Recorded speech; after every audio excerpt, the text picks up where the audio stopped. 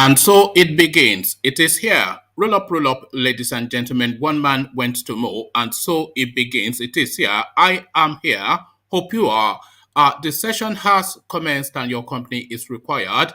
That thing that we do round about this time is being done exactly at this time. So if you are available right now, surrender yourself to the session for however it lasts.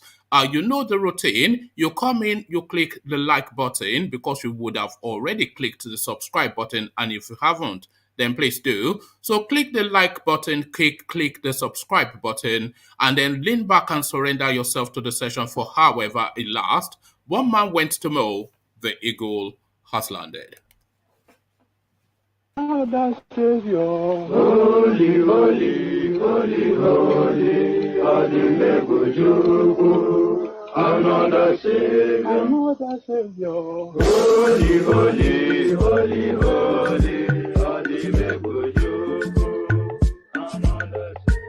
well, this is OBIANO. This is dedicated to the gallant heroes of the Nigerian Biafra War and IPO families all over the world. I remember the Nigerian Biafran War, in the thickness of the Biafra genocide. Hey, one man revived the vanishing hope to life. Let the great Biafran army to fight, and they were singing out, holy, holy, holy, holy, holy,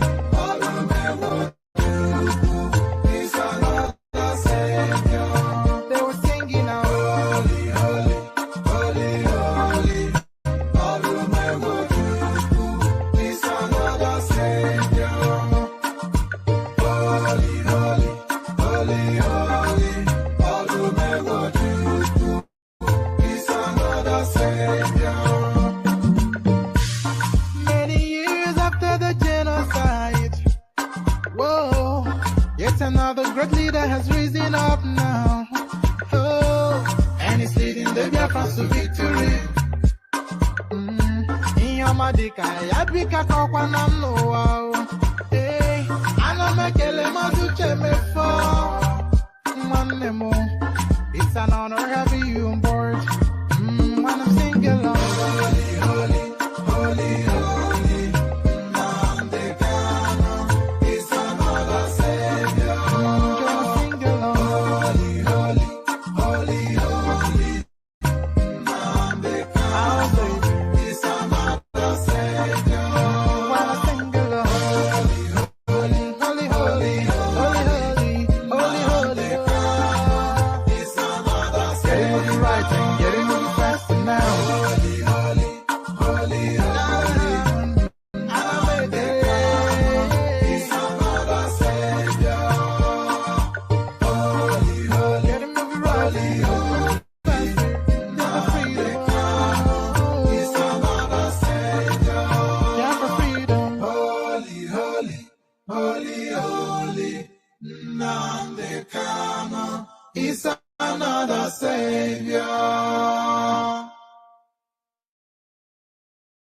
Another Savior, holy, holy, holy, holy,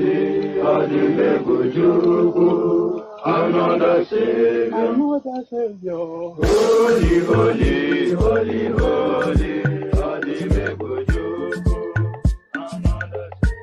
well, this is OBIANO. This is dedicated to the gallant heroes of the Nigerian Biafra War and IPO families all over the world. I remember the Nigerian Biafran War, in the thickness of the Biafra genocide. Hey, one man revived the vanishing hope to life. Let the great Biafran army to fight, and they were singing out, holy, holy, holy, holy.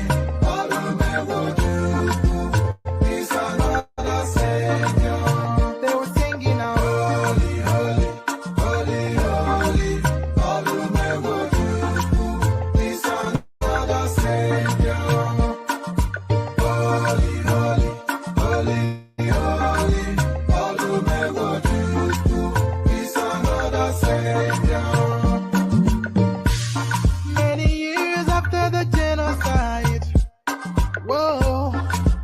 another great leader has risen up now. Oh, and he's leading the Biafrans to victory. Inyamadika yabika kwa namno wow.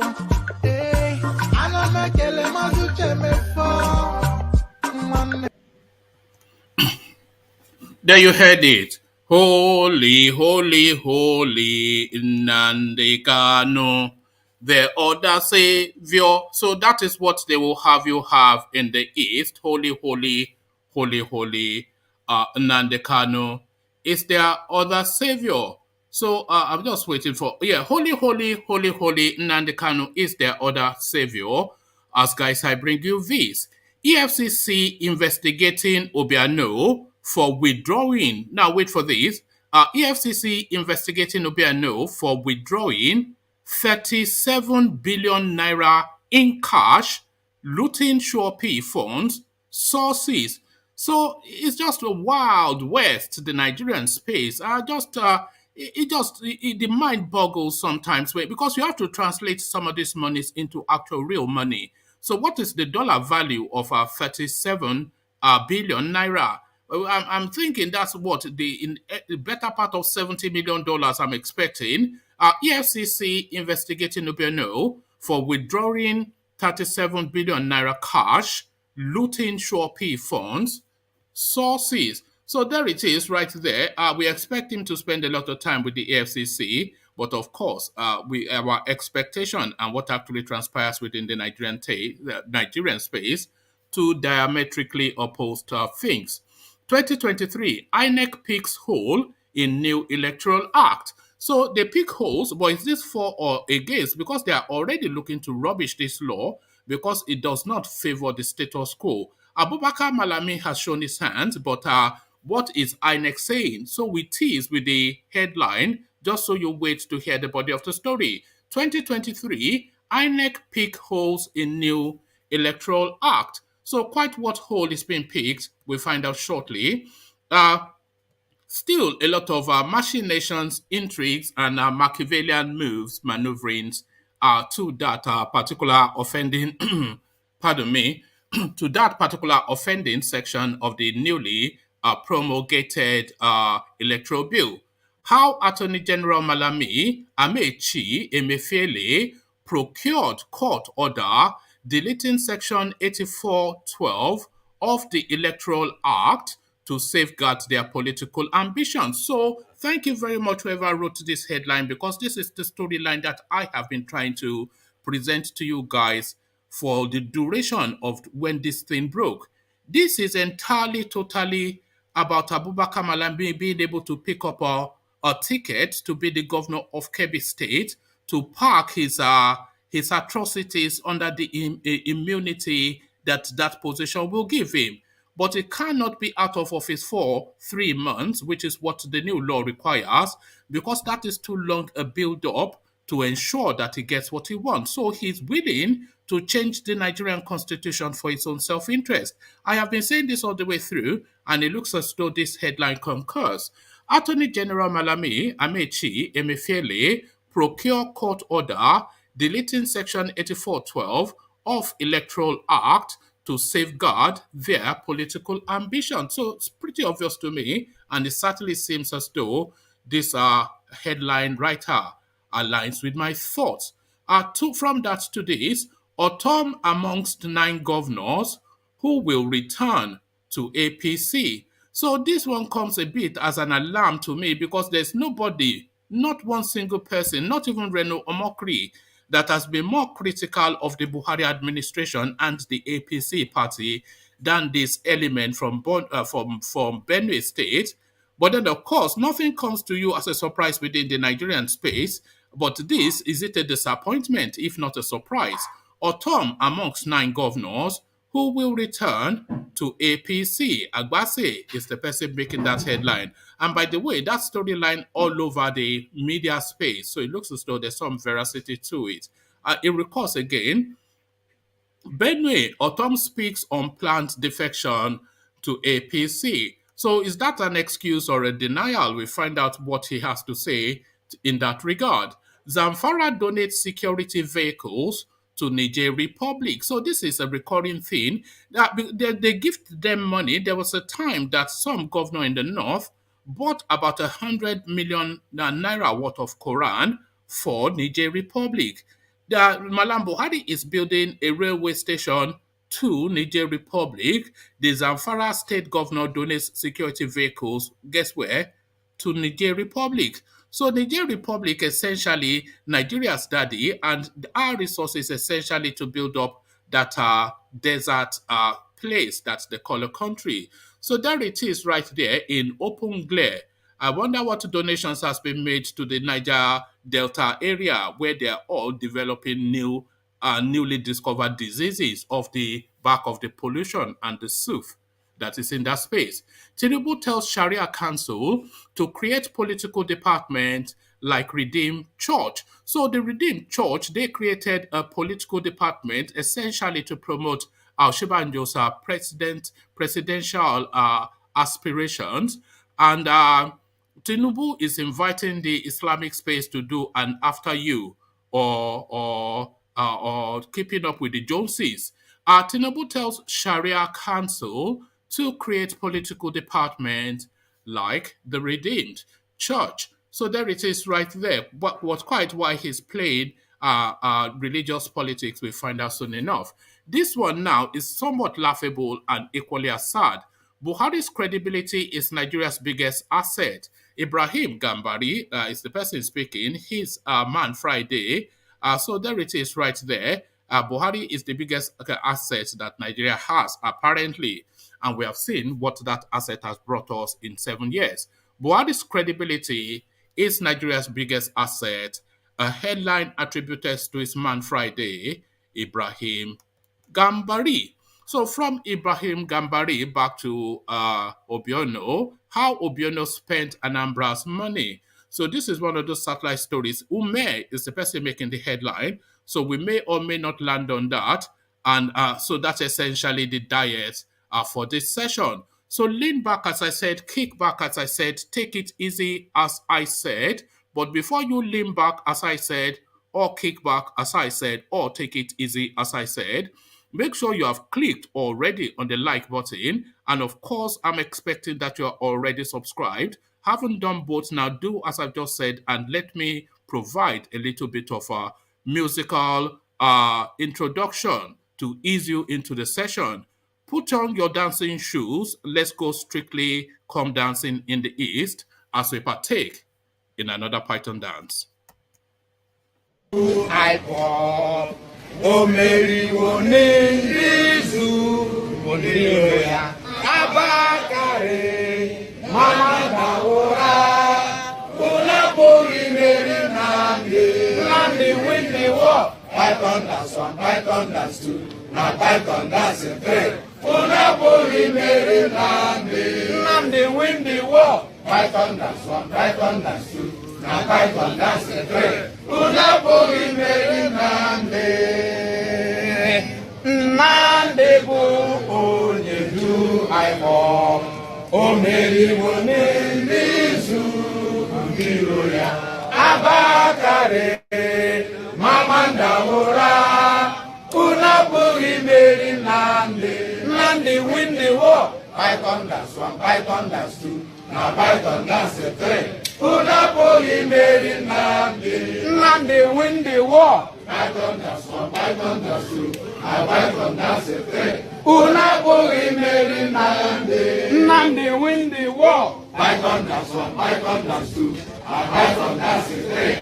Olabori Meri Nandi win the war. Python dance 1, Python dance 2, now Python dance 3. Olabori Meri Nandi win the war. Python dance 1, Python dance 2, now Python dance 3. Olabori Meri Nandi.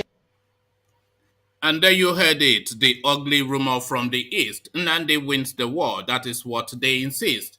Python Dancy, another Python Dancy. So Python Dancy, another Python Dancy. As guys, I bring you this. 2023, INEC pick holes in new electoral act. After the initial relief that greeted the 2022 Electoral Act, the Independent National Electoral Commission (INEC) has picked holes in the new act that may derail the 2023 general elections. The commission is seeking practice direction to deal with some of the provisions of the Electoral Act that are considered as inimical to the electoral process. One of such provisions identified by the Commission that should be revisited is the removal of issues relating to pre-election matters from the High Court and domiciling it with the Federal High Court. The Commission said it will engage the Chief Judge of the Federal High Court to get practice direction that will make it possible for cases to be determined where the cause of action arose. INEC National Commissioner and Chairman Information and Voters Education, Festus Okoye, whilst highlighting the challenges that may confront the implementation of the new Electoral Act, hinted that one of the big issues that the new Electoral Act has made is to remove issues around pre-election matters from the High Court and the High Court of the FCT, and it is domiciled with the Federal High Court. Now we need to get back to the Chief Judge of the Federal. Now we need to get back to the Chief Judge of the Federal High Court relating to having a practice direction that makes it possible for issues and cases to be determined where the cause of action arose, so that we do not have the same situation where a political party will conduct its primaries in Anambra and then issues around the party primaries will be determined by a federal court in Borno State. So there it is right there. Domiciling, okay, it still continues. There's still more of it to come. We need to have a practice direction that will enable some level of order and sanity to be embedded in the operations of the several courts as we continue towards this continuous period in our electoral process. The Electoral Act has just come into force, and there are many issues that have been embedded in the Act. We also need to begin a robust training of our staff in relation to some of the issues embedded in the Act.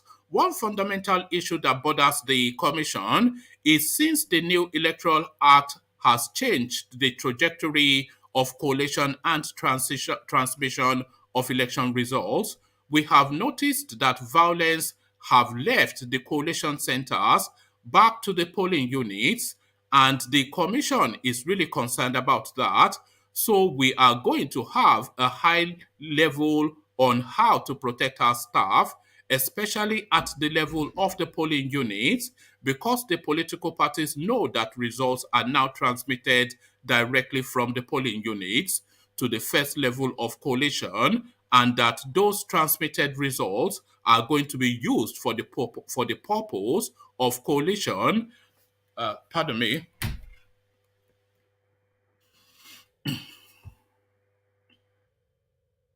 And that those transmitted results are going to be used for the purpose of collation, and that if there are discrepancies between the electronically transmitted and manually transmitted results, that the BVAS will be called into question in terms of interrogating it to know how many people that were accredited. So essentially, they're expecting the violence to relocate to the polling booths now, not to the collation centers, because that is where the influence can be asserted.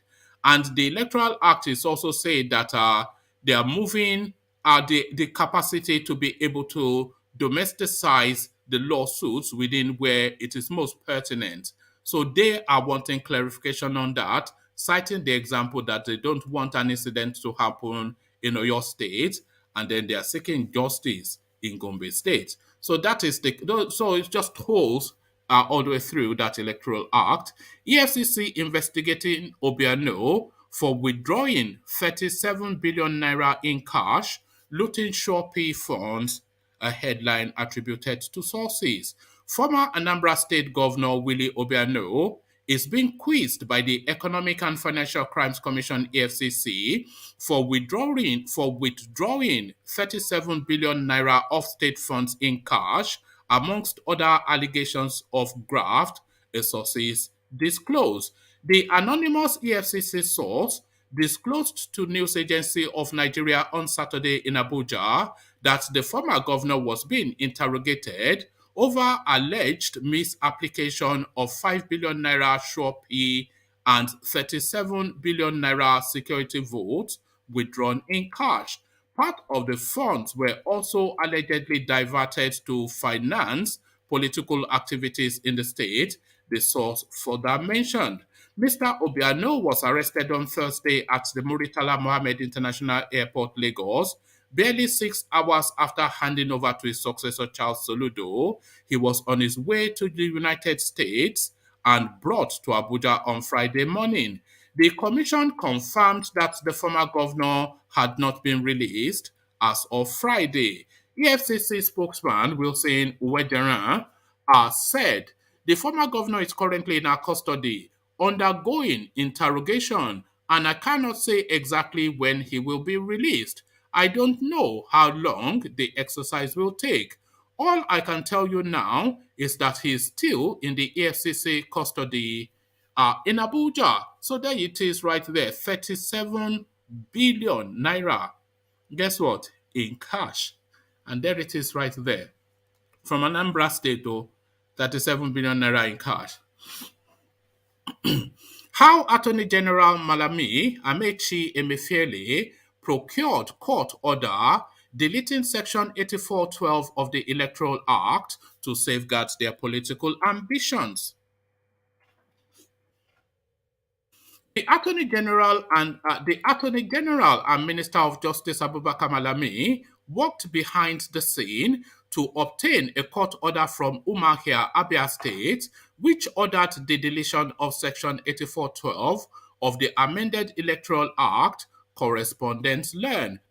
Our correspondent gathered that Malami worked with the Minister of Transportation Rotimi Amechi and the Central Bank Governor Godwin Emefiele, who are all nursing political ambitions ahead of the 2023 general elections, to obtain a court order that will keep them in office even if they join politics.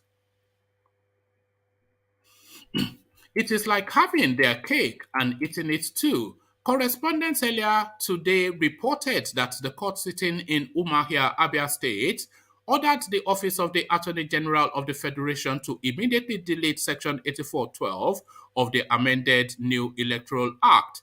The court, in a judgment delivered by Justice Evelyn Ayadike on Friday, held that the section was unconstitutional, invalid, illegal, null, void, and of no effect whatsoever, and cannot stand as it violates the clear provisions of the Constitution.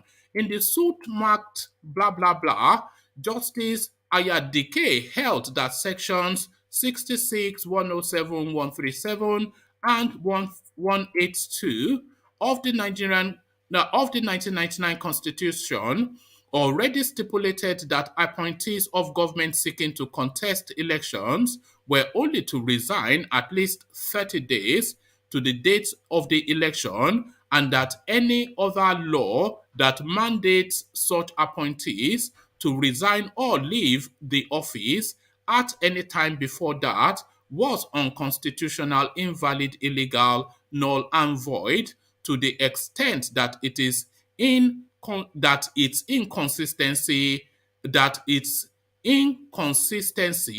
to the clear provisions of the Constitution. Whilst signing the electoral bill into law last month, President Buhari had asked the National Assembly to delete Section 8412, which restricts sitting cabinet members from contesting for elective posts without resigning.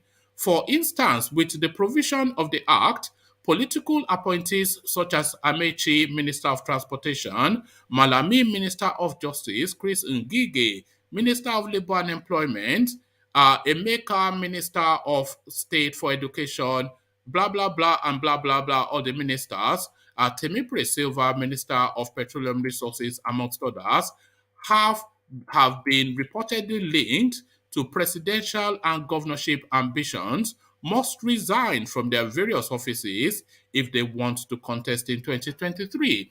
Malami is interested in becoming Kebbi State Governor.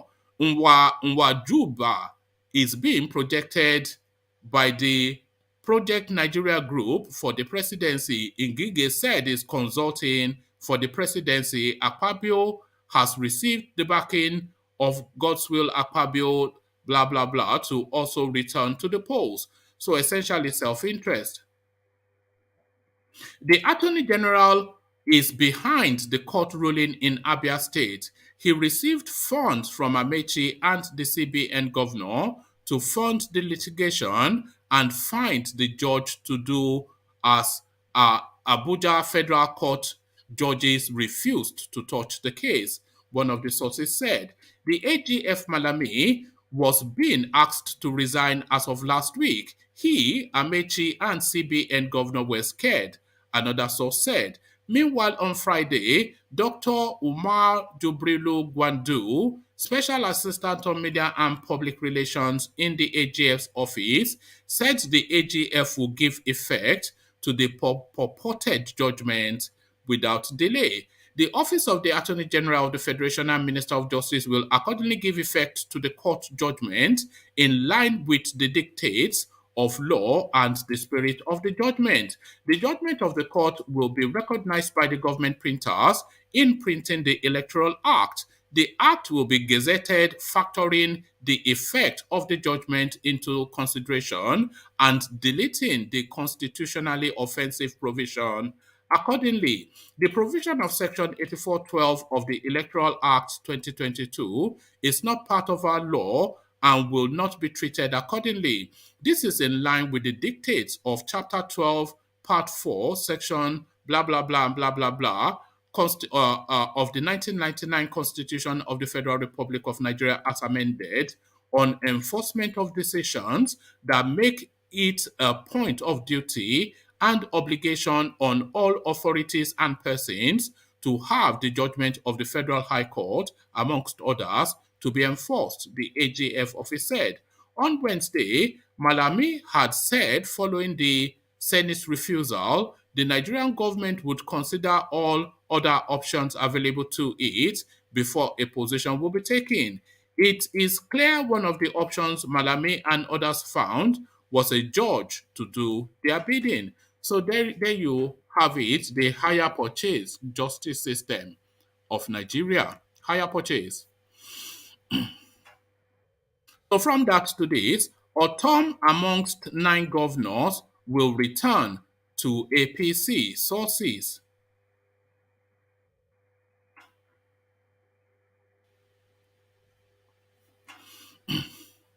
A social activist and House of Representatives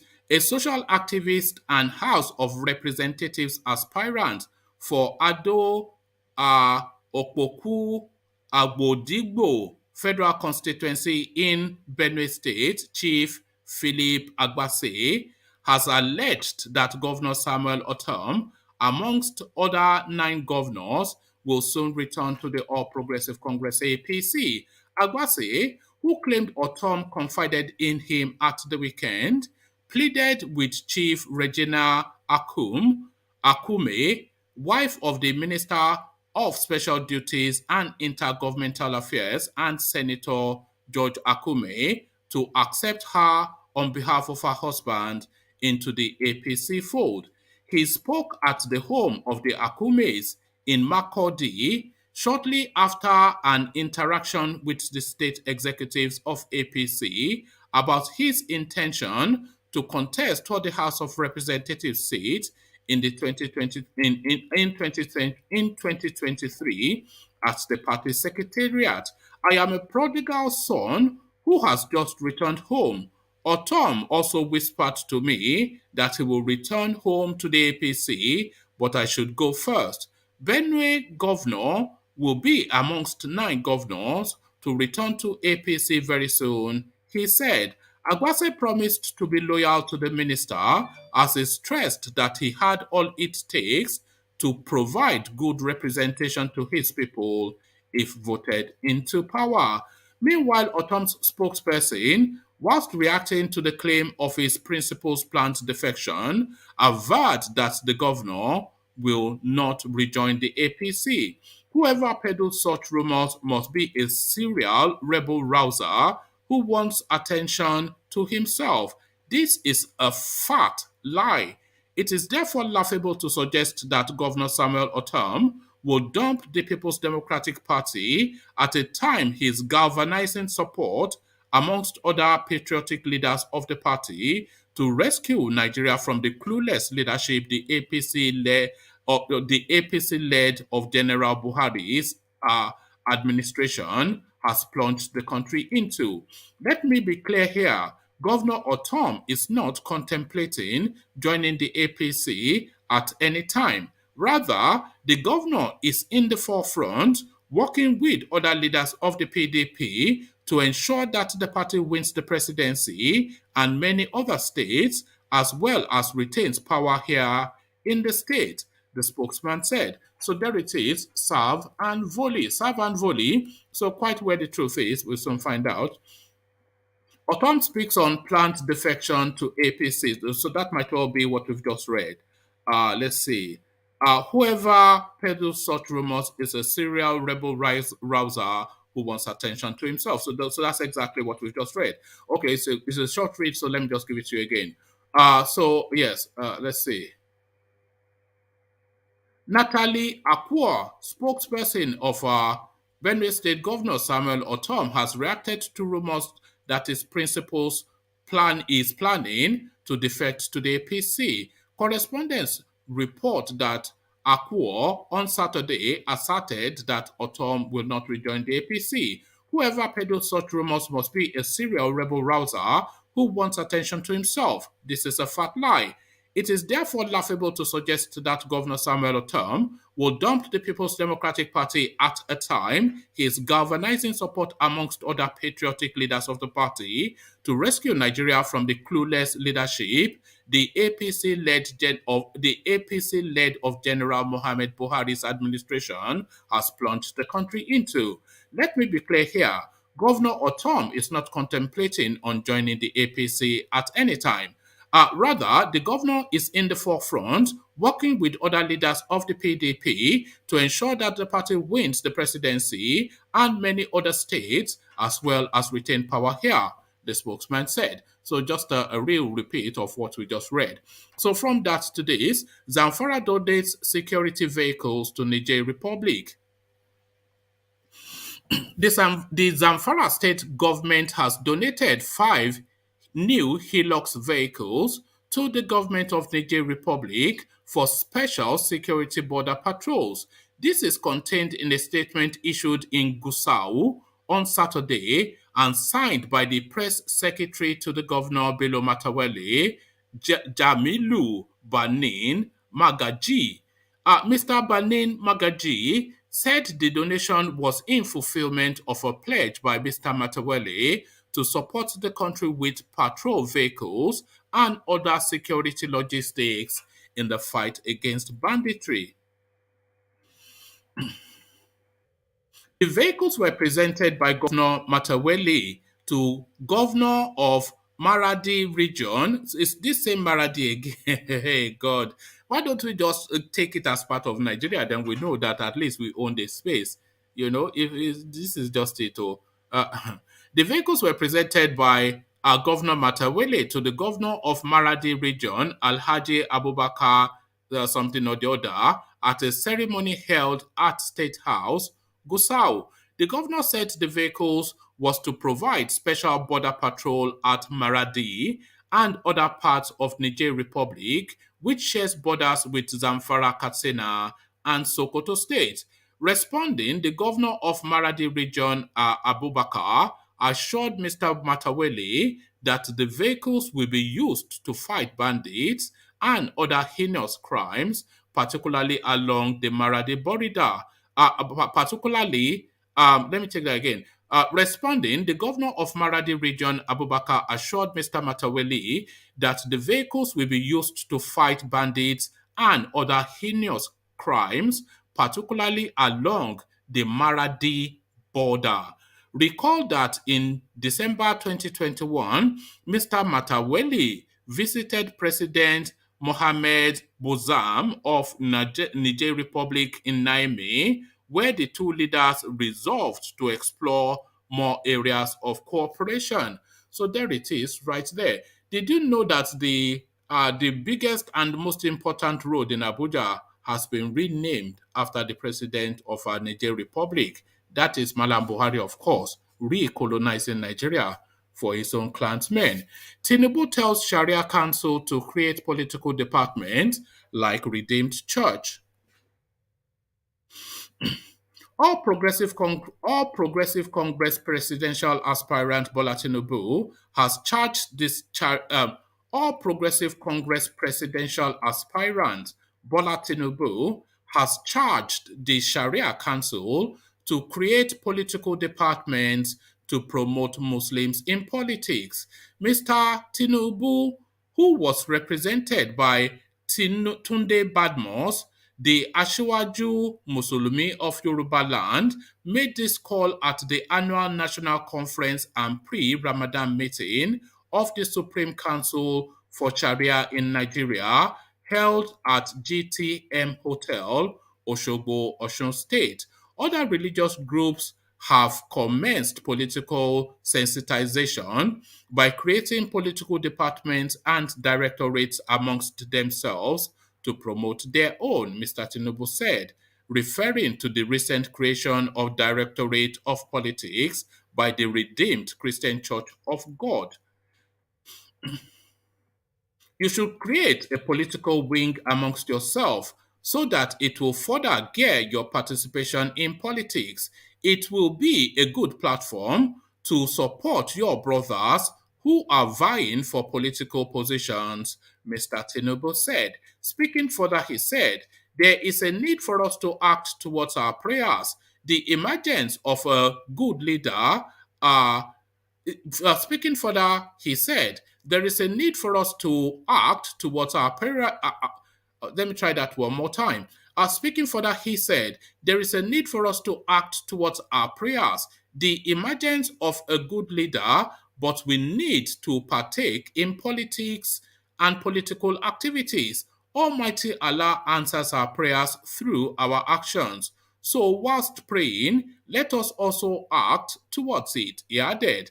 Mr. Tinubu's call comes barely 2 weeks after the RCCG's Directorate of Politics, which, according to the church, is to sensitize its members ahead of the 2023 general elections. So there it is right there. The Redeemed Church is calibrating for Oshibanjo, and Tinubu is asking the Islamias to calibrate for him.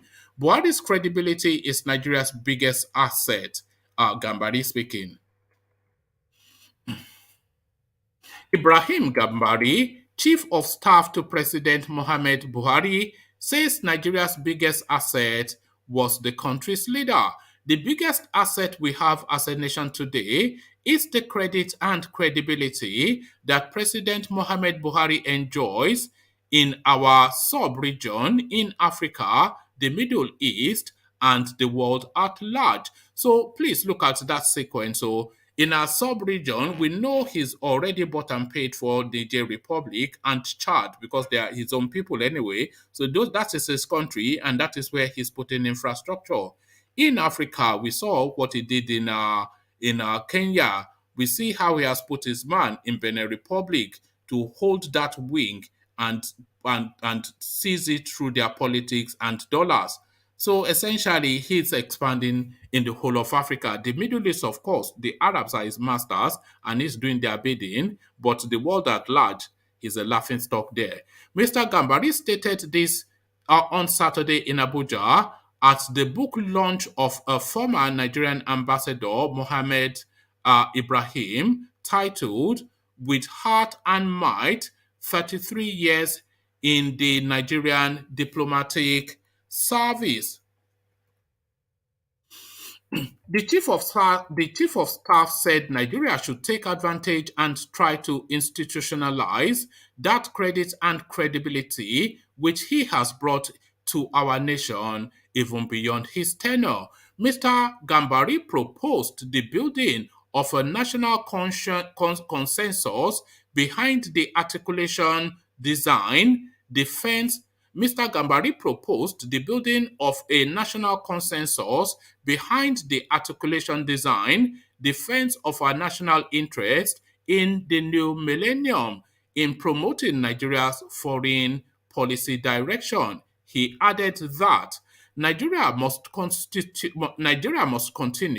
He added that Nigeria must continue to establish both in principle and in practice that it is no longer enough to see what the country can do for others, but what we can do together with others in pursuit of our common interest. According to him, it is our country at the diplomatic level. According to him, it is our country at the diplomacy to persuade others that it is in their own interest to try and support us with what we promote and propose as our national interest. If you do not agree with this, just look at what Israel has managed to do with the United States. They made their interest the interest of the United States in the articulation and promotion because you are adding to your prestige when other countries adopt as their interest what you decide. And that is why you have to recruit the best and the brightest to not only define your interest, but let other people define their interest in your own interest, Mr. Gambari said. So that is a very clever statement. I cannot disagree with the thrust of that, even though the messenger is somebody that I recall from somewhat in poor taste. So we land finally on this, then we see who is available. How OBIANO spent ANAMBRA money. So this is a character called Ume. Former national chairman of the All Progressive Grand Alliance ABGA, Senator Victor Ume, has said that the former governor of Anambra State, Willie OBIANO, did wonderfully well with the state funds. Ume said this while speaking on the arrest of OBIANO by the operatives of the Economic and Financial Crimes Commission EFCC during the 80th birthday celebration of the foremost Nigerian philosopher and President General of Alaigo Development Foundation, Professor Uzodinma Nwala, in Enugu. Mr. Ume expressed confidence that OBIANO would defend himself. According to him, the former governor used Anambra state money judiciously and committed same to verifiable projects. So there you are. There are the people that fed off him. It looks as though they are still loyal to him. So Charlie Boy, I see you. Ovie, I see you. Ete, I see you. And Prof, I see you. So good to see you all, gentlemen. So let's go quickly to you first, Ete, and take your soundings on the talking point. Are you ready, Ete? Okay, we don't Yes, have I am. Ete. Okay. Okay, so we come to you first then. Good to have you. So INEC picks holes in the Electoral Act. Not really fit for purpose, it's looking like now. The Electoral Act is saying that any dispute has to be done at a higher level court than what obtains in most states. So that is then to say that a lot of these cases will be relocating and people will be shopping for judgment. So that seems to jar INEC somewhat. So there's just a whole raft of just funky things in that new Electoral Act. So what are you then making of the pushback against this act? To me, I feel it's a right step. That's just what I feel, and I feel INEC should be allowed to do his business. People should stop. Anytime INEC brings up anything, the politicians they want to kick back, especially the one that it doesn't favor. So me, I just feel like they should be left to do what they feel is best. All right, brilliant. Okay, let me take you from that space to another space. EFCC investigating OBIANO for withdrawing 37 billion naira in cash and looting the Shopee funds. So, I mean, it's just a thing, isn't it? How do you even handle 37? I'm assuming it's not done that in one fell swoop, but I'm assuming it did it as quickly as it could. But how do you just handle this volume of money in cash? Is this one of those things where they go and take all the money and bury it in sockaways in their mansions? That is what I said the other time. The Igbos need to hold their leaders accountable. They need to make sure they monitor their leaders before they start coming to shout about the whole Nigerian thing. Because when you look at it, those leaders from the Igbo extraction, most of them don't even develop their states. They don't develop their states. You don't see any major city there. You don't see any major thing there. It's just the individuals that are trying to make things for themselves. But the government of all the Igbo states, I don't see anything they've done for their people. I don't see anything they've done for their people.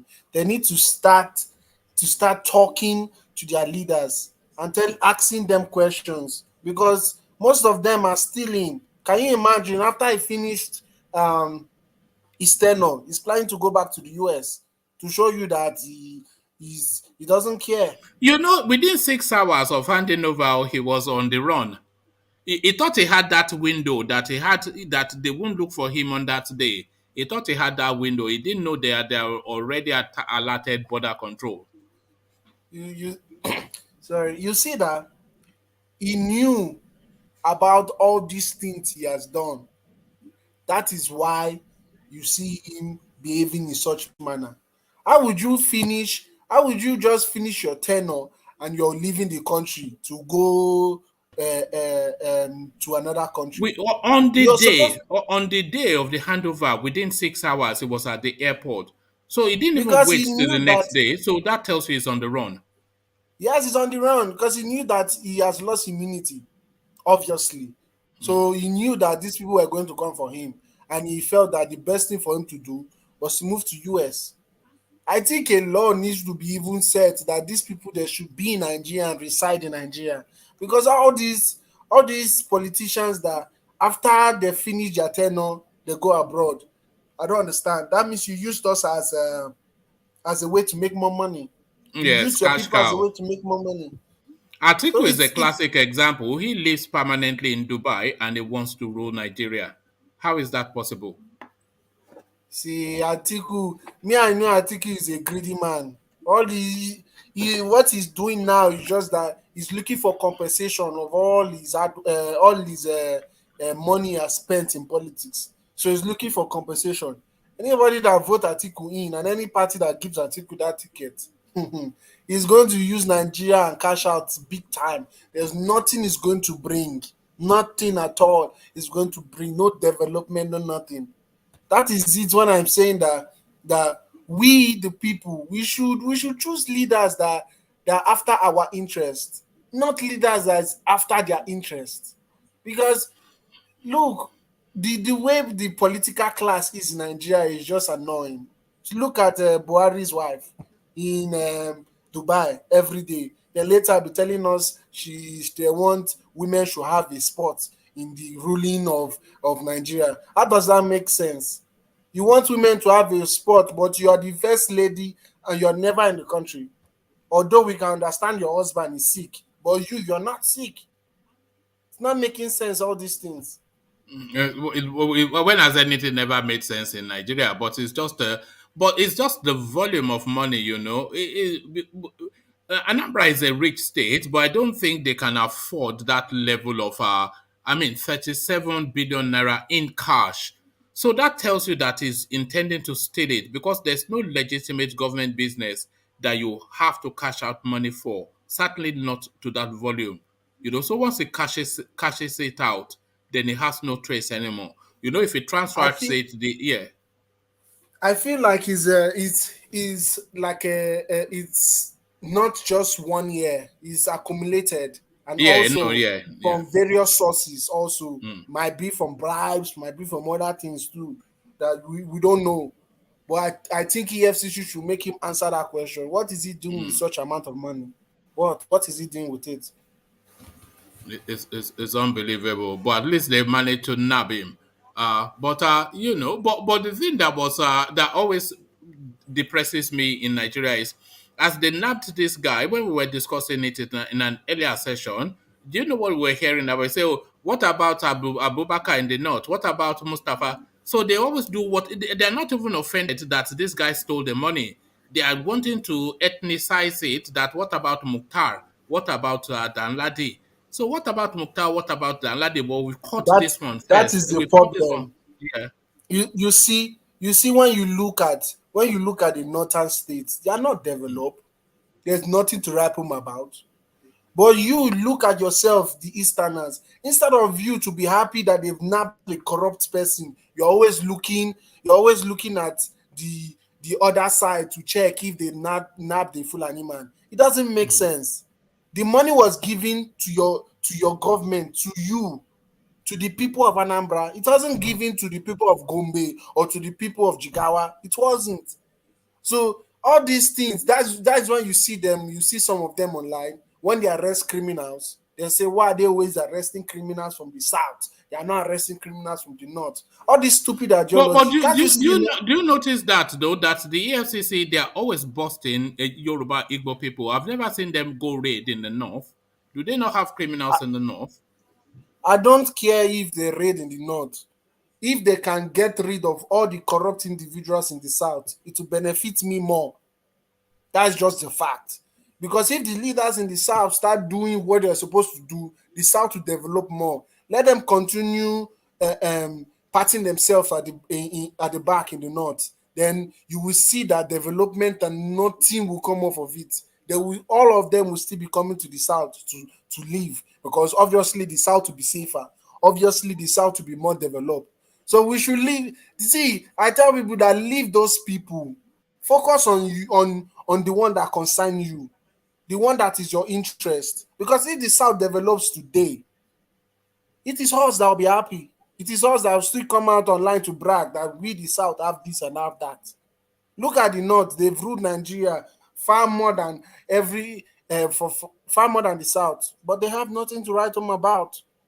So we should leave them. They should continue this their nonsense. And we, once they arrest somebody from the south, we should also look if it was true. And if it's true, the person should face the law. Why should he steal in the first place?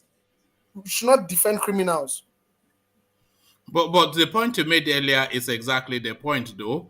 Don't worry about Zamfara because the money that he loot was to develop your own state or your state to here. No, don't worry about Zamfara. If they want to loot Yes. themselves to death, let them loot themselves to death. But let us not loot our own selves to death. Is really the thing. But the savior apparently is Buhari. Buhari's credibility is Nigeria's biggest asset. Ibrahim Gambari saying this, and this is a guy that is stayed and marinated in politics, deeply soaked. So he's telling us that Buhari is the one golden fleece that the Nigerian space has. But what are you making of that comment? What is your perspective of Buhari being an asset? Everybody knows Buhari is no asset to anybody. Everybody knows that. That Buhari is no asset to any single person in Nigeria. He's virtually in power because of first the military refused to do coup. We all know on a normal day, if it was 1970 something, there would be coup since. We all know this. Then he's also in power because of he controls the law enforcement. That's why any small thing he feels like they want to take him out of power. Look at NSAS that was protesting about police brutality. He later changed it and started saying that they wanted to take him off power. And they brought people to shoot young Nigerians holding the Nigerian flag and singing the Nigerian anthem. How does that make sense? Buhari will go down as the worst president in the history of Nigeria. You know Yeah, it'll be very difficult for that not to happen. I've never known Nigeria. Even Abacha was not this terrible. Things were not this, and Abacha was the lowest down the line before this guy. But even Abacha was not. And if you consider that Abacha was a military regime and this purports to be a demo, it's the worst by distance. And I hope we never get it worse than this because it's people are dying. People are dying. You, That's the thing. you know the thing that surprised me? The thing that surprised me is that even as it is the worst, you still see people coming online and coming out to say, it's the best thing to ever happen to Nigeria. Say Baba this, say Baba that. It doesn't make sense. Even the rich is crying. The rich is crying. Even people that have never cried about Nigerian politics in their life, they are crying now because that is what happens when you put a wrong leader in power. Everybody will cry, whether rich or poor. And the only thing I'm thanking God for this Buhari regime is that it's opening people's eye. Good people should come out and rule our country. We should stop recycling all these old cargoes that have been recycling in Nigerian politics for close to 40 to 60 years. We should not. All right. You say good people should come and rule Nigeria and we should stop recycling old cargoes. But the problem is that they always rig the rules in their favor. Response to this, Ete, how Attorney General Malami Abechi Emefiele procured court order deleting Section 8412 of Electoral Act to safeguard their political ambitions. So I'm sure you are already familiar with this backdrop. Malami quickly moving to get some very shaky court judgment, which is applied immediately. And he's had the new Electoral Act reprinted because they have to present the Electoral Act to INEC to say these are the rules within which you would superintend the elections. And that act that precludes him from being a player if he doesn't resign his position. He's gone out to delete it over and above the work that the Senate, their reps, and Malam Buhari did. And against the pushback from the Senate that it's not to be deleted, he single-handedly deletes it and reprints the rule book for INEC. The audacity, but this is what happens. They change the rules to serve their own You, you, self-interest. you see, you see, do you know why that is possible? It's possible because of a lot of Nigerians are not politically aware. They don't know about anything. All they know is um, let's go and vote. That when you ask them, are you political aware? They'll say yes, I vote. That is not only being political aware. If the average Nigerian on the street is political aware, I'm sure by now we would have marched to Abuja to tell them that they should stop that nonsense. Because when the people are not holding these people to ransom, they tend to do nonsense. Imagine him going to to change the law single-handedly and giving the INEC, and obviously INEC won't do anything about it. We know these The things. INEC will only go by the rule book they give them now. If it says these are the rules, INEC, they are not, it's only the Senate, the Assembly that can push back. But INEC is just to say, give us the rules so that we can apply it for the elections. And if you give them the rules and he puts his own self interest in there, then they just accept it now. They have no pushback. You see, there's something I told my friend a while ago. I said in Nigeria, look, you're the most laid-back group of people that nobody questions at the Senate. They don't even have the mind of their people, their constituency, that where they're coming from to bring laws and anything that concerns we the people. They don't. And they are one of the highest paid in the world. How will a Senate that has sense allow that happen if the Senate is not part of it? Yeah, see all these people, they are friends. Then the opposition, the rulers, all of them, they are friends. They are toiling with our brains until we wake up and say enough is enough. It will continue. Why do you think that in most developed countries, leaders can't come out to just make some decisions? I mean, the leaders, the president himself can't come out and make some decisions. Why? Because he knows that if he tries this kind of thing, the people will come for his head. Until we reach that level, I'm sorry, Nigeria will not progress. All right. Nothing comes as a surprise in Nigeria, Ete, but does this surprise you? There are rumors from credible sources that Governor Ortom, Samuel Ortom of Benue State, is considering crossing carpets to the APC. So he makes is just a lily-livered rebuttal, but that rumor subsists. Would this surprise you even in Nigeria when somebody that is probably the most virulent critic of this administration crosses carpet at the last minute for reasons of self-interest? The truth is, I'm not surprised. There's no ideology in Nigerian politics. It's just party name. So probably the person bringing him in as a promised him some incentives that's making him jump ship. Because the truth is, Nigerian parties are no way to write about. When we look at developed country democracy, we see this party, we know what to expect. We see that party, we know what to expect. But in Nigerian party system, we don't know what to expect from either the PDP or the APC. So any of them can switch anytime. I won't be surprised if tomorrow Buhari switch to PDP. I won't be surprised. Now, that one would, that one would be the end of it all. So that would be the end of it all. But did you hear the story about the Redeemed Church suddenly creating a directorate for politics to coordinate politics within the church? And you have to know that that church is one of the biggest churches in the world with members in the tens of millions.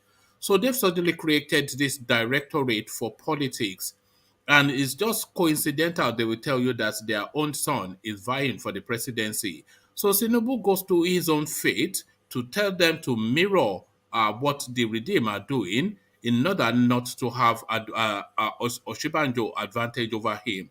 So what are you then making then of this insertion of religion into politics? Is it a dangerous move, or do they go hand in hand, religion and politics?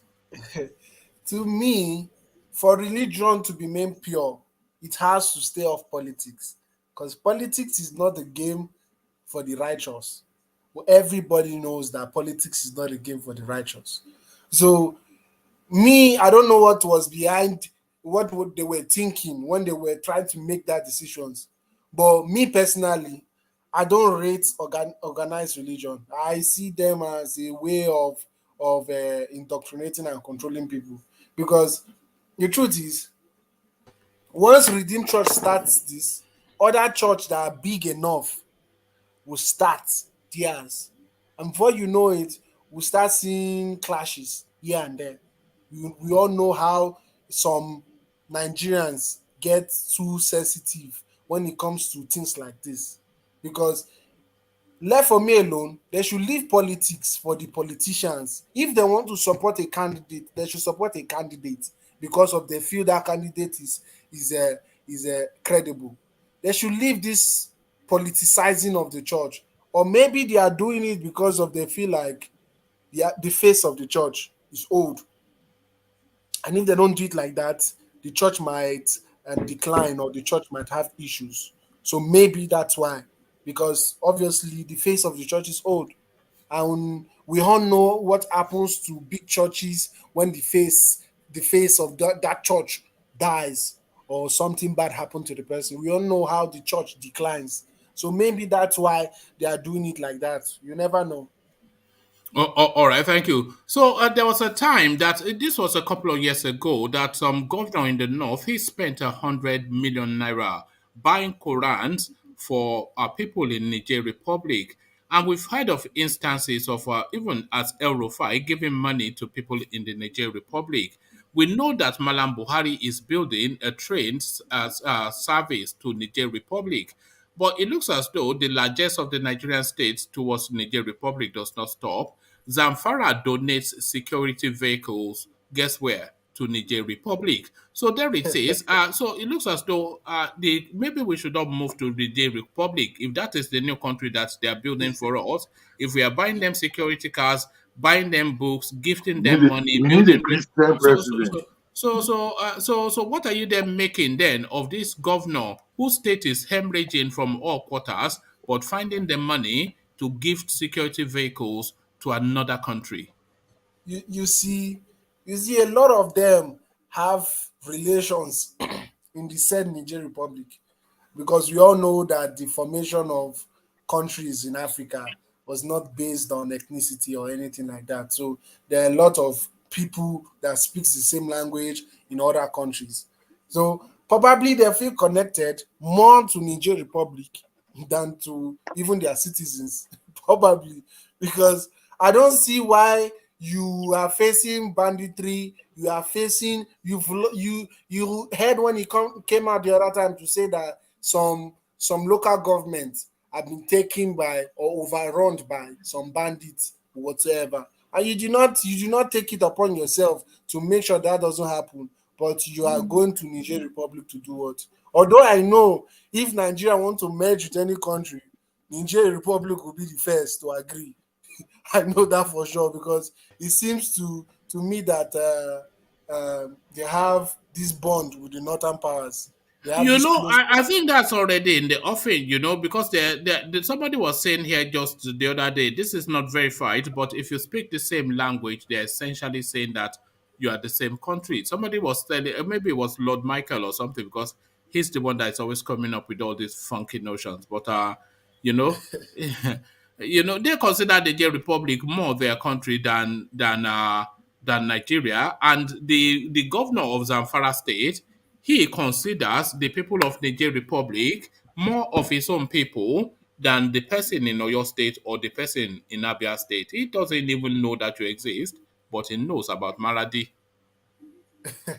Because you know they share the same religion with these people, they speak the same language with these people, they probably look alike the same way, like their facial features are the same.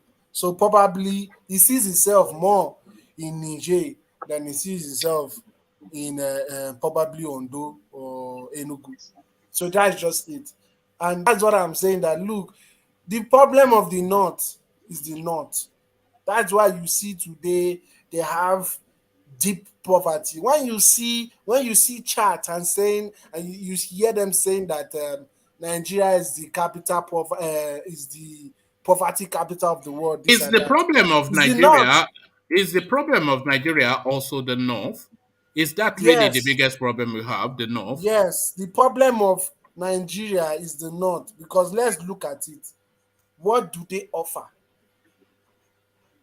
To They me, offer the a only lot, thing oh. They offer the banditry, they offer kidnapping, they offer backwardness, illiteracy. They offer a lot now. do you know that the only thing the We north need a can Christian offer as a president right now. positive as a positive, the only thing the North can offer to win the South is that in case of a war, they have the numbers. That is the only thing they offer us, men, to fight in the war front. Finish. Apart from that, they don't offer us anything, whether it being economical, whether it being nation building, whether it being the growth of the country. They don't. They don't at all. But I even read it out here just a few sessions ago. Do you know that the top 15, 20 most ethnically diverse countries, they are all in Africa? All of them are in Yes. Africa. And all the wars, all the ethnic clashes, all the wars against tribal wars, they're all mainly in Africa. So the two marry up. The way that place was carved up, it was carved up to fail. Is imagine Nigeria, because when I try to bring people to what Nigeria is, the understanding I want to give them is to imagine a country made up of the French, the English, the Germans, and the Italians, and you put them together to tell them to form one country. That's never going to work. Yeah. Because the German will not subordinate himself to the English or the French. The French will not subordinate himself to anyone, and the English they think they are better than the whole world. So how Tribal so how will it work? And that is Nigeria now. That you, is you see, Nigeria. to me, if it was southern Nigeria, based on how the different protectorates were, It still wouldn't work, we would have because progressed more. do you think we would have the Yorubas and the Igbos would be able to, because we'll still battle for superiority. The Yoruba man yields to no one, and the Igbo man subordinates to no one. The truth is that The Yoruba, Igbo, and all Southerners has the same ideology. Everybody wants progress. There's no Yes, we are Southerner that don't want progressives. progress. And when you as a people want progress, your nation will progress. It's only in the north you hear them making some statements that you'll be like, Jesus Christ, what the hell is this guy talking about? They are How so can he backward. say, They are so backward. you It's understand? just unbelievable how backward they are. So to me, I see more of Yoruba and Igbo together than I see of Hausa and Igbo, or Hausa and Yoruba. Because look at it, we blend together easily than them. For example, look at everything. Even look at our national team. It is obvious where the Oh, okay. talent is So from. in a country formed by the Yorubas and the Igbos, who will be the daddy? Who will be the daddy? Who will be the They, daddy? they don't need to be a daddy. And there has to They be a don't daddy also. You know there has to be a daddy. So who will be the daddy?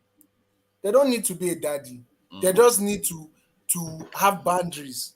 Because when you have boundaries, a relationship will work. The problem about Nigeria today is that we didn't come and sit down and write a constitution. The constitution that we sat down to write has been thrown away since by the military.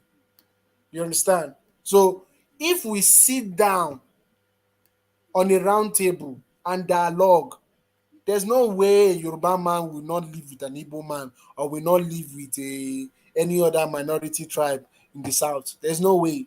Because he knows, for example, when you go to Saudi Arabia to stay, you behave well because you know that, see, this place, we don't accept nonsense because of they've made their law clear. They've made the principle clear Let me tell that you the this first is fight. Let me tell you the first fight between the Yorubas and the Igbos. The Igbo man believes he's an Israelite man, is from Israel. While the Yoruba man is an Oduduwa, is more of a Ifa. So that ago is a that one, religion crisis that alone. one is fallacy. That's But a you fallacy. know Which you know one where is Those the fallacy? fallacies, you know Which where of the them is fight will they fallacy? fight you know where the fight will start of it. It will fight over Ichioma or Ifioma because the Yoruba man wants Ifioma and the Igbo man doesn't want to release their women. That So one that too. is where the fight will be over Then Ifioma. then yeah, Eh? then you the know that issue they've of no now, then intermarried more The than Yoruba any will other always be tribe. the Yoruba will They've always be been, the daddy because of the numbers. They are the majority, so they will always have their way. Are there more They, Yoruba? I thought the Easterners have let me just check that quickly. I thought they had America more population. know than the Yorubas. you know Because why the now, how Easterners you want to appear drive the not to Eastern have. affairs? Are you including the Edo Delta rivers and all that into the equation among the? No, just pure Igbos. No, now they are the minority compared to the Yoruba. The Yoruba are more in number, so that's another conflict that will come into play. Then, so there's so many. It starts a mini Nigeria do on its own. So there's not that it will be very much impossible for us to live for them to live together in peace, based on But religion, belief, ideology, and what have presently you. now, the so-called Igbo and Yoruba, they don't have much conflict with themselves. Because they are both on the disadvantaged side. I mean, that's what they are feeling. They are both on the disadvantaged side. To me, Yoruba has never been any disadvantaged side. I don't It's say never that. Don't been say any that to one man. One disadvantage. man don't agree. So They've it always is been part and parcel of No, power. the Yorubas are marginalized now. We are In we are what? you see marginalized what In I people. mean? what? They are marginalized in what? How many times have we been president? Only once, Obasanjo. How can Exactly. that be with our population size? You see the When problem. Why when they Iboma were never coming get together, one? Iboma never get one. And you know we've never had a president of our choice in Yoruba land. You see So how so we can even argue that the Yorubas have never been president in that country. let me ask you a question. When entire of the Africa, you never do amalgamization Nigeria. was happening, how many leaders were from the Yoruba extract? I You don't have know. up to like 2 or 3 or so from the Yoruba extract coming together. You don't even have anyone from the Igbo. You You only see have how from my side. You No, have they had the Obong Obongo. They had the of Obong. They Calabar. had the Wait Obong. now, They had the that's Obong. another. The That's Obong another. of Calabar is not an Igbo man. Oh, They will be. it's together join now. Is it not? It's not together join. No. We Hold don't on, speak hold the on. same Oh my language. God. It's not together join. Ete. What color gari do you eat locally in your space? What color gari? What is the What color color of of your gari? gari? Interesting. Yes. We eat fufu. We eat No, fufu. everybody eats gari. What is the color of your gari? We eat more of Yellow fufu than Gary, gari. yellow They Gary. eat yellow gari now. Yes. So it's the same thing. Yeah. We don't. It's not by eating yellow gari. No, that's It's a not by eating yellow standard now. gari. Is that not what we used to? Now, see, oh, now just you and one man now they disagree. So now trickle down the argument to another man on the street, say we now go feel live together in peace. No, it will not. It not go happen. That fight for superiority will always be there. Whether I like it, that's natural. That's normal. We're a human being. Or somebody, even your own household, you want to be the oga. So that will always come to play. Let me give you an example of something. When they're in an organization, everybody knows their role and what to play. That organization works. If we don't do it like that, we are going to fight. Even if Yoruba join only Yoruba country and they don't have their organization well, they are still going to fight. They will say Ijebu this, Ilaje that. I think that's why one man asked you. That's why one man asked you who is going to be the daddy, because somebody must play that role. Somebody has to play that role of a daddy. Who is going to play that role? They can give the daddy to the minority. They can give it to the BBOs. You see, I don't know. No, if the BBOs are not the Igbo, they are not Igbos now. That's why I'm asking. Are you controlling the whole, that region, south to the south east? They are not the Igbos, but they can be the daddy. That is, anytime the Yoruba and Igbos are having problem, they can come in to settle it. Of course, if you want to include them in that, problem. Always see. No, wait. If you want to include that region, sorry, let me finish. If you want to include that region into the conversation, they should be always be right, because the resources is there. They own the resources, regardless of their number. It's the people who have the numbers that will be the daddy, Exactly. and the people who have the personalities, the big personalities, are always the daddy. So why would it's either going to be the Igbos or the Yorubas. If there's a southern Nigerian protectorate or a southern Nigerian country, not a protectorate, I was just checking. So if there was a southern Nigerian space, somebody has to be the daddy, and it's either going to be the Igbos or the Yorubas. And nobody is going to be that daddy over the Yorubas, and nobody is going to be daddy over the Igbos. That is exactly the point you are making, which you are so right. that fight will just come to the south. It won't stop. It will just come to the side. Exactly. That point you just made, which is the fact, which is the reality. That is exactly how the Northerners feel. They feel they are the majority. They should be the daddy. No. That's how they feel. You see, being the daddy is also a function. Being the daddy is also a function of brain as well. Know that? Do they have brain in the north? Who has brain?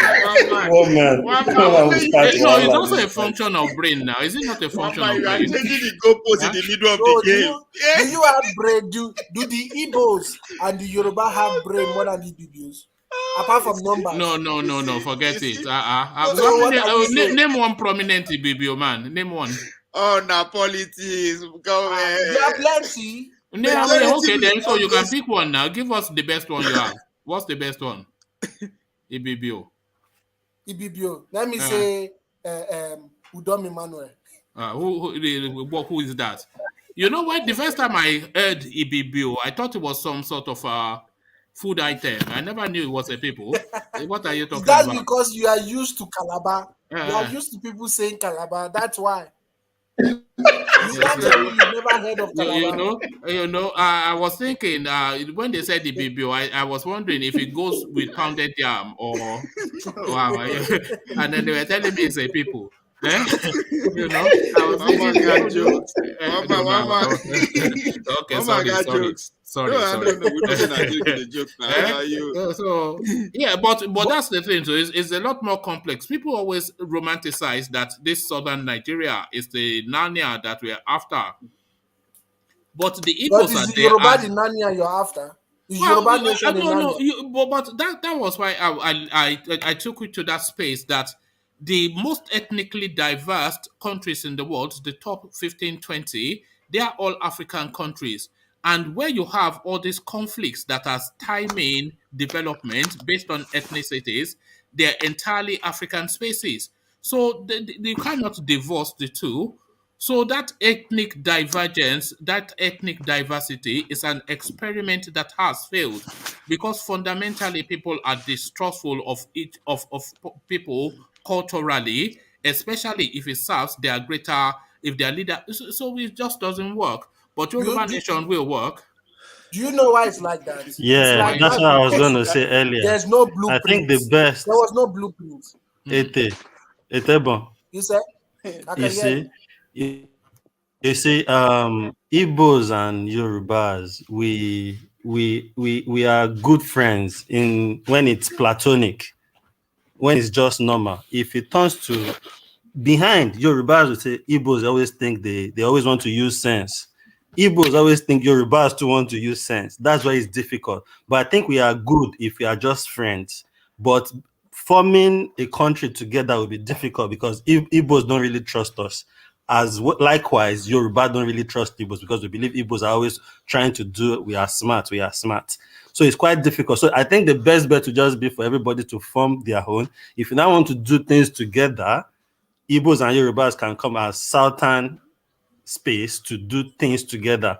But trying to come together to form one country will be very tough. I'm telling you what I know. In the business world in all in the name Nigeria, of I want to be a daddy. even in friendship, if I know people, a lot of people when I was working back in Lagos that have Igbo friends, and the Igbo friends will be saying, you this Yoruba people will say, that one, he thinks he has all this their Igbo sense. He wants to use that Igbo sense.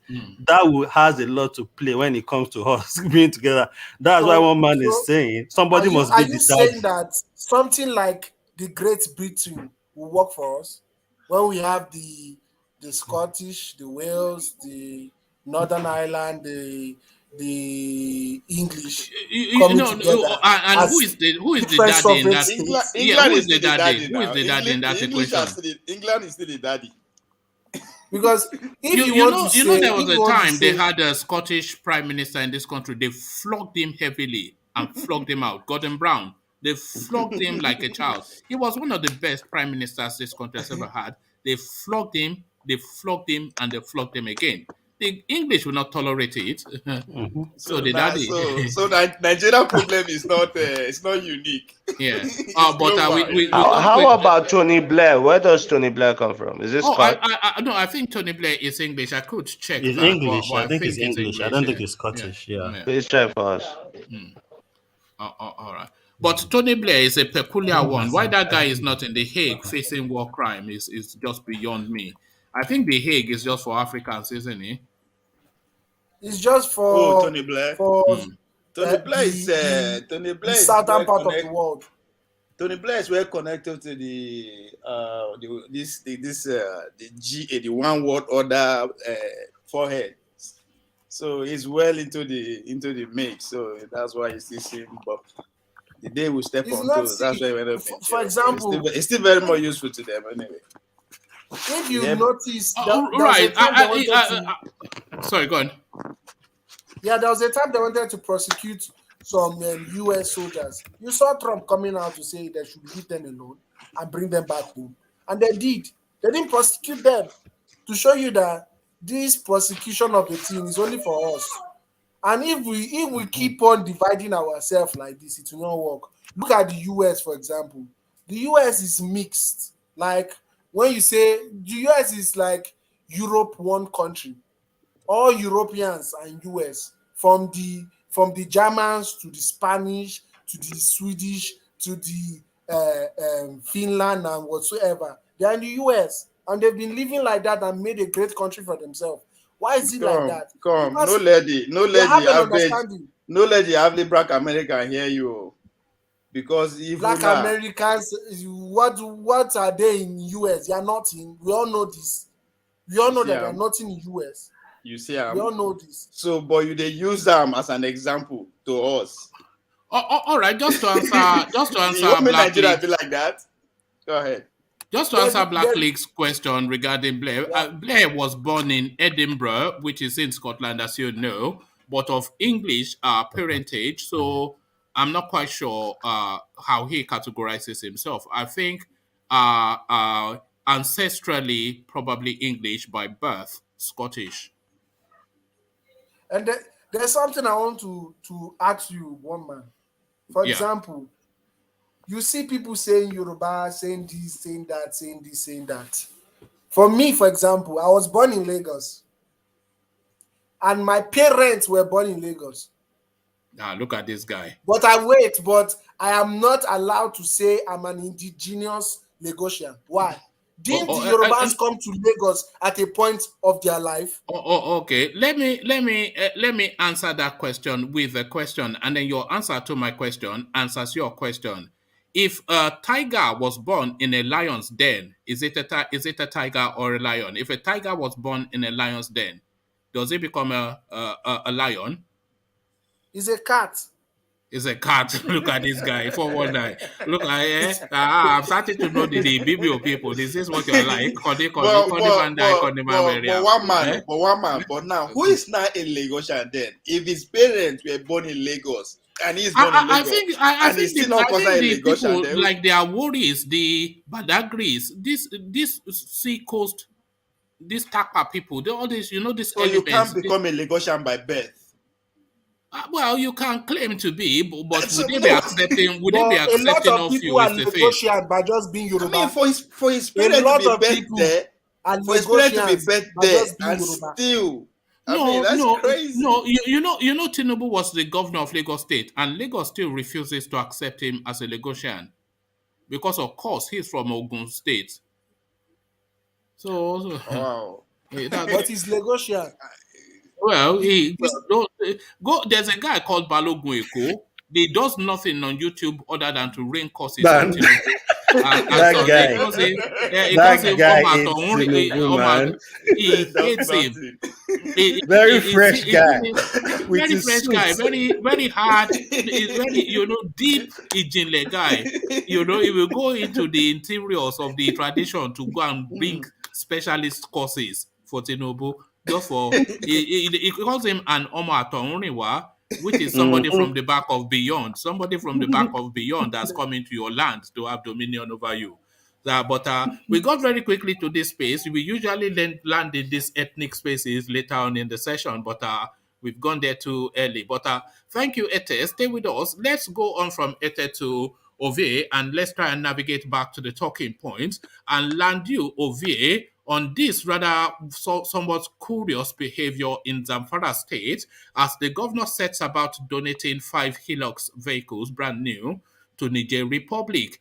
So every time we pick up the news, it's they have built oil refineries there with Nigerian money. They've built rail stations there with Nigerian money.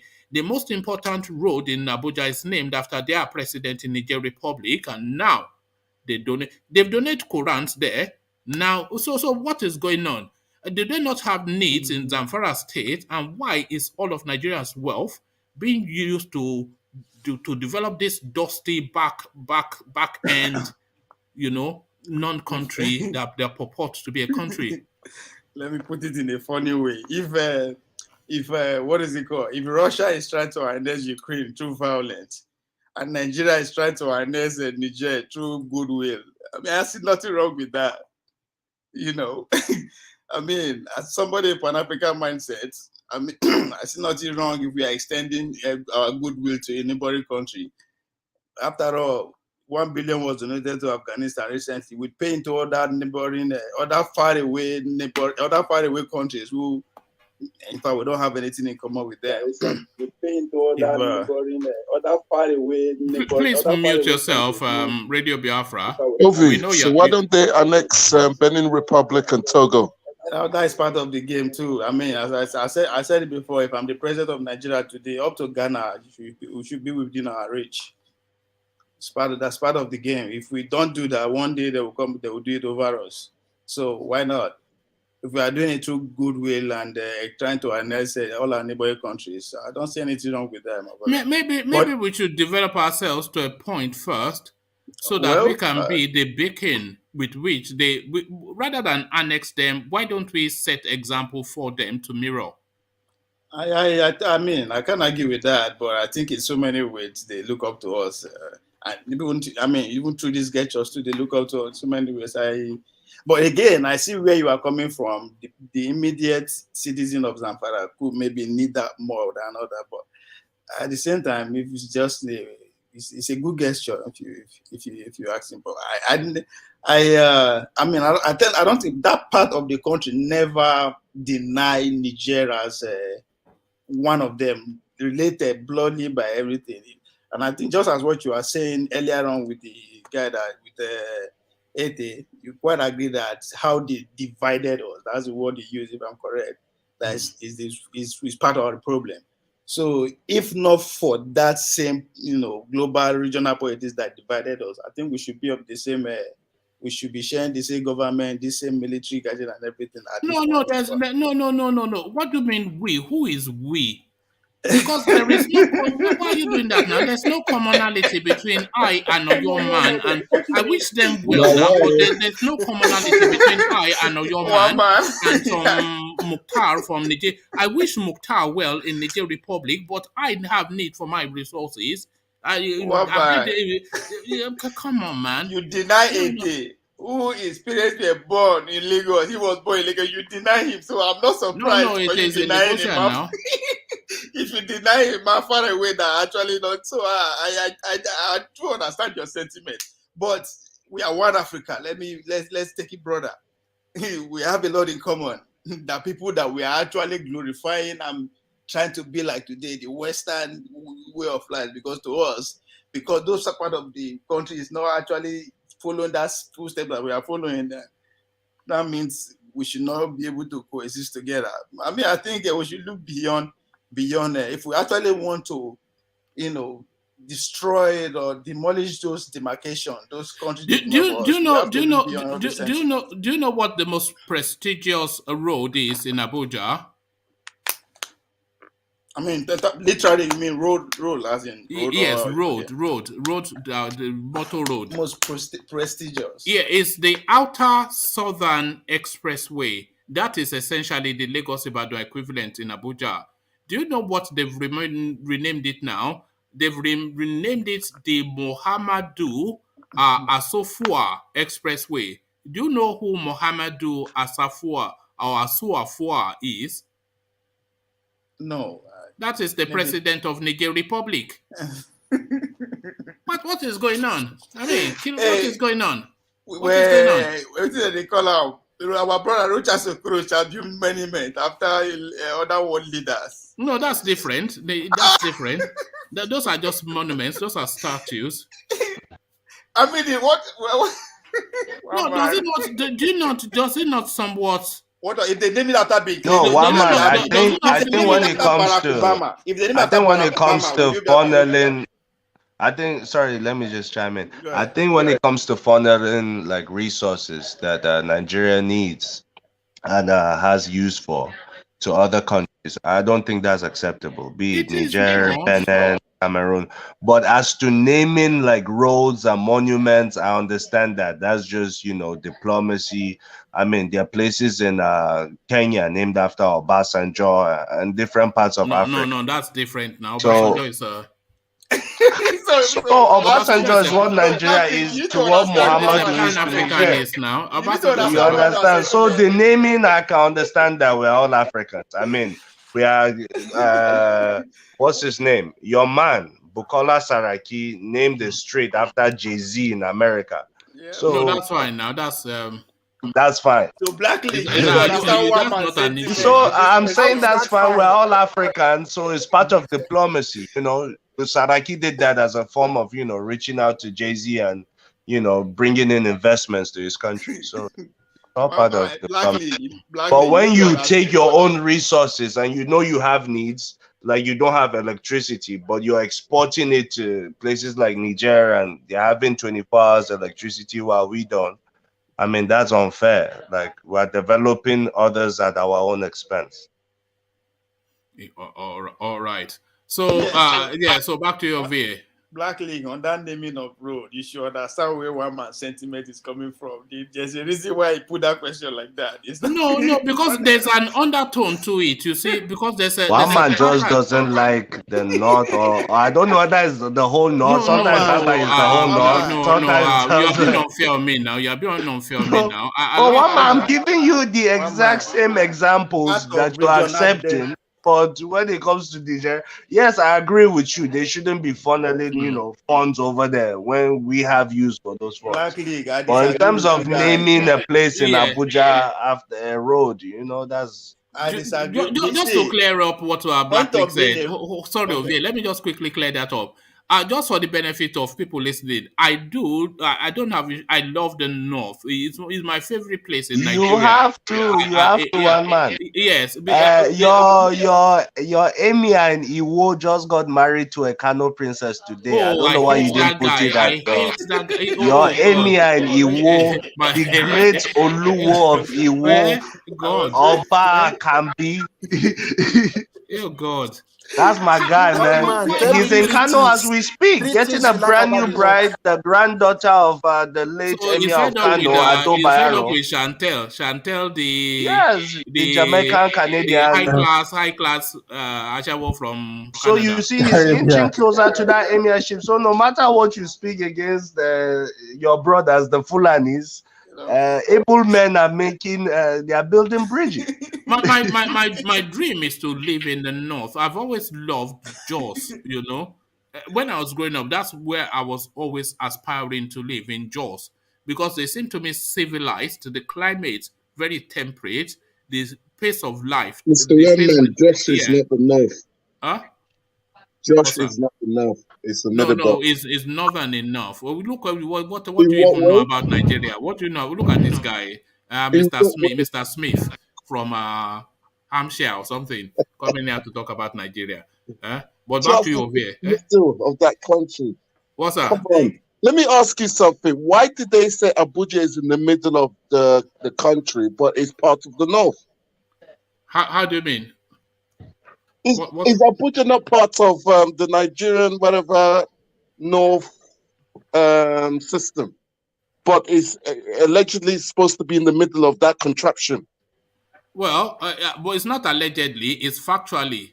What do you mean allegedly? It's factually in the middle of Abuja is actually located at the center of Nigeria. The Nigerian system is part of the North, but we are told it's in the middle of that contraption. More than half of the land of the country is in the North. More than half of the land of the country is in the North. So why is that? You're asking me why is that? It's still part of the policies you are talking about. Why is Africa? That is because there are states south of Abuja that are considered the North and have been considered the North since the British. The British actually drew up that theory for it to be part of the North, and it has never been challenged successfully.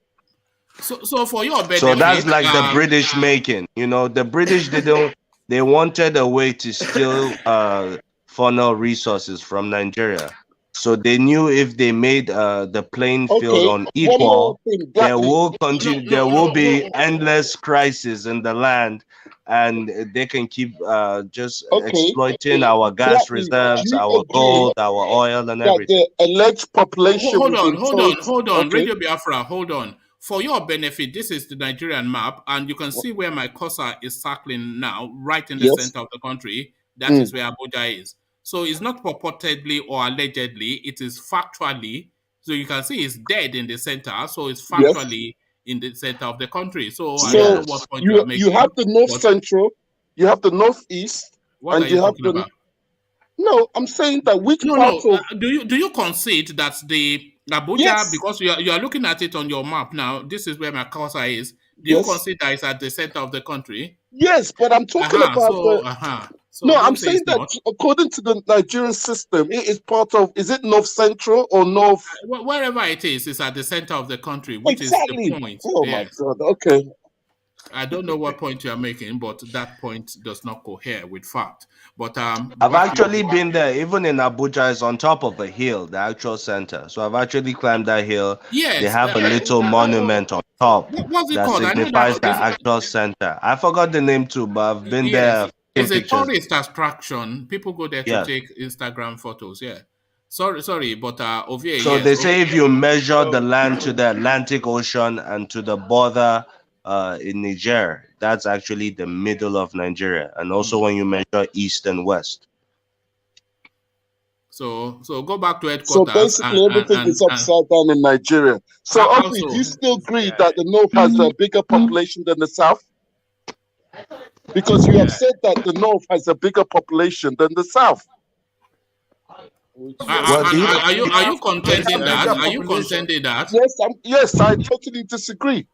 Because I read recently that you've been reading again. Any country in the north, above the Sahara, has a lesser population. It's only when you come to Nigeria that the desert region seems to have a high population than the people in the savannah region. No, that is a point. But if you look at the land mass of Nigeria, can you see my cursor? What constitutes the north is from what people colloquially say as the north in Nigeria. It's essentially from this Benue coast all the way through Kogi and Kwara, and then it goes all the way to Sokoto, Yobe, etc.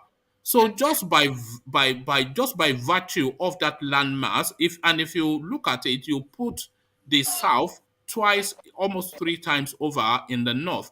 So just by the volume of that landmass, you can easily concede that the population will be bigger.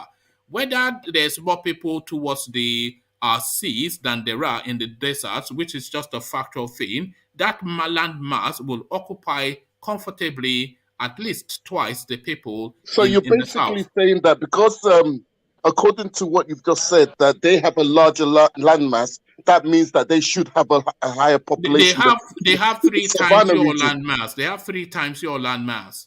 Okay, fine. So you're basically saying because of that landmass, that alone is enough for them to have that would stand with reason and logic. No, it doesn't. It cannot be.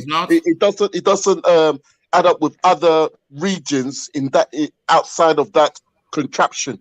People in the south, in the southern part of that region of the south, the savannah region, they have a higher population everywhere else. But it's only like you got part they have a higher population relative to what?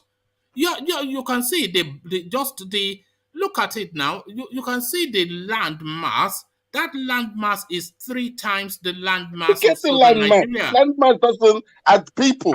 Are you saying that whole land mass is not occupied by people? No, it's full of deserts. RBL. Many places it's full of desert. When they were counting people, the camels, anything that moved, they were counting. Just take the logic back to headquarters. What is the population of the south? Do you know? Well, I don't know, but I know it's. I know it's a lot more than the north. But you are not making any concrete argument. Okay, you tell me what's the population of the north then, according to your whatever findings you have. We don't know now, but we are going. I just said the same thing, and you're telling me I don't know what I'm talking about. No, I didn't say you don't know what you are. So certain that you are so certain. You said certain. It's the savannah region. You go in the savannah region, they have a higher population than the people that live in this. Do you know they have more savannah in the north than in the south? In which part of savannah region are you talking about? Do you know, according to the map of Nigeria, there's more of the savannah in the north than in the south? Which part of this north you claim that is savannah region? Didn't you do geography in secondary school? Didn't they teach you a savannah, you rainforest, which part of the north are you talking about? Are we talking up like Sokoto? The desert is only Sokoto and the rest. It's only very small part of the north that is desert. Very small part. So you're basically saying that. And are you not aware Sokoto is where they give birth in the north? Are you not aware of the way they give birth in the north? Like rabbits. Are you not aware of the diseases? And do you know how many is dying of diseases? let's talk about Radio part Biafra now. is just going Let's to forget about what we read. Have you Yeah. ever been to any of these states? No, physically start from has he been to Nigeria is where you should start first. I want to know because Have if you you have been to never Nigeria been, before? I have been to Lagos. I've been to Delta and obviously the East. Yes. Okay. For how long? For how long? No. There was a time I was supposed to go to Abuja, but so you've never it was cancelled. But no, I haven't been to the north now. And you have just not giving them this label as if you can. No, hold on. Do you know there was a guy? Hold on. There's one guy called I think what's his name? Mr. Wama was talking about him a few weeks ago. His name is something Traveler. Indigo. Yes. And he said, Indigo Traveler. Yes. And he said in one of his blogs that in the north is basically it's like a desert. All you see is literally it's like he did not say that. He went to Kano, which is one of the most populated cities. Hold on. How many blogs did he do when he was in Nigeria? We went to Kano. I followed the guy now. He went to Kano. What are you talking about, yes, my he guy? did, but he also said I also follow him, Indigo Traveler. Yeah. Like he goes to a lot he of also said, and I remember but he didn't go to the entire north. Yeah. So where he went to was a desert, and he showed what he saw. Yes. All right. Let me ask you a question, Rational Radio Biafra, and please answer honestly. You said you've been to Nigeria for how long? I went there for about. This was a time I was contracting, so I had more leeway to spend more time out there. So I'll say about 3 months when I was out there last. So the totality of your entirety of the Nigerian is 3 months. No. I'm just saying from the last. I'm saying the last time I visited. You're talking yam. No, hold on, man. You asked me a question. Let me answer you. You asked me. I'm answering to you. The last time I went, I spent about 2 to 3 months out there. What is the totality of your... The totality, okay. The totality is about, altogether, it's about a year. A year. Interspersed in between how long? Over how many years is that 1 year? So about 2 years. So you do the 2 to 3 years, yeah. You did a rapid tour of Nigeria, Lagos, and your home. Hold on. He asked for 3 months, and then this makes you an expert on Nigeria. Mr. One Man. Hold on. He asked me a question. Where am I getting all these findings from? We know where you're getting it from. We all know. Yes, and is that wrong? Is that a wrong tool to get information from? These are independent people that have gone there. But you should not be arguing with the people who actually experience both worlds. You should not be arguing people who actually experience both worlds. That is where we are disagreeing with you. There are people here who have experienced both worlds, can tell you physically how the north looks and how the south looks. Yeah, but they are telling you are arguing with those people. Okay, hold on. You cannot deny you are a one Nigerianist. So whatever you say about no personal attacks. No personal attacks. I need to answer Obi's something. Can you hold on? Can everybody hold on? When I say everybody, that includes you. Let me ask you another question. You know that Savannah narrative you just gave us now, Radio Biafra? I want you to answer honestly. Where did you get that narrative from? I've read it online on Facebook and all this. What do you mean? Where did you first hear about it? Where?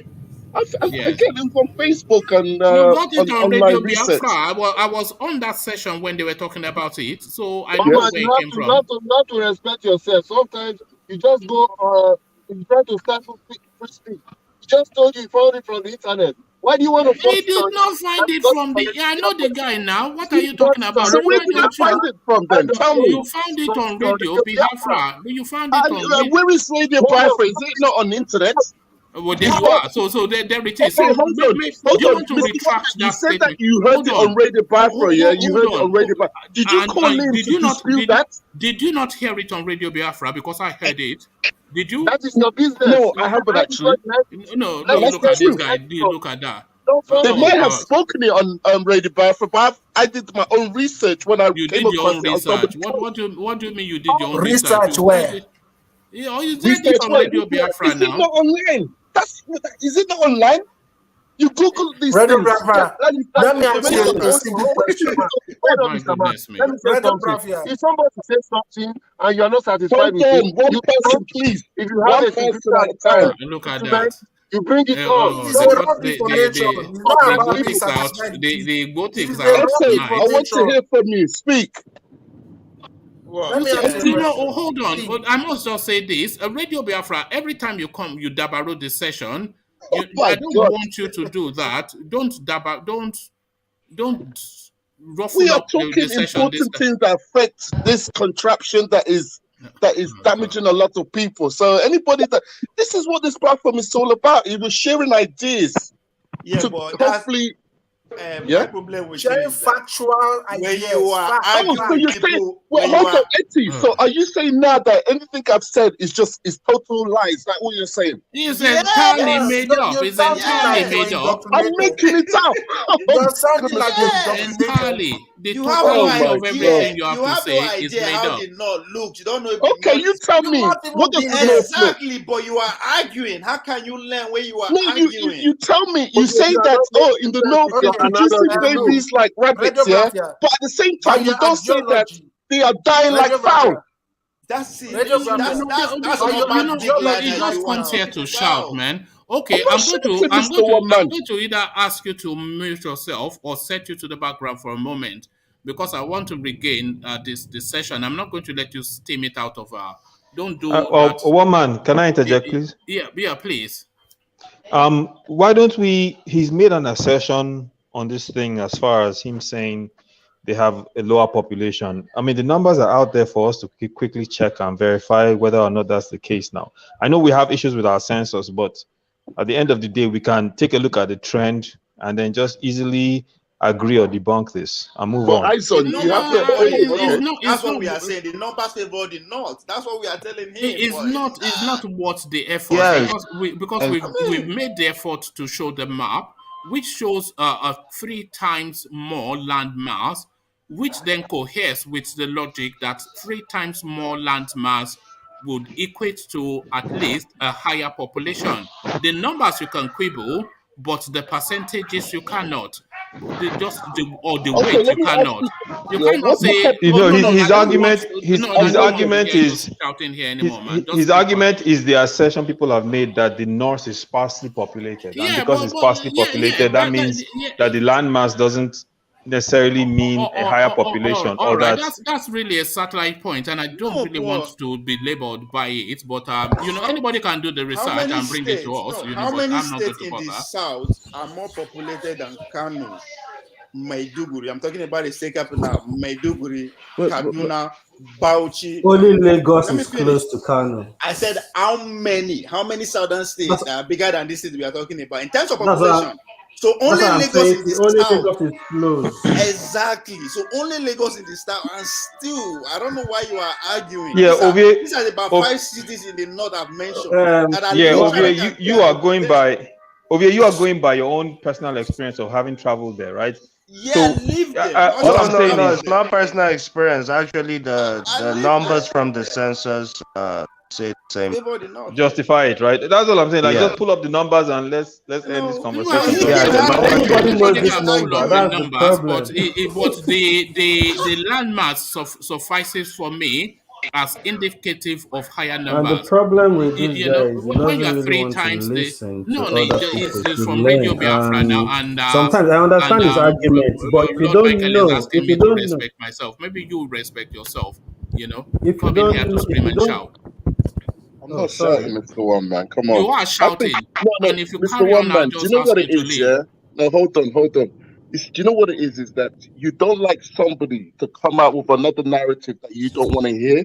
That's what it is. That's not what everybody does all the time. Every single person disagrees with me. Every single person here disagrees with me on everything. It's not true. You're interrupting others that's trying to bring a different narrative. You don't bring a different narrative. You bring propaganda that you pick up from Radio Biafra and regurgitate. You heard Eyes on. You said, okay, bring the map. Let's put the numbers together. You can go and do his own research. I'm not obliged to be led by your whimsicals to go and be doing anything. I'm not going to be led by your whimsicals. What do you mean I should go and do research? Am I the one talking nonsense to be doing the research? What man, you might be. You might be. If you don't know and somebody knows, All right, thank you're you. not I ready don't to want to hear. debunk the No, person please. It's just a no. educatively, Yeah, you go and let do the your own person research now. Also, he's the one present. He's the one. He will do something. Has to I'm not going to justify his nonsense. So if he has the figures, then he one man goes mind and your bring it. language. Oh, yeah, why don't you Don't let mind people your copy language? Why you. don't you mind No, your don't let people language? copy you. I No, know what why I'm saying. don't you Ladies, mind your calm Don't get down. language? angry. Don't get Why angry. Calm don't down. you? No, Calm down. Calm down, bro. You're telling me that I should respect myself. I should mind my language. Why don't you You? respect yourself and why don't you mind your Uh-huh. language? The guy One comes here man, to chill, talk chill. nonsense. I'm saying Don't it is calm nonsense, down, and bro. you're telling me to go Calm and be down, Mr. researching One his Man. We're nonsense. Why just should I be? debating. Get out of here, Where man. is Ajani Not you. Coco? One man, please, Please, man, please. don't do this. Please calm Anytime down. this guy comes here, he just comes to One spring down the man, place please and calm down. dabaru the Calm whole down. session. What Don't about do that Mike? now. Mike does it worse than me. All I did was try to bring a No. topic Thank that you. I might think be. I've had enough. Thank you. Enough from you. Please, Ovie, back to you where you were. This is why I'm supporting. When I say I'm supporting the North, I'm one Nigerian. This is why we can make peace. Anyway, still on our brothers in Niger. Part of being a regional dominance, regional daddy, as one man put it earlier on, is what you see happening. We exchange a hand of faith, hand of gratitude, and part of it, we are not military powerhouse to be defended in terms of all the other stuff. But I mean, as I said, I don't see anything wrong with extending out to anybody within the West African if we have it. But it's funny that the house got rattled up. That's Nigeria. That's Nigeria. We can make it work. That's But Ovi, I noticed something. Yes. Anytime an Easterner comes here, things go crazy. Sorry? If that's the case, then Eastern people should leave Nigeria. If that's the case. You said what? Sorry, I didn't hear that. I'm saying, I know it's a problem that when Easterns come here, they make the session rowdy. I don't know. Is that noise coming from your end? Is the background noise or is that Prof? All right, where were you? That guy has somewhat discombobulated me. One thing I cannot abide is just a shouting voice. You can assert yourself in a civil tone, so let me take you back to the politics of it. Abubakar Malami, Amechi, Emefiele, they procure a judgment to try and truncate what the new electoral bill was set up to institute. So the back and forth of that, Ovie. Excuse me. I think well, if that you are not wrong in seeing it from that perspective, even my own favorite presidential candidate is affected to his an appointee. So I lean towards that. But on a different angle now, I wonder what the governors, they are kind of mute on this. Or am I missing anything from their own end? They are not saying anything about it. Because in a way, it favors them. Because they have a lot of them have unnecessary PAs and commissioners of what have you, just to use them as delegates. At the right time or when they're doing the convention. So for them to be mute about this, so I don't trust their angle too. So I see if that is the case, I don't see the National Assembly winning this case. I see the declaration by the court stands going as they declared. But again, looking at them on Malami and the rest, I don't think resigning three months to pursue the admission will actually have any effect. No, it will leave them more vulnerable the longer they are away from, because these people, they're going to use the weight of their office, the resources and everything to strong arm in their own favor at the primaries and at the conventions. But if they don't have the weight of that office, then they are naked like everybody else. So they don't have, so they need the power and potency of their office to push their political. That's true, but again, most of the time, these people also have influence over their successor. They recommend who to take over from them. So, and in that case, their power, they still reign. They can still influence those people to use whatever resources if they actually need it. But I don't think people like Malami who have been in that office for the past 7 years. I don't think 3 months of not being in the office but at this point, yeah, it should be at the finalize every move that he actually wants to become a governor or whatever office he's aspiring to. At this point of the game, it should be a done deal.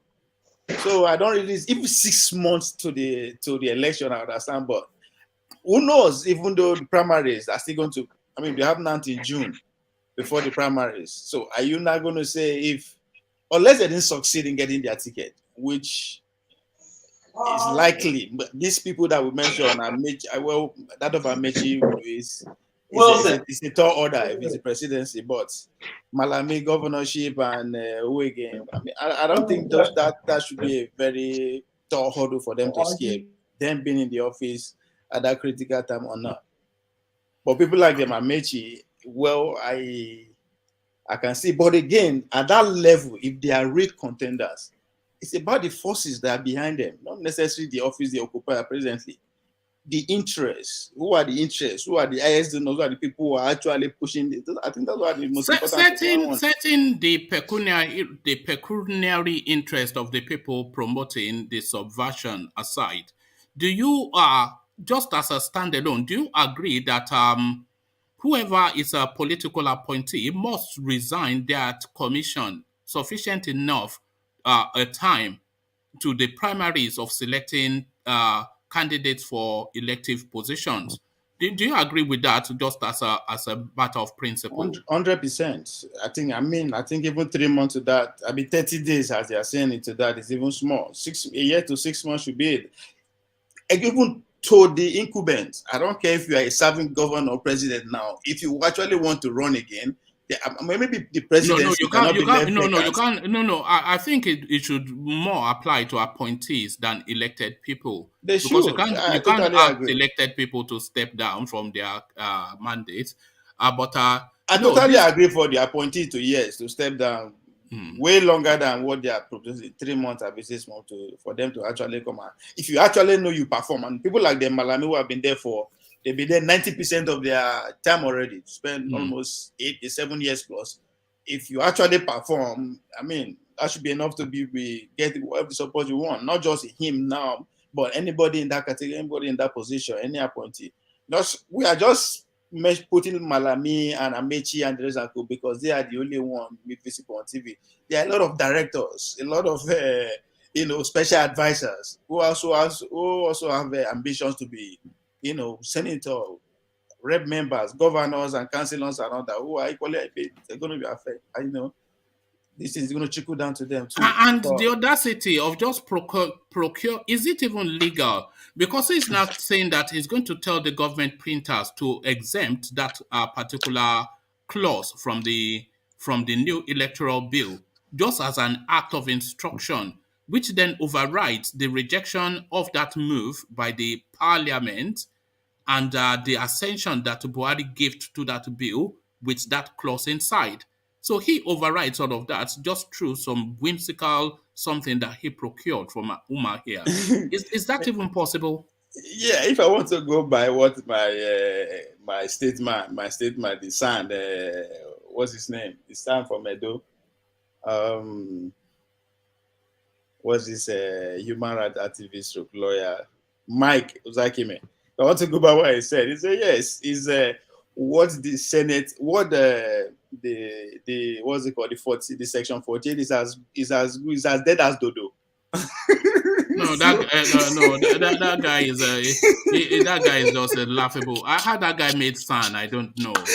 It's as dead as dodo. It must be quota system. Maybe they just wanted to give Easterner son too. Come on, man. Come on. That's my uncle you're talking about, one man. I've never listened to him speak. It's just so. Mama, I say that quota system. So if I want to quote him verbally. He said the section 84 is as dead as dodo. So not dodo, as a dodo, which is a bird. There's a bird that's long extinct. So that's usually the reference that is as dead as a dodo. Okay, so you get the point he's trying to make. So I think if I want to go by that, it stands. And for the fact that it's on the side of that's what the president won, not just the Malami. And as I said, the president that we say that he have, presidential favorite, we don't know him. Maybe in that category too, we don't know. So let's see how it goes. But again, I think this will go a lot. This is actually overshadowing what's the plan to do the convention, which I still doubt if it's going to hold. So all this thing too is playing towards. Earlier in the earlier section, you were talking in the morning. You were talking about police plan to strike. I was listening. I was laughing so hard, and he said they plan to strike on the 26th of March. Yes, I did note that. That's a power move right there. I say, okay, our almighty convention is what? 26th of March. Yes. So what is happening here? So the game is becoming so interesting as time goes. On our politics, let's see who's going to win at the end of the day. But I just know that we lost. The masses have lost already. So make we just watch them, cheer them on. They will always have their way. But for the fact that the governors are not saying anything about it, are not making so much noise about it, means they are supporting it. It serves their peculiar interest, yes. But it doesn't serve the greater good of the country. And this thing, I'm not quite sure where they found the courage, but the assembly rejected it. And that should then tell you that, because who is the representative? What's the voice of the person? It's your parliamentarian, isn't it? It's your rep member, it's your senator. If that's the voice of the people now, but the voice of our Kebbi state is telling us differently. Yes, it's I don't know, because I think, again, if you look at the other side of this game, now let's be peculiar, because APC get the government, they have about 21 governors, right? If the Senate and the House of Rep are not even making a big deal about the leadership torso of APC, that again says a lot. So everybody's having his interest. Why the governors are going head to head with the federal, with the executive over the leadership of the APC, and the Senate are going head to head with the executive over if the servant should stay till the end or they should bow out.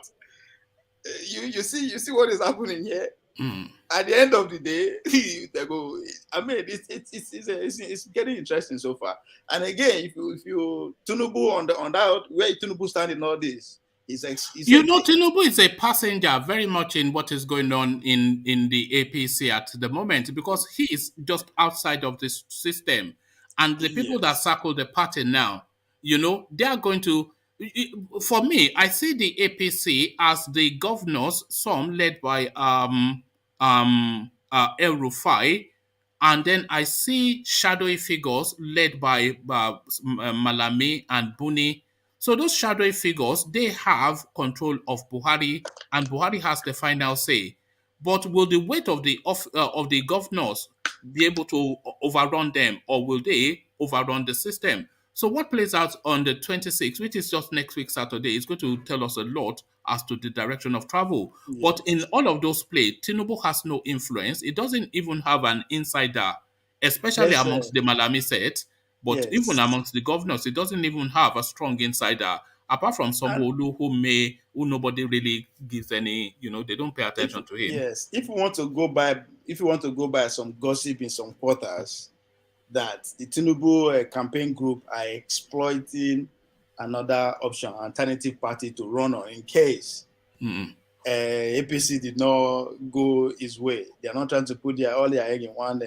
I don't think that's viable. Not this late into the game. Do you think that's viable? They say SDP is viable. Just so it has followership. It's building.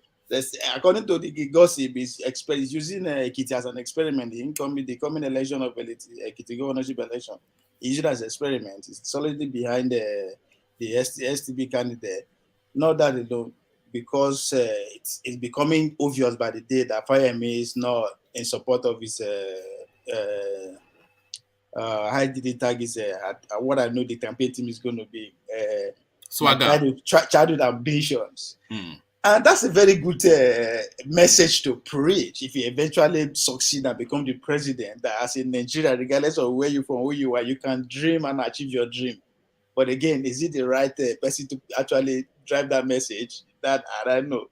So it's obvious that Fayemi is not in support of his ambition. and he too has, is pushing for that #1 seat. And in case he doesn't get it, and in case the Southwest doesn't even get the presidency or vice presidency, he stands a chance to become the SSG to the federal government. So all these are in play. That's why it's becoming obvious, even when Tinubu visited the Oni and the king of that region, who happened to be from the same place with Fayemi. Fayemi took off before Tinubu landed. I don't know if that, because I think you've been trying to push that point, but I'm not quite sure if that is a point. But it's a good move if that's your calibration. So that's what I'm saying. It's a gossip from one quarter, but we see how things go. SDP, if it's going to be the next Yoruba party, I think they have a reason to drive it. Now Abiola party. At the end of the day, even that be at the end of KO. If Tinubu dies and SDP is a good night. I mean, this is me just making things up.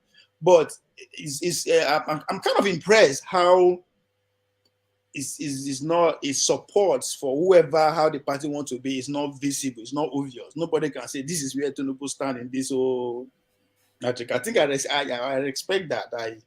I see the wisdom in doing that. And if it's 100% focused on reaching his childhood's ambition. Sorry, Ovie, I must just address one thing because it's somewhat irritating me somewhat.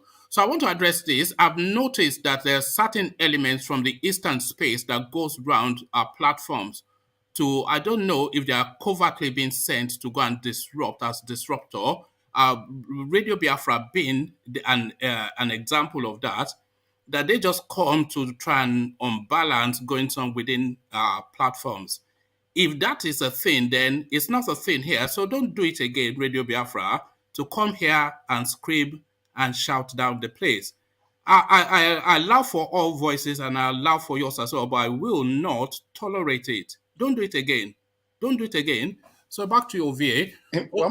Don't you think they are just doing it deliberately, knowing that they are doing it deliberately because I've seen them on so many platforms acting in the manner that this character just did, shouting down the place with just whimsicals and nonsensical. Do not do it again. Do not do it again. One man, if I may make a suggestion. One man. Gesture. I think the fact that you're always in that space too, a lot of them can stomach or can actually comprehend that. No, come here and argue back. I will take a logical argument all day long and I will be defeated by a superior argument all day long. I will take defeat if you present a superior argument, of course, because I want to evolve also. But I will not tolerate just that rowdy, shouting, screaming. You don't do that. This is not a space we for all it. don't know it all now. Everybody's here to learn. Calm down, please. I just somewhat jarred me. Just jarred me. That shouting jarred me somewhat. I know. One man, please. You've made your points, and I believe he has learned his lesson. So all right, so we move on. So I don't want to label it, and I don't want to target you, but please don't do it again. So we move on. Let me move over here on. Let me move you on to this somewhat surprises me, but does it surprise you that there are speculations that Governor Ortom wants to carpet cross back to the APC? So nothing surprises you in Nigerian politics, but sorry guys, one man, sorry to cut you short. In the midst of you saying what you were saying, I think Aizon was trying to say he has a suggestion, and I think maybe we should listen to what he has to suggest. All right, let's hear from you, Aizon. D, thanks for that. No, I was just going to say, I understand it can be frustrating sometimes when people come into your platform and they're trying to make a point, not through the conventional means of trying to make an argument, but instead, after all, we're Nigerians, people come in with passions high, they want to express their point, and sometimes people feel the only way to express their point is if they can shout louder than the voice they're arguing or debating with. So I think, with a lot of these people, usually is to get to the crux of their argument. What is your central idea? What is the central point you're trying to make? Once they analyze that, okay, let's talk about that. Is it valid or is it not valid? Why is it valid? Can you back up your points? Yes. Okay, back it up. Show me examples. If it's not valid, you debunk it with ideological, simple facts, and you dismiss them through logic, and they be gone, tail between their legs, argument done, they don't come back. But a lot of times when, and sometimes I can understand they get to you, my brother, but you have to sometimes rise above and help I them don't understand. want to especially give oxygen to that Radio Biafra cusp, which is a form, very aggressive, very toxic, very, in your face sort of a space, and I Mr. think it's a Wama, can I say deliberate, I something, think it's a please? deliberate thing that they do. They Mr. just go Wama. around with all this, they give them talking the points, they give them talking points in their talking spaces, and then they go around other spaces and try to overrun that space with the ludicrousness that they've been indoctrinated with in their space. I've noticed that as a trend. We had a period when we had a whole, well, Ovie has been here, man and boy. We had a period when we had nothing but these elements come here to constitute a nuisance to the space, and I will not tolerate it. Woman, and I would say, you know what, you're right. You don't have to tolerate it. And I would say that, the best way to control the conversation, my brother, is if someone is debating in a way that's not reasonable, you have the power to mute the person until they're ready to talk in a sensible manner. Then you bring them back on and you have a sensible debate based on merits. And if they can make the merit on whatever it is they're trying to argue from the Eastern side, then we will all listen. But if you're coming to shout and insult and to belittle, then you mute them and say, when you're ready to talk like a man, let's get on and discuss like men. We're not boys, we're not children. And they will sit down and have a conversation with you, make their point, you listen to their point. And the best way to defeat an ideology or something that you don't agree with is through logical counter arguments. So my point, that is my suggestion to you is, because sometimes I think when they come in and they get you angry, you're giving them the upper hand. You understand? So I think, in just you control the floor. It's your floor. It's your platform. So no, it's just I don't want to ban anybody. You take something from me to ban people, but it's just we have to. Platform. It's our platform. No, it's for everybody, and I want everybody to participate equally. The guy is still there. So, but just the shouting, it's not. You can't outshout me, or I can shout as well, though. But my wife will come down and give me a slap. One man, they say if you wrestle with a madman, they won't know who's mad and who's sane. So, all right. Yeah. So just all right. Let me just give Radio Biafra the right to reply just for balance, and then we go on quickly from there. So, do you want to say anything, Radio Biafra? Yeah. I just come here because I listen to your platform a lot and your guests, and some of the things they say is jaw-breaking. But again, I try to bring it because there's a lot of things that they say that needs answers. It's like Tony. Some of the things Tony says, I kind of understand where he's coming from, but people shouting down maybe because he's the way he's talking is quite loud to some people, and they just don't see it as he's talking sense. But I can get through to some of the things he says, and some people are not happy about it because these people come on this platform because they want to hear one thing. And that one thing is what they want to hear, even though it's a load of what's the French? Well, excuse my French, but it's a load of rubbish. Do you understand? Like I can name you a lot of people that come onto this platform and just talk absolute gas. It's just absolute nonsense. From your point of view, from their point of view, what authority are you saying they are saying you know it all or what? What authority?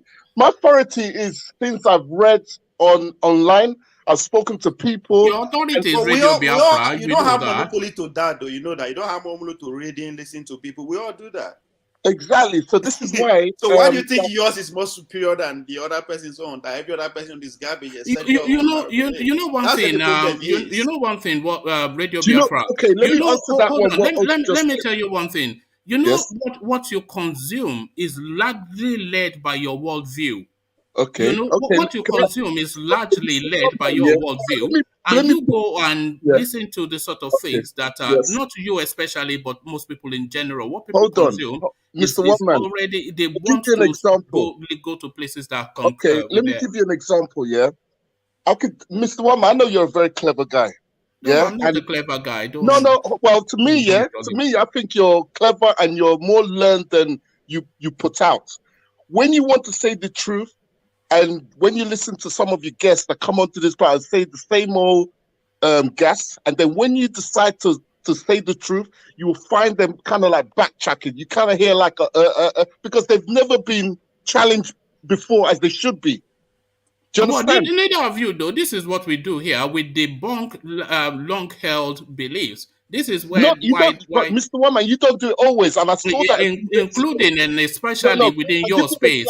I'll give you an example. When you go out making up stories and then. Okay, let me give you an example. When you were talking to Lord Michael, and he was talking about that cockroach in Finland, and he was saying that Lord Michael was saying that that they were the leaders of DOS were in Abuja and all this thing, and you were challenging him. You wouldn't have done that a few weeks before. How did I challenge him? You was actually saying that no, I disagree with you, and he was on a back foot because he was coming out with something that was basically not true. A lot of things I remember that conversation. Yes. The conversation was around Nnamdi Kanu being stepped down as the leader of the IPOB, which is factually the case. No. Let me put that correct, Mr. One Man. Now, IPOB has a secretary by that name, Sophie Kalu. She is the secretary. Now, Radio Biafra contract is coming to an end. So who is going to renew that contract? Is that what they are saying at headquarters? Okay, see what I'm saying? I'm asking you. Let me ask you. Who is the one that can renew the contract of a company in this country, in this house? Who is the person that could renew that contract? Is he not the director of the company? And where is the director of Radio Biafra? Is he not illegally detained in the Nigerian dungeon somewhere in Abuja? Or DSS, whatever? I don't know where you're getting that from. The only person that could do it is the secretary. And that's why she stepped forward to change her name so she could go and renew the contract. And then... They deleted Nnamdi Kanu's name so that they can access the loot. That's just what happened. My God. What loot? Your subscription fees, your membership fees. That's the loot. Lord Michael said another thing. He said that, Chike Doziem and Chinasa Waro, they were seen in Abuja. Nobody asked this man. Look, nobody especially cares about these people or that space. It's somewhat a comical space. The point I was trying to make here is that when I was listening to that, you were challenging him. Do you understand? Before, you would have allowed him to talk. I challenge everybody on everything. It's true, Mr. One Man. Everybody gets pushed. It depends what mood you're in. Mr. One Man, it depends what mood you're in, I've noticed. But a person like me, 99% of the time, I'm always on the opposite side of one man. Yes, and he gets challenged. Even Lord Michael gets challenged. Everybody gets challenged. Mr. One Man, sometimes you never did this time. The truth. I know that it's always the gotics. Are you a sensitive bunch? Is that what it is? Are you sensitive? In what? Why would you say that? No, because you get somewhat prickly anytime you are prodded at, and you get to lies, and that is what we face since this agitation. We get a lot of lies thrown against us because obviously the Nigerian want to put a narrative against IPOB so they can get their own way against us, but we cannot allow that. So whenever we've got to get in there and put the record straight. I have a question. Who burnt the leader of Ohayense house this morning or yesterday? Who burnt it? Yeah. Us, the head of the Nigerian security services, DSS. No, it was ESN now. We know that. This is what you do, isn't it? This is it. Well, how did you come it was ESN, Mr. How did you know it's DSS? How did you know it's DSS? Can I say something? How did you know it's DSS? Hold on, because the Nigerian security or Nigerian government is doing its damnest best to try and get ESN IPOB labeled a terrorist. So do you see what I'm saying now? That they get this talking point from headquarters. Nigeria. So why would Nigeria security burn? Do you remember Ekwemadu? Do you remember Ekwemadu? Not Ekwemadu. Let's stay on that. Ohayense is pro-Nigeria. So why would Nigeria DSS burn his house? So say that again. I said, Ohanaeze is pro-Nigeria. So why would the Nigerian DSS burn down his house? I just told you, man. I just told you. They want to do anything they can to get IPOB and ES and tag the terrorists. They are literally going around the world begging international leader organizations. Say, you see, this is what they've done. They burned this out. They killed this man. Oh, please, you see, tag them terrorists. Tag them. That's what they're trying to do. It's simple logic. No, for Ovi, do you remember the former leader of Ohanaeze, what's his name, Mia Wado? There was a time the same thing happened to him. So what was the conclusion of that one? Who was it? Where was the IPOB guy that claimed that burnt his house? Where is the guy? Answer that question. To this day, we are still scratching our heads. You could come out with IPOB, but to this day, you have not got the man. Listen, this is what they do. When you talk, you allow other people to talk. Okay, sorry, man. Carry on. Can I say something? I want to ask you one question. Yeah, go on. Just call somebody a cockroach in Finland. Exactly. He is a cockroach. In fact, now let me ask you my French here. Good. Now let me ask you one question. What do you know about Biafra? What do I know about Biafra? Yes. It was a former homeland that existed before Nigeria. And who told you that? Who told me that? Yes. Research online. Who told you that? Wait, let me answer that question. Wait, Lord Michael, guys, leave Lord Michael. Lord Michael, I have a question. Please, let me ask him a question about Simon Ekpa. Now, when Nnamdi Kanu was... let Lord Michael push him. So because the Radio Biafra has now seized the center stage, whether we like it or not. So let Lord Michael push him first, and then you push him later. So what tribe are you? What tribe are you? I'm Igbo. And who told you that Igbo? Sorry, who told me I'm Igbo? Who told you that Igbo? Okay. Sorry, your question is who told me I'm Igbo? Is that your question? Yes. Well, my father was born in Igbo land. My mother was born in Igbo land. We speak Igbo. All our market days is Igbo culture. My mother's wear two-piece wrapper. So I don't know what else I can define myself. Now, let me tell you something you don't know. Calm down. You see, you don't even know if you are able to start with or not. You don't even know anything about Biafra or Nigeria. So what am I if I'm not all those things then? Hold on, let other people speak. Who are you? Speak. What do you know? What do you know about struggle? What do you know about freedom? You know about freedom fighting. What do I know about freedom? You have to watch yourself. I know freedom is not walking.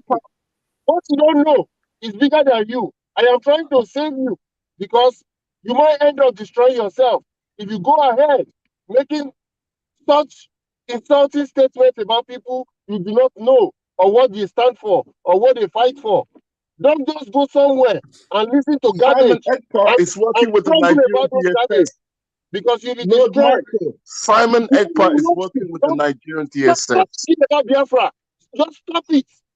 Go and face your UK and eat your burger. Well, you can't tell him to stop now. Why you going to let me get stop? No, nothing. Simon Ekpa is working with the Nigerian DSS, my friend. Let me ask you a question about that Simon Ekpa space. Lord Michael, sorry. Okay. So, I mean, obviously you are a staunch member or follower of Biafra, right? Okay, so yes. When Nnamdi Kanu was captured, and the news he was kidnapped. However you want to put it, the news went viral that Simon Ekpa has been given the authority to broadcast on his behalf. Is that a fact or a lie? From what I've heard, is true, but he refused to sign the code of contract. Oh, so that's from what you heard, not from what you know. Okay, that's what I just answered. From what I understand, is he refused to sign the IPOB code of conduct. Code of conduct. Now, so is his refusal to sign those the code of whatever that now make you guys to tag him that is working for No.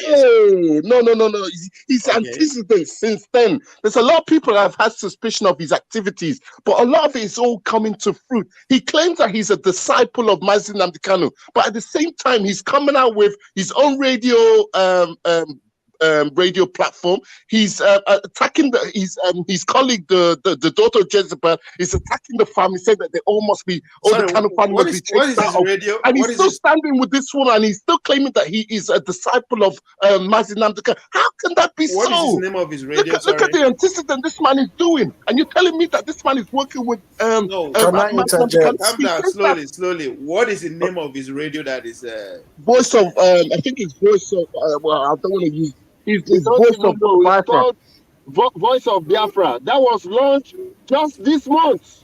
Exactly. So you claim And that you you're and hold on, Mr. Hold Lord. on like and happened listen 9 to months other ago. people.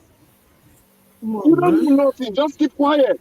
Don't make Well, yourself. what do you think? For yourself. What do you think? Jose, hold on. This guy is just dead. You know what, guys? What Let's have I move said on. that's wrong that is errant, Mr. Lord? I RBL. don't One understand thing where I've he's noticed. just One not thing not I've happy noticed with about his you. Radio Brafia, are you Radio aware Biafra.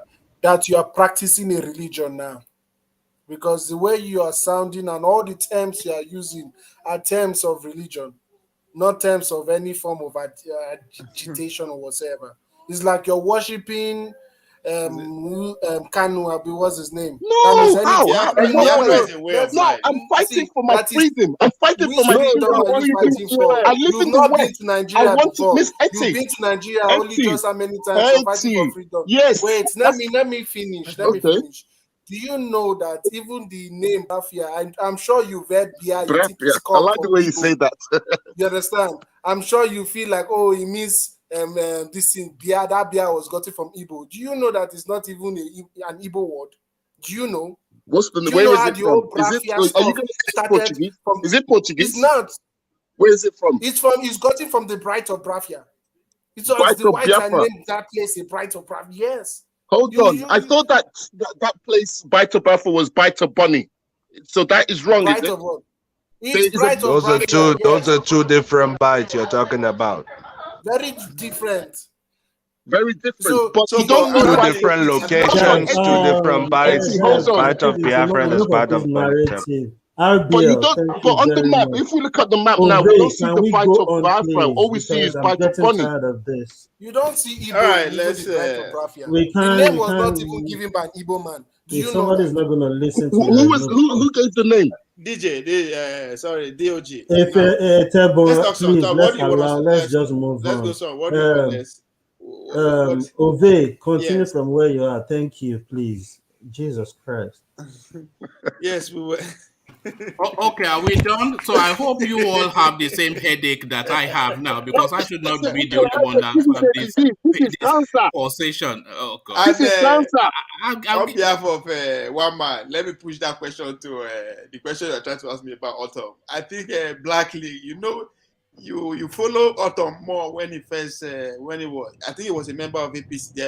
APC first at first, right? If I'm not mistaken. Black League, sorry. Yes, he was an APC member and then ran to PDP. So I'm not surprised if he's trying to run back.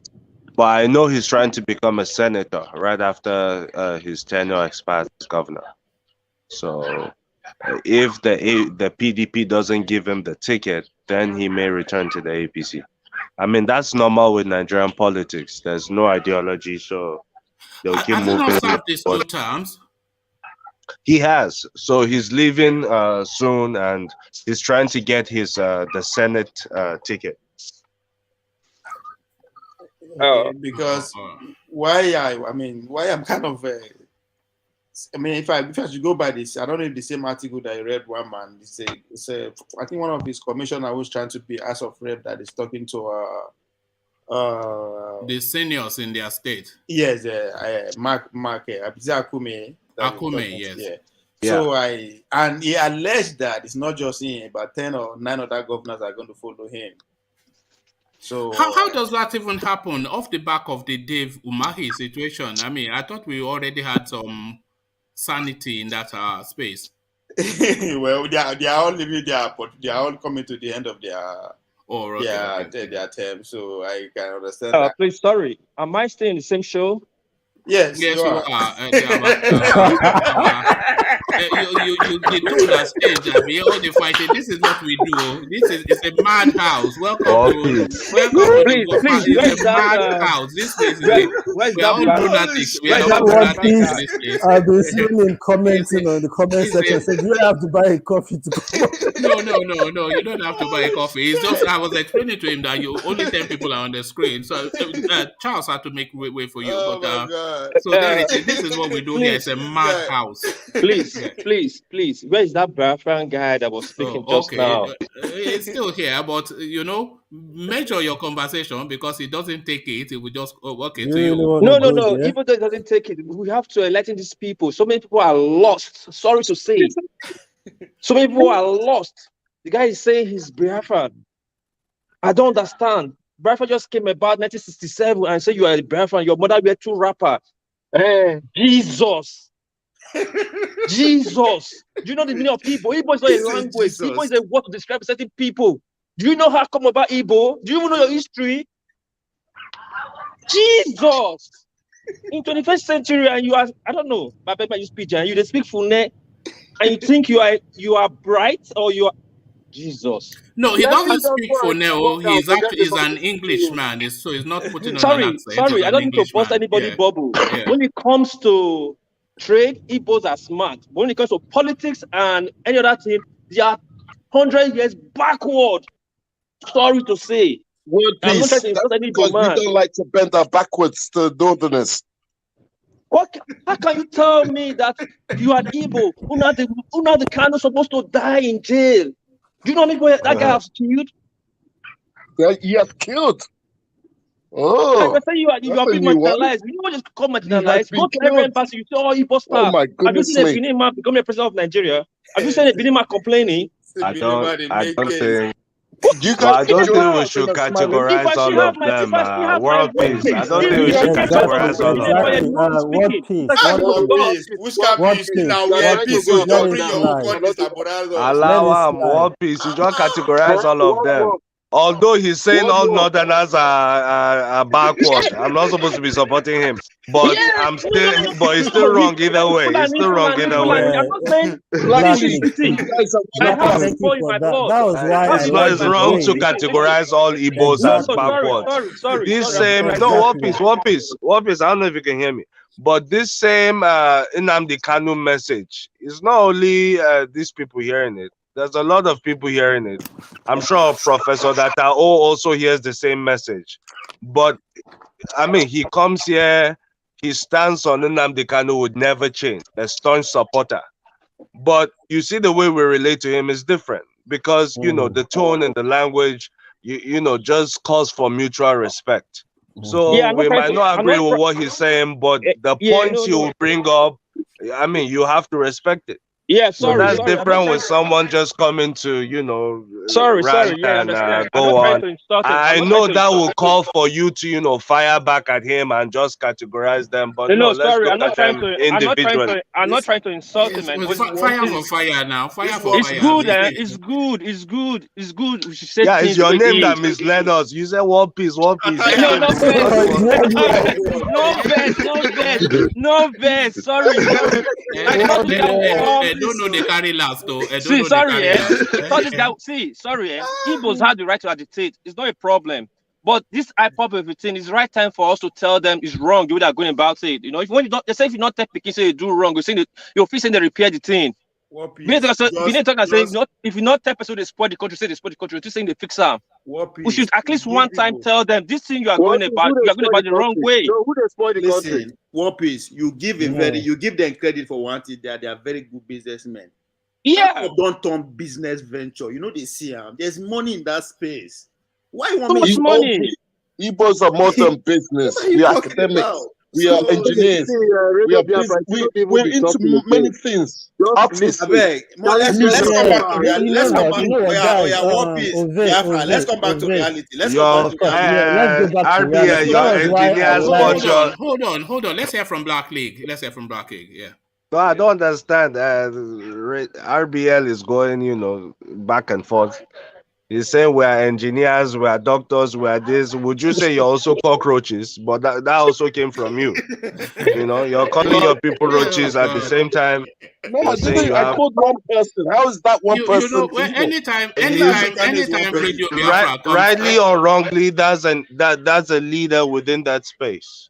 He's No not matter a how you want to leader. look Come at on. Simon Ekpa, He's he's not a a leader in leader, his right. man. Come on. So if you're belittling someone like that openly, calling him roaches, I fear what he's a you will call cockroach, us but that he's are not not a even part of person. it. I didn't say, oh, no, these he wants us people all are. killed. Man, The funny Roman, thing Roman, can about I all say these something? things is that The Let's next come time back to Radio reality. Biafra comes here, he doesn't show you his paper and pen. Don't let him in. He has to learn. Let's You come know, back to reality. anytime Radio Biafra comes on, my heart just skips a Yeah. beat because I know I that it's think we going to should leave get, Radio just. Biafra. okay, But I Mr. don't. I Wagner, will not ban him when because man I must comes on, allow what him does to he give? speak. What does he give to your heart? Please, let me say something, please. Sorry for the last time, but let me just put in one or two things, See, this guy, Biafran child or Radio Biafra, don't think everybody's suffering, man. I have Igbo in my blood. My great grandmother is the Igbo woman. You cannot be Igbo more than me. I'm a Benin guy, as in full Benin from the palace. At the same time, I have Igbo in my blood. But the way people go about all these things, it's not right. We need to tell ourselves the truth. Something, please? Huh? Can I ask something? Hold on. Let him make his point, and then you have the right to reply. It's not right. Yeah. You people paint every other people like every other people are the bad ones. Like if you don't buy into your struggle, then you are sabo. We don't buy into your this. Oh my. We are Okay, wrong. can I answer that You quickly, Mr. have Workpiece? engineered little kids to start insulting elders, traditional rulers, all you know of your struggle. Is that how you get struggle? You come here and make everybody look like, oh, you don't understand what you are saying. That only you understand what you are saying. You come and tell you, oh, you are a coastal region. You are Igbo. You are Igbo. Your name looks like Igbo. You are Igbo. For that, you are Igbo, and you don't even know your own history. You don't even know how what you led to 7 coup. You don't even know. You just buy into a narrative and you just hold on to it like a blind man holding a chicken intestine. Okay, Workpiece, are you saying that the Igbos? Your voice is not clear. Your voice is echoing back. Okay, can you hear me now? Yes. Yeah, I can hear you. Yeah, okay. Are you saying to me now that the Igbos in these so-called outside these 5 states are not Igbos, like in Delta, Rivers? That's the problem. Let me tell you something. Let me give you a little bit of history. Okay, tell me then. Let me give you a little bit of history. And everybody have different history, but I'll give you little I know from my father, from my own tradition. Igbo came, there's original Igbo. If you go to Igbo land, what have you wondered asking yourself why they call some people original Igbo, why they call some people slave? You're not Igbo. Have you ever asked yourself why? Because in the earlier on our forefathers' time, some Igbo migrated from Ghana. You still have do your history. Some Igbo migrated from Ivory Coast and Congo. That's Biafra. That Biafra was a slave camp. Sorry, they are all from Israel. They are from Israel. I thought they were from Israel now. No, hold on. Just hold on. We'll get there. Go check your history book. Cameroon was a slave camp. Bonny Camp was a slave camp. Badagry was a slave camp. Gold Coast, Ghana was a slave camp. Some part of Oyo was a slave camp. I don't understand where you're going to. You're just telling me that this area is try to tell you the Igbo. Okay, hold on, Mr. Let me tell you, Asaba. See, let me tell you, in Anambra, there's Kogi community inside Anambra, Kogi community inside Anambra. Yeah. So you're gonna call them the Igbo too? No. Hold on. Oh my goodness me! I need to answer. Do you mean those people called Igala? In Kogi? I said in Anambra State. Yes, a community inside Anambra State. I know. Are you talking about Igala? Hello. Is in. Oh my God. Hello. Is that one piece? Please. Let's not go over this discussion that length. Let's go back. I will say this, please. I'm from Anambra. In Anambra, there's some Igala people. They're from Anambra. Yes, that's what I'm saying. Igala people speaking. But there's one thing I want you to know, Igbos, Igbos are in all these states, regardless of what people say. That one is clear. And Igbos have never said Igala people are Igbos. So when we say that people in Asaba are Igbos, how come we've never said that Igala people are Igbos? Let's and move they away live from in our midst. Wait, hold on. Let's move away from It's history. you Benin Now, people are hold misleading on, people with just hold on. Let me just chip on this your last lies, one. saying that they are Benin Wait, people. hold But on. they have Let me intellect, chip they in the speak last Igbo one. language, Let me chip they in this have last Igbo one. culture. How is that the case? You claim that Listen, let me chip Benin you has this last big one because you speak a civilization, lot of but English. Listen, Benin has I like never to left argue any a of this lot. I civilization love to talk. outside We the should talk at the same oriental time. Benin Radio lands. Biafra, what peace? Radio Biafra, I have one question for you. Okay. Do you know why God gave you 2 ears and 1 mouth? Because you don't seem to listen. You seem to just want to say what you know and what you've heard. Most of the time, it's even what you've heard and what you've read. Sometimes when people are saying things to you, you need to listen to them to pick up. Like Black Rick told you something. Professor Lata, that you are looking there. I don't think you can even love Nnamdi Kanu like him. But when it comes and speak to that space, we don't have all this rumble jumble on this platform. And please, can we just even move on and leave this like everybody has said? Please, let's just move Oh, yeah, on. we'll leave it. Yes, thank you so much. We'll leave it. But quickly, let me tell this Now, guy, see, this Radio Biafra, one thing. No, you don't tell her everything you want to talk. No. Go I'll ahead. tell you about the 5 states. You have 5 states. In my You state, don't have 5 states. I don't have 5 states. See, if this man no go ever agree with you, you should know that by now. Igboland is not 5 states. Let's just Majority of River State is Igboland. Majority of Delta is Igboland. Igboland is carved out with Benin. I tell you. Oh my I God. give up on this guy when I found out that most of his information are gotten online. That's Thank why you so much. that's why Information is Mr. Ete. That's why Is that the way it is? please. Are you talking about Wikipedia? Please, I think we have a discussion going on already. We have a discussion going on already, and I would like us to, detour from that Mr. Wayman, discussion. please, what's the next point of what's the next No, point? let's come to reality. The reality be say Ortom won the camp, and that should says a lot. If a governor who is been in position for 8 years sees scared that he's not going to get a ticket to run for a Senate seat, that means what has it done for the people? 1. 2, that means we never count as a people. 2, and the reason we don't count is because we are never together. And this is the thing that is tearing us apart. A governor who is being in power for 8 years is scared of not being elected by his people that he govern. That should say a lot. That's what we should pay attention to. How are we sure it's not rumor?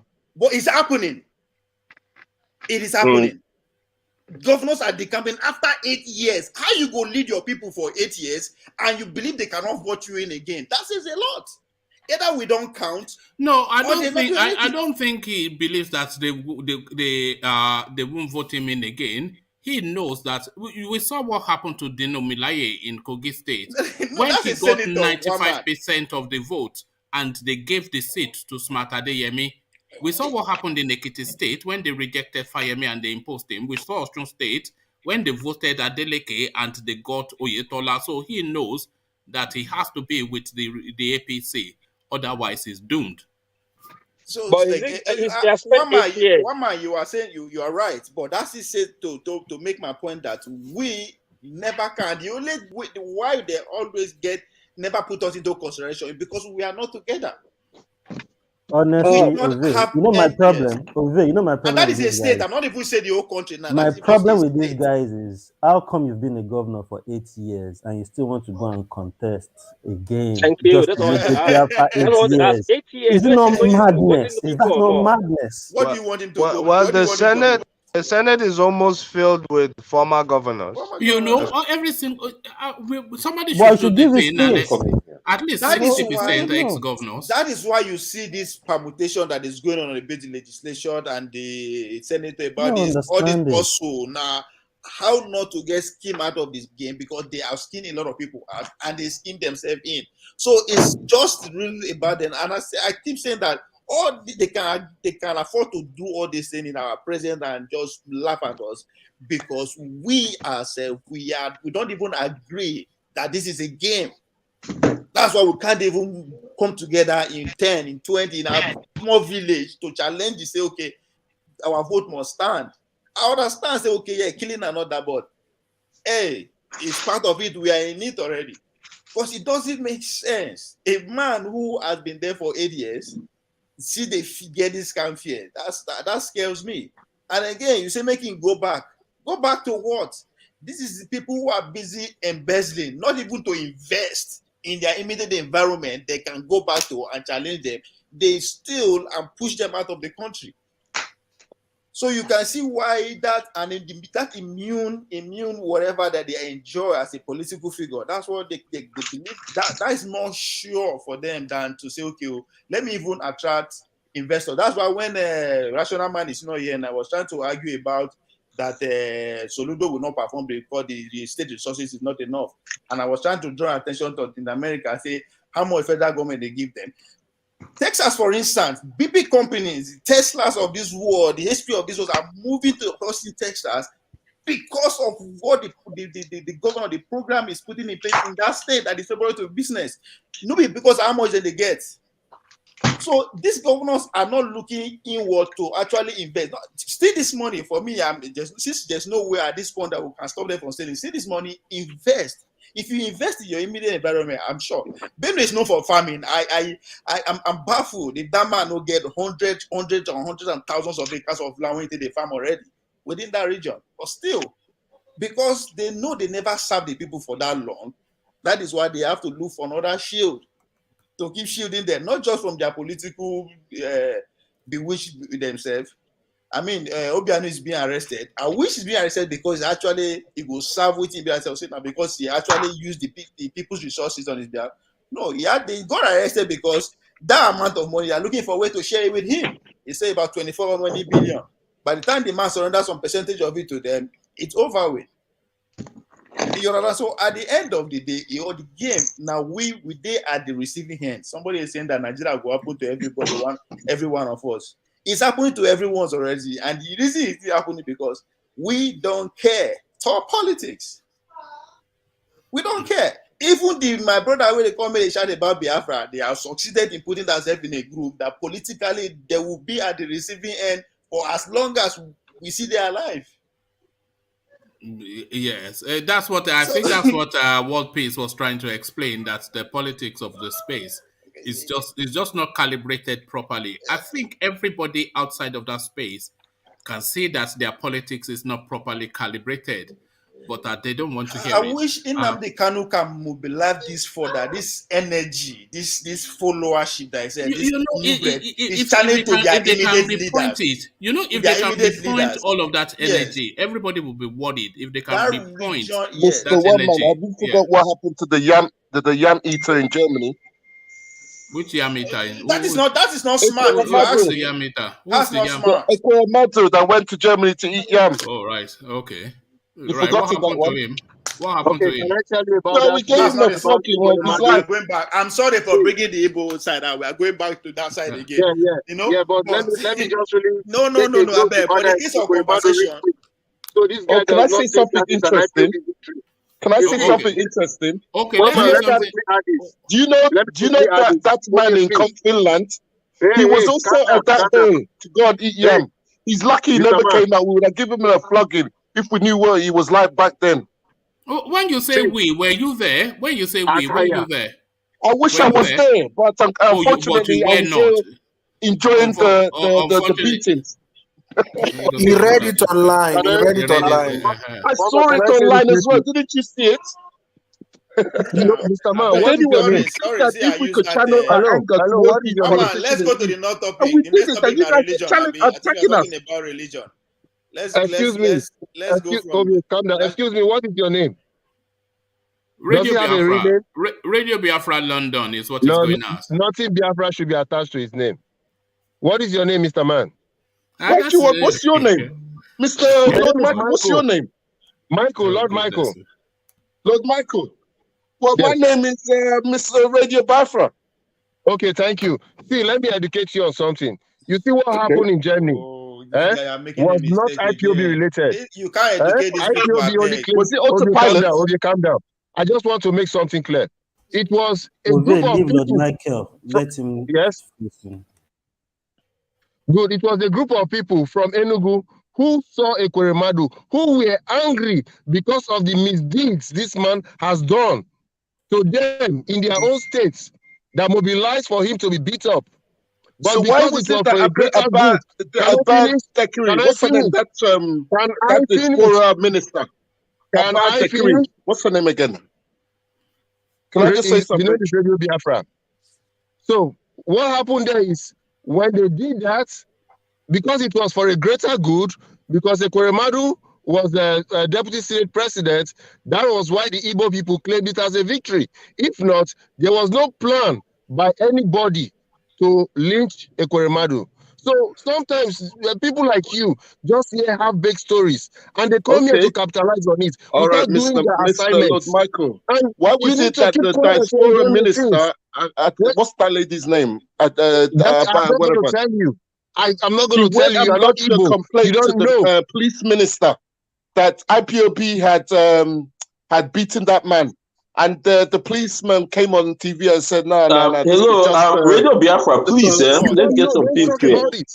Radio Biafra, let's get some things clear. That thing that happened in Germany then, I will not say it's IPOP. It was a set of Igbo people. Let me just put it like a set of Igbo people. They were not happy with Ekweremadu. One. Number two, do you know the main reason why they went against him? Ekweremadu came to that meeting with a Nigerian attire, not with Isiago wear. That was one reason why they came and he was attacked. I won't say it was an IPOP. And please don't call Simon Epa a cockroach. He's a cockroach, Mr. Tato. He's a cockroach. Don't call him a cockroach. I won't accept that. I'm going to insult you if you do that again. He's a cockroach. Please, I don't know who said, can I interject in a minute? No, free speech, freedom of speech, it comes at a price, and this is the price that we're paying now. Every instinct I have is to boot this guy off, but I cannot because he's expressing himself freely. So this is freedom of speech. But World Peace, you wanted to say, Yeah, I wanted to say something before I forget. This slap of a thing. I remember when that stuff happened. I was trying to go through my phone, my album, because I met Ortom in Japan when he came with Buhari to Japan. We met, and I was with my Igbo friends. And I remember there was one boy, the school boy here. It was the, I think, one of the iPod boys around here, in Japan here, in my city. So I called look at Ortom. We were taking pictures, and he was started calling some other Igbos to come around. But they couldn't do anything. I didn't do anything. And the guy took picture, we talked, he hugged my daughter, and he left. So if you're saying it was IPOP that slapped Ekweremadu in January, why didn't they slap Ortom in Japan? Ortom is not Biafran. Hold on, Governor Ortom of Benue State. They were slapping people that time. They said they were slapping. They were catching the governor, and they would slap. Are you talking about Governor Ortom of Benue State? You know, of their leaders. Hold on, but anyway, let's move away from this Biafra thing because it's my goodness me! No, please, what please? Are you talking about the governor of Benue State? No, I'm done with that. Thank you. Sorry. Let's move on to the next. All right. So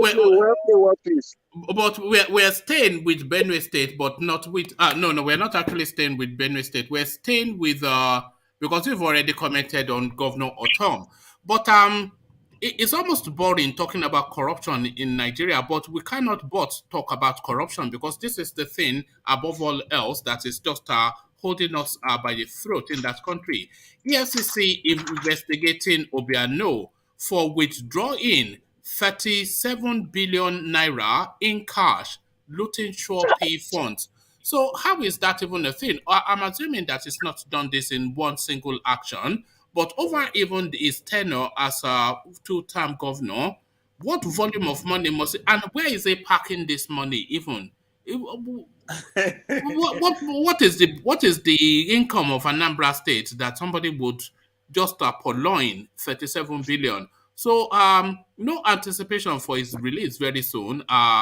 OBIANO and his wife Kirikiri forever. Ovie, what says you? Yeah, well, forever come. I don't see that happening. It just have to. They are negotiating in Igbo man. You have to make sure the percentage is going to be part away with the DSS is something that you can deal with. I mean, it just goes. I'm not going to just say that's OBIANO. I think that goes to pretty much all what we are expecting from all the 36 state governor. All of them. they all have way of either you are, according to my uncle Oshomole, join my party and your sins will be forgiven. There are a lot of that who are, going that route, and I suspect even Ortom him going to that party, apart from the fact that he's seeking for future election, automatically will be exonerated if he join the party. So maybe Obiano, it's still very far from Naabga man. At the end of the day, things like that will either come out, either a part with some of the money, or you join a party, or you donate to. So it just is a tip off of what is happening to all of our states. Those when if you fly out, they go and make deal. Those when if you fly out, they escape. So I think 37 billion naira. I think if that's small. Too small. It's small. It's a rookie governor. I always try and do the dollar conversion of it. I cannot, off the top of my head, do that. But I'll be surprised if that's not 30-something billion. It's not up to $1 million. $1 million. Am I mistaken? The one that it's up to $1 million.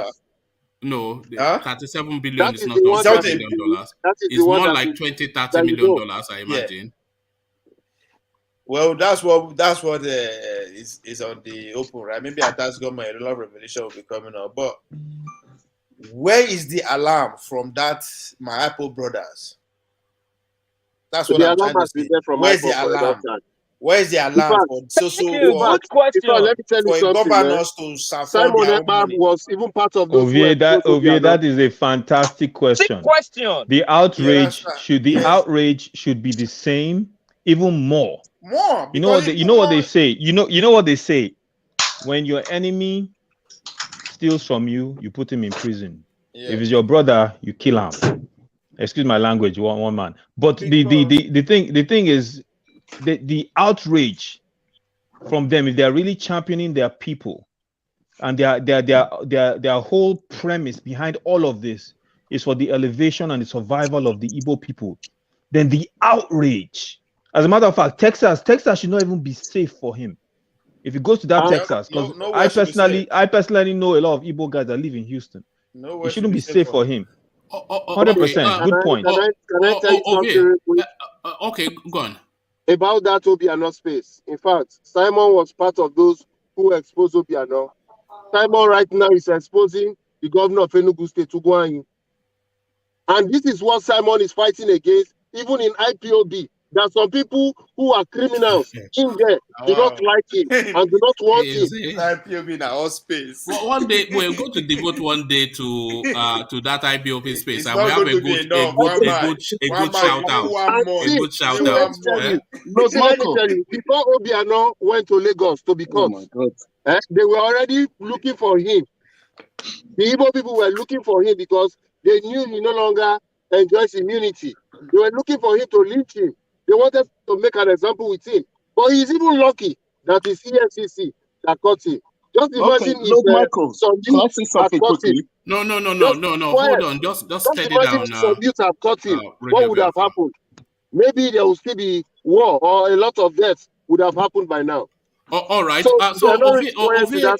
All right. Thank you, Lord Michael. Ovie, you asked the question, where's the outrage from the Biafran space? So let me give you the outrage from the Biafran space.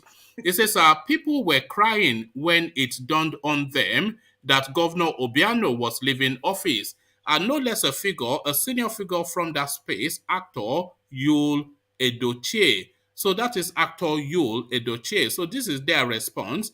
Actor Yul Edochie says that people were crying when it dawned on them that Governor Obiano was leaving office on March the 17th. Obiano completed his 8 years in office on March the 17th and handed over to his successor. In a post shared on his Instagram page on Saturday, March the 19th, Yul, who served as senior special assistant to the former governor on creative and entertainment media, wrote, "People are crying at the inauguration when it dawned on them that Chief Willie Obiano was leaving office. The moment he came down from his car, many people started crying, hailing him, saying good things about him and how they will miss him in office. Such things only happen when good people are leaving office. And I can boldly tell you that Chief Willie Obiano is a good man. Sadly, the negative events that occurred on the inauguration day have overshadowed other remarkable things that happened on the same day. Of course, bad news always flies faster than good news. While I was SSA, I spent a lot of close moments with him. Akpoku DK is a good man who did his best for Anambra State, a youth-friendly governor who gave lots and lots of opportunities to the youth, a jolly good man who welcomed all, always jovial, always welcoming, ready to do all he can to build Anambra State. So that is the response that is the rage from the East as the guy walks away One man, I must correct that $37 billion. No, I must correct that before it flies. That is a rage from his SSA, like you read. Look at that. You are saying the same thing. One man is No, always They're in sarcastic. the same WhatsApp group. One man is being sarcastic, Lord Michael. Did you go to that man's calm down. The same WhatsApp Have you gone group. to that man's Twitter space and see the outrage on his Twitter space and the attack on that man for writing this? Look at that. Can I say something? Yeah. Why was Obiano found in Lagos International Airport and not in this airport that he claimed is an international in Anambra? Why wasn't he using that one? No. There's a simple answer to that. You see, airlines have designated airports or that they use. He was going to America, and I'm not sure that the flight to Houston goes from Anambra. So that's where the flight goes from. So And the classroom field he built there, calling an airport, has exposed him. Lord Michael, Because if that was an international airport, Lord Michael, that would have been upgraded. That's a Biafran question. That's a Biafran question. You guys have not noticed that Lord Michael speaks like No, Lord he knows Michael is something. That's why I say you should leave him with RB.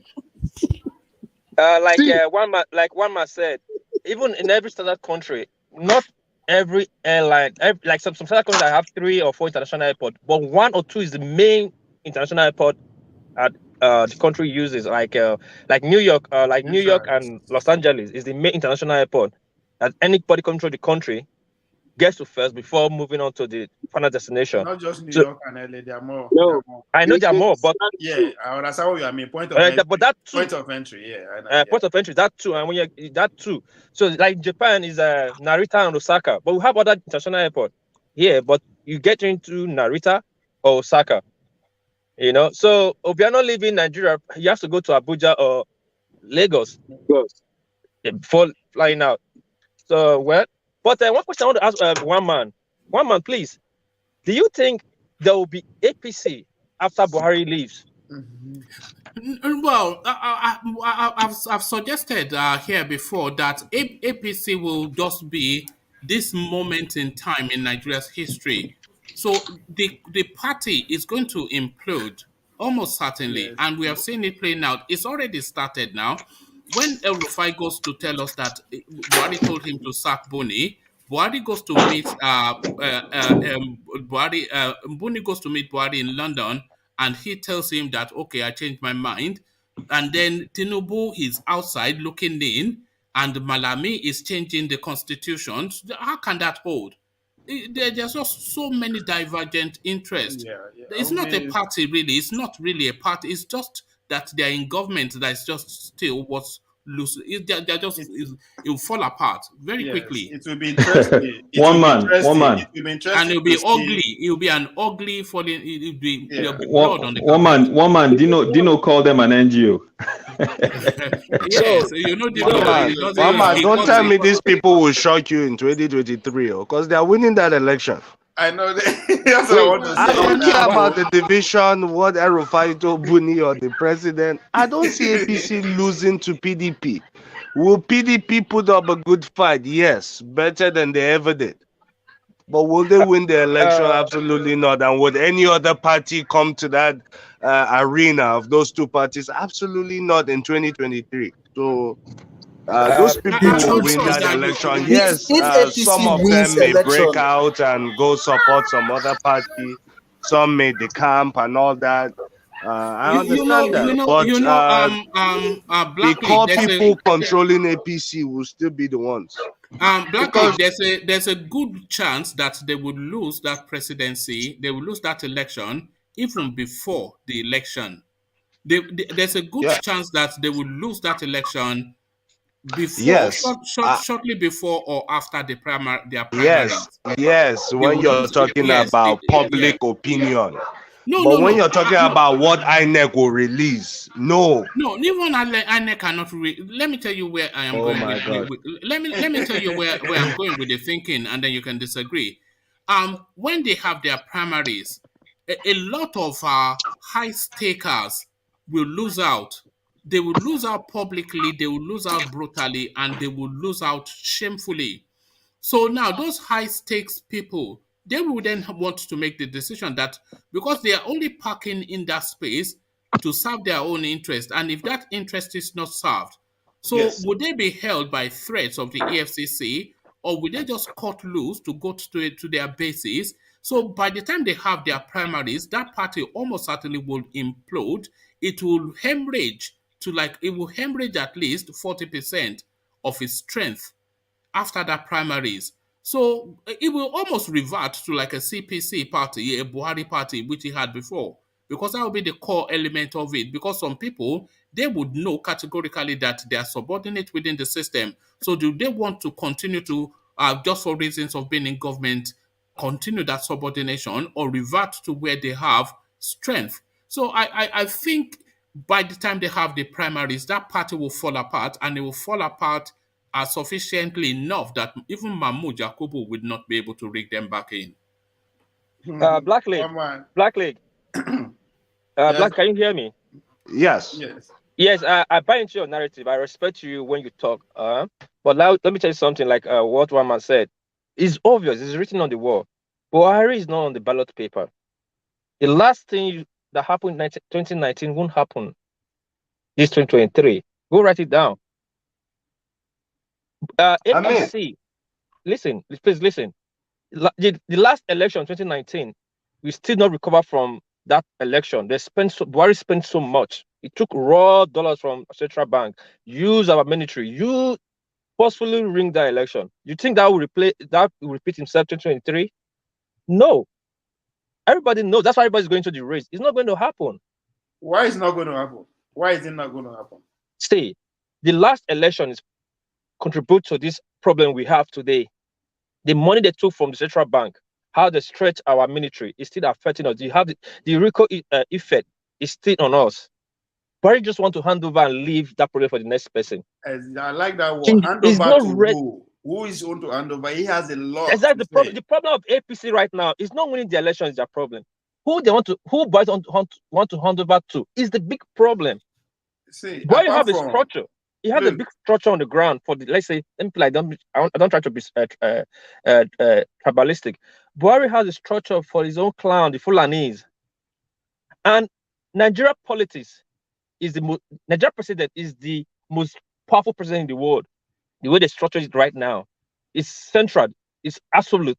The president have the total power. It controls everything in Nigeria. Now, Buhari put all this thing on ground. If the next person come, it will undo it with just one say.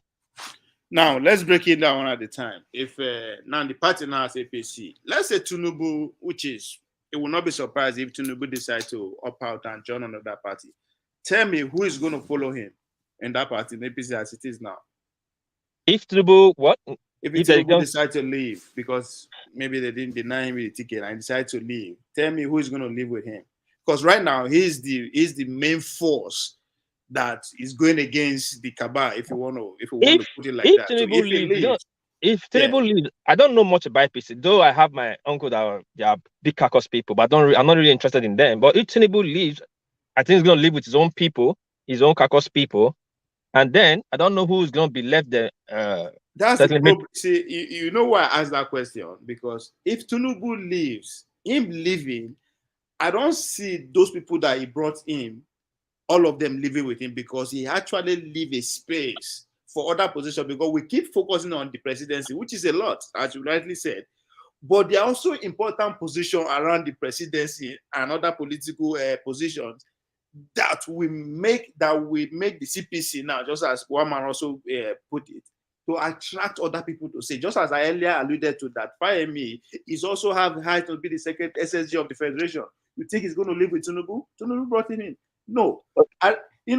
So those are the things you will look at. Tinubu alone leaving the party, I don't see him crumbling the party. I don't see him threatening the APC winning the election from 2023. As far they are still in control of everything as it is now. I agree with you. But let me finish what I'm trying to tell Black League. Like what you were saying, yeah, true. If Buhari decides to continue his foundation, what he has learned on ground, he can swear go into Third World War again, the 2023 election, and forcefully oppress everybody's vote and install another APC man there. But I'm not saying Buhari going that route. I don't think. I can only say think, because anything can happen in Nigeria. So you think Buhari will hand over to or he supports a different candidate outside his own party? Does Buhari even know what's happening around him? Why you go say you don't know what's happening around now? Now, wow. Person will say he get candidate. I need to keep a secret. Me they no kill him. I say you don't know what's happening. No, he does not know what's happening around him. Let's be factual. Listen, let me factual here. He knows that there are vultures moving around to take over. Your mic is not clear. Your mic is not clear. I said he orders. If one thing I'm sure Buhari knows that he understands that there are a lot of vultures moving around the presidency trying to take over from him, and that is why he's keeping whoever that is wants to favor secret. So for him to be aware of that, he knows what is going on. The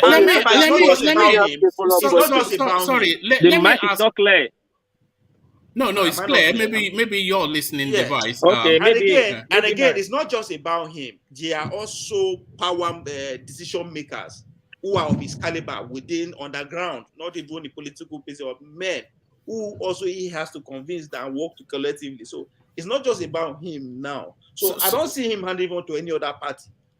Sorry, Ovie. Let me ask Black League why he is so confident that APC will win the elections. But because there's nothing that guarantees the confidence that we hear in his voice. So why are you so confident at Black League? Well, I studied the history of politics in the country. It's difficult for a sitting party, they call them ruling party, to lose election. It can only happen with Jonathan, who's not really, we say all things being equal. In Jonathan's time, things were not equal at all. I just don't see it happen. Buhari as a person, yes, he may not care. He may just want to retire in peace.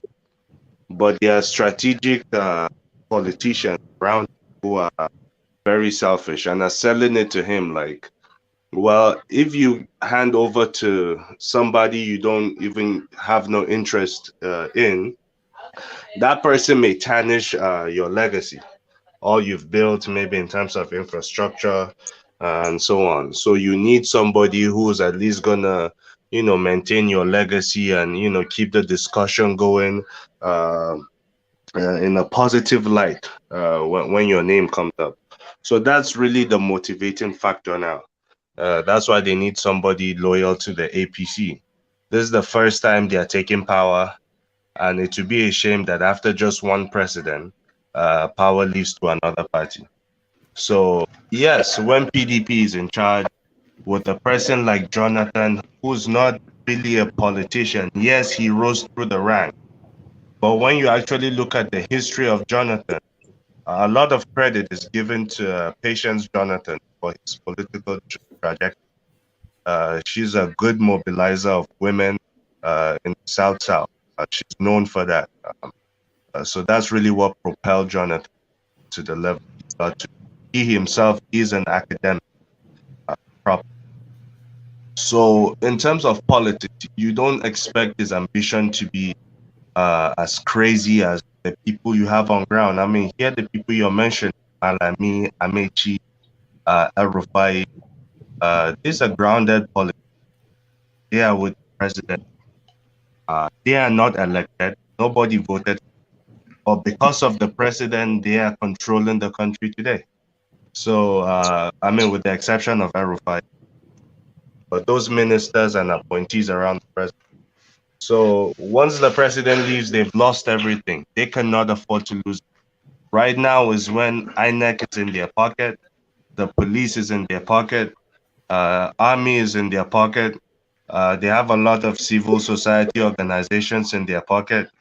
The courts in their pocket. If I may Brilliant, interject, brilliant Blackley, SANs in Blackley, their can I pocket. interject? So how can they lose? So Jonathan case, And we the will shouldn't of the look at people. What Jonathan's about the case. will of the people? What about the will of the people? One man. Really? Will of the people in terms of voting, right? Yes, in terms of what the people want, the government they want. Yes, but that is easily overturned, one man. We are not new to this. I mean, all they do is pay people to rewrite results, even as high as the returning officers. Some are vice chancellors of universities. I'm not talking about the level of Agbero right now. I'm talking at the highest of the highest level. These Black League, if people I have may been interject. manipulated. They are being induced with US dollars, and the will of the people, yes, but the people, Nigerian people, are not really good at directing their protests. I mean, you just gave an example with what's happening in Anambra and how much uproar is out there. I mean, people are over there commending the same guy that has looted billions. So I mean, that's normal, and it's just unfortunate. I'm not saying this because I support APC or I want it to happen. It's a very sad situation we find ourselves in. I'm only, seeing things as realistic as I can see it, going by our history. There's Yeah, no quick way a question. sitting party, no matter their internal ramblings, would lose power. Okay, All right, quick take a question for position you. from Aizan. Yeah, Aizan. Yeah. So your rationale for Jonathan being I guess the example of this happening before was that he's not a career politician; he's an academic. And then you said in this particular case, Buhari is surrounded by career politicians. Vultures like Amechi and all these guys. They're not going to want to cede power. But Jonathan himself was surrounded by vultures and people that didn't want to cede power. As a matter of fact, you can even make the argument that some of the people around Jonathan had a longer history and were more entrenched in the system and were agreeing to cede power. Yet, and PDP had been in power even longer, yet they lost. Who are these people that work with Jonathan? Let me answer. I'm going off your logic now. I'm just going off your logic. One at a time. Yeah. So the thing is, now given the Jonathan's case, yes, there were extenuating circumstances such as the defection of key PDP members that left and formed a different party, so they were able to challenge the status quo. In this particular case, if Tinubu is screwed and he does leave, don't you see the same thing repeating itself if he leaves with some power brokers as well? Can I respond before you answer the question regarding that vultures around Jonathan at the time? One of the biggest reasons that make Jonathan lost that election was the fact that my uncle again, late Tony Anene, and few other ones around the inner caucus insist. Sorry, Tony Anene, your uncle? Hold on now. Let him follow through. I'm from that state. I'm just okay. That's why he is a quote unquote. So insisted that good locks must be the ticket carrier during the second election, and that pissed a lot of real men of that party up. That they, even while they are sitting with him in the living room, they are working against them. Example is the chairman of the party at the time, one I think he's a former governor Bauchi, Mazu. Yes. Mazu was the PDP chairman there, but he was 100% working against the party. So that's exactly what was really wrong, because pretty much everybody was against good luck continue. So the big guys were, there's nothing they can do. Tony Anene was pretty much the guy there, controlling everywhere, and he's a master stroker. They respect him a lot. He insisted that good luck must continue. And those that did not leave, the likes of Amici and others that left, those that did not leave, that stayed behind, work against the party while they are still top officials of the party. That's why he was successful like that, to just take them out. Yes, and why I said he's not really a dogged politician, and the people who worked around him were weak. Those that were strong worked against him. And to be really a dyed-in-the-wool politician, you have to know the people working against you in your circle. I mean, he brought people who had no electoral value. Overnight, Fani Kayode was his greatest critic, tore down Jonathan completely. Overnight, Fani Kayode got the job to be the spokesman of the campaign. Such a strategic position. The likes of Doyi Okupe, the likes of Mike Dome. I mean, I can keep going on with the list with Jonathan. The Arise man. People, Abati them. Those people had, but what he essentially did is contracted party duties to private entities, and they started coming up with this great nation, great people, great nation, or one nation, great people, and really the party was supposed to sell him, but he started bringing people like Ifeanyi Uba and the rest of them to sell him. And that didn't work for him. It worked in 2011 because he has strategic politicians working for him without any form of betrayal. But in 2015, he could have smelled the betrayal in the air. Any real politician would do that. So I think Jonathan did not really do it. And for him to lose like that, he could have just not contested at all. And I mean, he's still respected, but I think he would have been more respected if he just didn't contest than to contest and lose, knowing that people were working. What Ovie just said about the national chairman working against them is absolutely true. A governor then came out to say this, Governor Fayose. He said he was speaking to the national chairman. He said the national chairman told him, "Oh, I just left the president, Jonathan, right now. I deceived him that I'm going out of the country. I'm still here. Just misleading the president, giving him false information." Fayose came out to say all of this, and then national chairman even Dasuki, who was his NSA, he betrayed him, and he came out and said he betrayed him, which was ironic then that he got what he got of Buhari at the other end. He said that some of the pronouncements of Buhari during the build-up to that election, that they were so treasonous that they were sufficient enough for him to have just picked him up. But he could have picked him up. Well, all these languages of the dogs and the baboons and all this sort of threats. Even Obasanjo that actually brought him to give him that position, practically, work for him, turned against him 100%. Everything was against that guy. So only the people were with him. Yeah. And also, you said that it was the governors that affected the elections. Yes, it did affect the election, but it's not just their defection. They had the backing of the United States government. I could tell you. They were just against that guy. One man. Because the governors, Obama invited the northern governors to the White House. Yeah. I mean, when I read the headlines, I mean, that morning it happened, I was really surprised. I'm like, so the U.S. is really. They definitely have a hand in dividing Nigeria. How do you invite governors of a certain region of a country and not invite the governors from the others?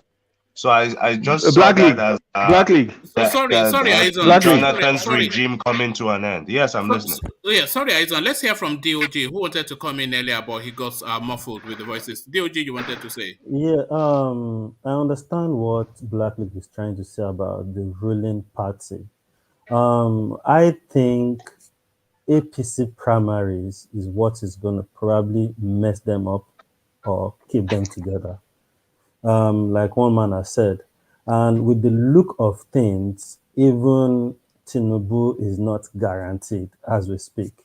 And with the way things are going, once Tinubu doesn't get the ticket and all these things fall apart, I'm telling you, regardless of whether they are ruling party, I don't think Buhari really cares that much, to be honest. Once they fall apart and the thing goes away and PDP can keep themselves together, I'm telling you, whoever the candidate for PDP is, people are just going to vote for him. Because people are not looking at PDP because most people, like from the Southwest, are looking at, okay, we want to vote our person in. That's why people will actually really go and vote for Tinubu. Not like anybody really wants Tinubu If there. Tinubu leaves, does it take Lagos State with him? Because Nigerian election is essentially Lagos State and Kano. That is really Nigerian election. I think it depends. Tinubu, It depends on the role. It depends on the role. Like I've said it. DOG. Tinubu, with the way he's going with things, is losing focus of Lagos. Lagos, yeah. Just like the way they lose focus with Buhari, they were all about what they wanted in the part, what they wanted to gain for themselves. That's why Buhari brought all these Malami and all these guys and co. And they've actually even, I think they've even lost the party because Malami is now No, controlling. they've lost the party. The party You doesn't belong understand? to the... You see? So, yeah, Corey and The only way Tinubu, there, just as one man put it, the only way Tinubu can carry the whole Lagos with him, it's how it depends on how he decides to leave the party and who comes along with him. Because Lagosians still love Balaji Tinubu, what's his name? Babatunde Raji Fashola. So what about if he publicly declared that he's not going with him? So, and with everything... Okay, you are taking us to some... No, I mean, him taking the whole Lagos, that's what I'm saying. There are men that it's okay if they decide to promise a Fashola. Okay, no, let's not go down that direction. No, please. I don't want to go in that. Let's not go in that direction because that direction leads nowhere. What will actually determine that for Lagos will be the candidates they are putting down. APC is putting down. But let's face this presidency. I think this their primary will determine a lot. If Tinubu doesn't get it, one, if most of those guys are not happy with it, I'm telling you, because if you look at that party, it's a conjunction of two parties. So it will just or even everything. Three, there's a strong element there as well. Exactly. So APC now, the AC now will come on their own. The CPC will go on their own. Then there will be disagreement. Then when you see people backsliding and going to other parties, if you look at some of the names they are permutating with, Rotimi Amechi, that sort of, can Rotimi Amechi pull a party together? He cannot. He cannot. I don't think anybody thinks he can. It is not. It's not realistic that all APC members will go, all that party members will go. Just look at the PDP. When it happened, Saraki left with other people, but other people still remain. Tinubu will leave. Not everybody that I brought to PCP. No. You see, you have to understand that Tinubu's caucus in the APC is a loose convenience caucus. Buhari's caucus is probably more tighter. But they just weigh under an ideology which is umbrellaed by their guy. So if that space, if they don't really get fully, but I don't really, what will they be able to offer Fashola to make him remain in that space? He has been governor. He has been governor. I don't even think Fashola really wants to be in politics because the language just sounds tired. That it's just tired of it all. Yeah, exactly. People like Fashola won't. Maybe that's his style. I don't worry about. Fashola won't stoop so low to no, but not just Fashola. Fashola is a principled man. Somewhat. He would rather just go and not be anywhere for that. No, not just Fashola alone. Now, what about? I mean, Tinubu brought a lot of people into that party. So that's what we are saying here, Ove. Yes, you see, those guys we are talking about. No, what Ove is saying is they will abandon Tinubu and stay with APC. I won't say that. It doesn't work like that. That's not what I'm saying. That's not what I'm saying. Okay. There are some of his people that they will say are charged with some juicy position. You understand? That they will dangle, they will look at their future and say, okay, this man now in last phase in day. Tinubu is in his last phase. What begets me after you have to understand that it's also an ideology. It's a lot more. It's a lot more complex than all this horse trading. Politics is horse trading, but there's a lot more at stake. They've all been on that journey to this sport. Okay, so they abandoned Tinubu. That's fine. Who would not abandon Tinubu? Aregbesola is ready to abandon him. He has already even abandoned him. Fayemi, you always come here to try and tell us that he conveniently made himself unavailable. So there's all of that. But under that Tinubu narrative is an ideological political narrative. So it's not just Tinubu, it's an ideological political narrative, which is essentially Southwestern. So these people are individual career politicians. So you say their interest, they go to that first. But then what is even their interest? What offer is there because these people, they've been through the systems to that level that they can be ideologues now, They've been minister. Is it minister you want to offer them? They've been governor. Is it governor you want to offer them? They are wealthier than Mansa Musa. What about those who are trying to escape prosecution after their So that's the one element. But even that though, they can. How many of them are they going to lock up before it starts to look ugly? When you start, you round up all the. I don't think they will go that far to see they want to lock everybody up. They have other way. Maybe they threatened Atiku now at the height of 2019. They were even picking up his son-in-law, his relatives. They did all of that, and he did not yield. A big fish. But funny enough, woman, I want to bring up one thing. Do you guys remember when Tinubu was governor? I think he has a very good relationship with Atiku because Atiku spends weekend with Tinubu back then. They were very close. They're one of the oldest friends in politics. Forget this, they are part of. No, it was just funny the way. Now, Bishop cross. 50 years now. Cross now. What will happen to their friendship? And after the elections, they'll come back. They'll be friends back, of course, because I know he used to come to Lagos to stay a weekend with Tinubu. I think that is the spirit we should all adopt, body Biafrans. Now, all that politics. It's all politics. Walk. Don't bring this Biafra matter here again. Southeast and north. All that politics. Let's have a minds on. Yeah. You said that the Tinubu championship, or him being the champion is a Southwest ideology. Is it only a geographical ideology, or is there something underpinning that ideology outside of just a Southwest? The Southwest space is ideologically an Awoist. If you look at, I can bring you pictures of really most of them. If you look at Fayemi, he wears the same hat as what is it called? Oshibanjo. And if you Fashola not too far away, he doesn't wear a hat, but he wears the hat on his sleeves. So it's an Oshibanjo too. Yeah, Oshibanjo. So it's an Awoist ideology, which is a progressive yet socialist sort of. It's a woman in symbol, not in practice. In symbol, not in practice. Because if Ajan Lekoko was here, he would object immediately with you, right? In symbol, not in practice. How so? In other words, it's symbolic, but in actual practice, they are far from Awo. Because they don't champion the same ideology. Awo stood for an ideology, and he showed that through his educational policies. He showed that through what he was trying to provide for the masses. Correct me if I'm wrong, but I've yet to see any one of these guys show any kind of example that even closely resembles what Awolowo did. No, I think they all do the same thing. They all do that our template: education, agriculture, social welfare. That's the Yoruba politics. Education. Okay, please give me an example of Awo/Jakonde that any one of them have done. I stand to be corrected, but I haven't seen it. They've all invested all equally. These are more sophisticated times, so that might not be what shines out, but those are just standard measures that they go to. Education, agriculture, social welfare.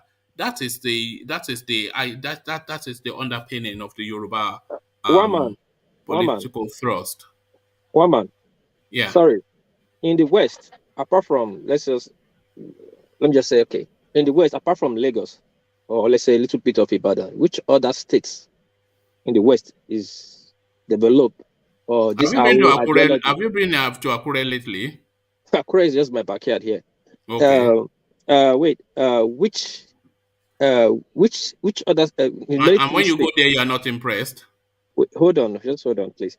I have not seen the impact of these politicians you just mentioned that is trying to replicate our ideology.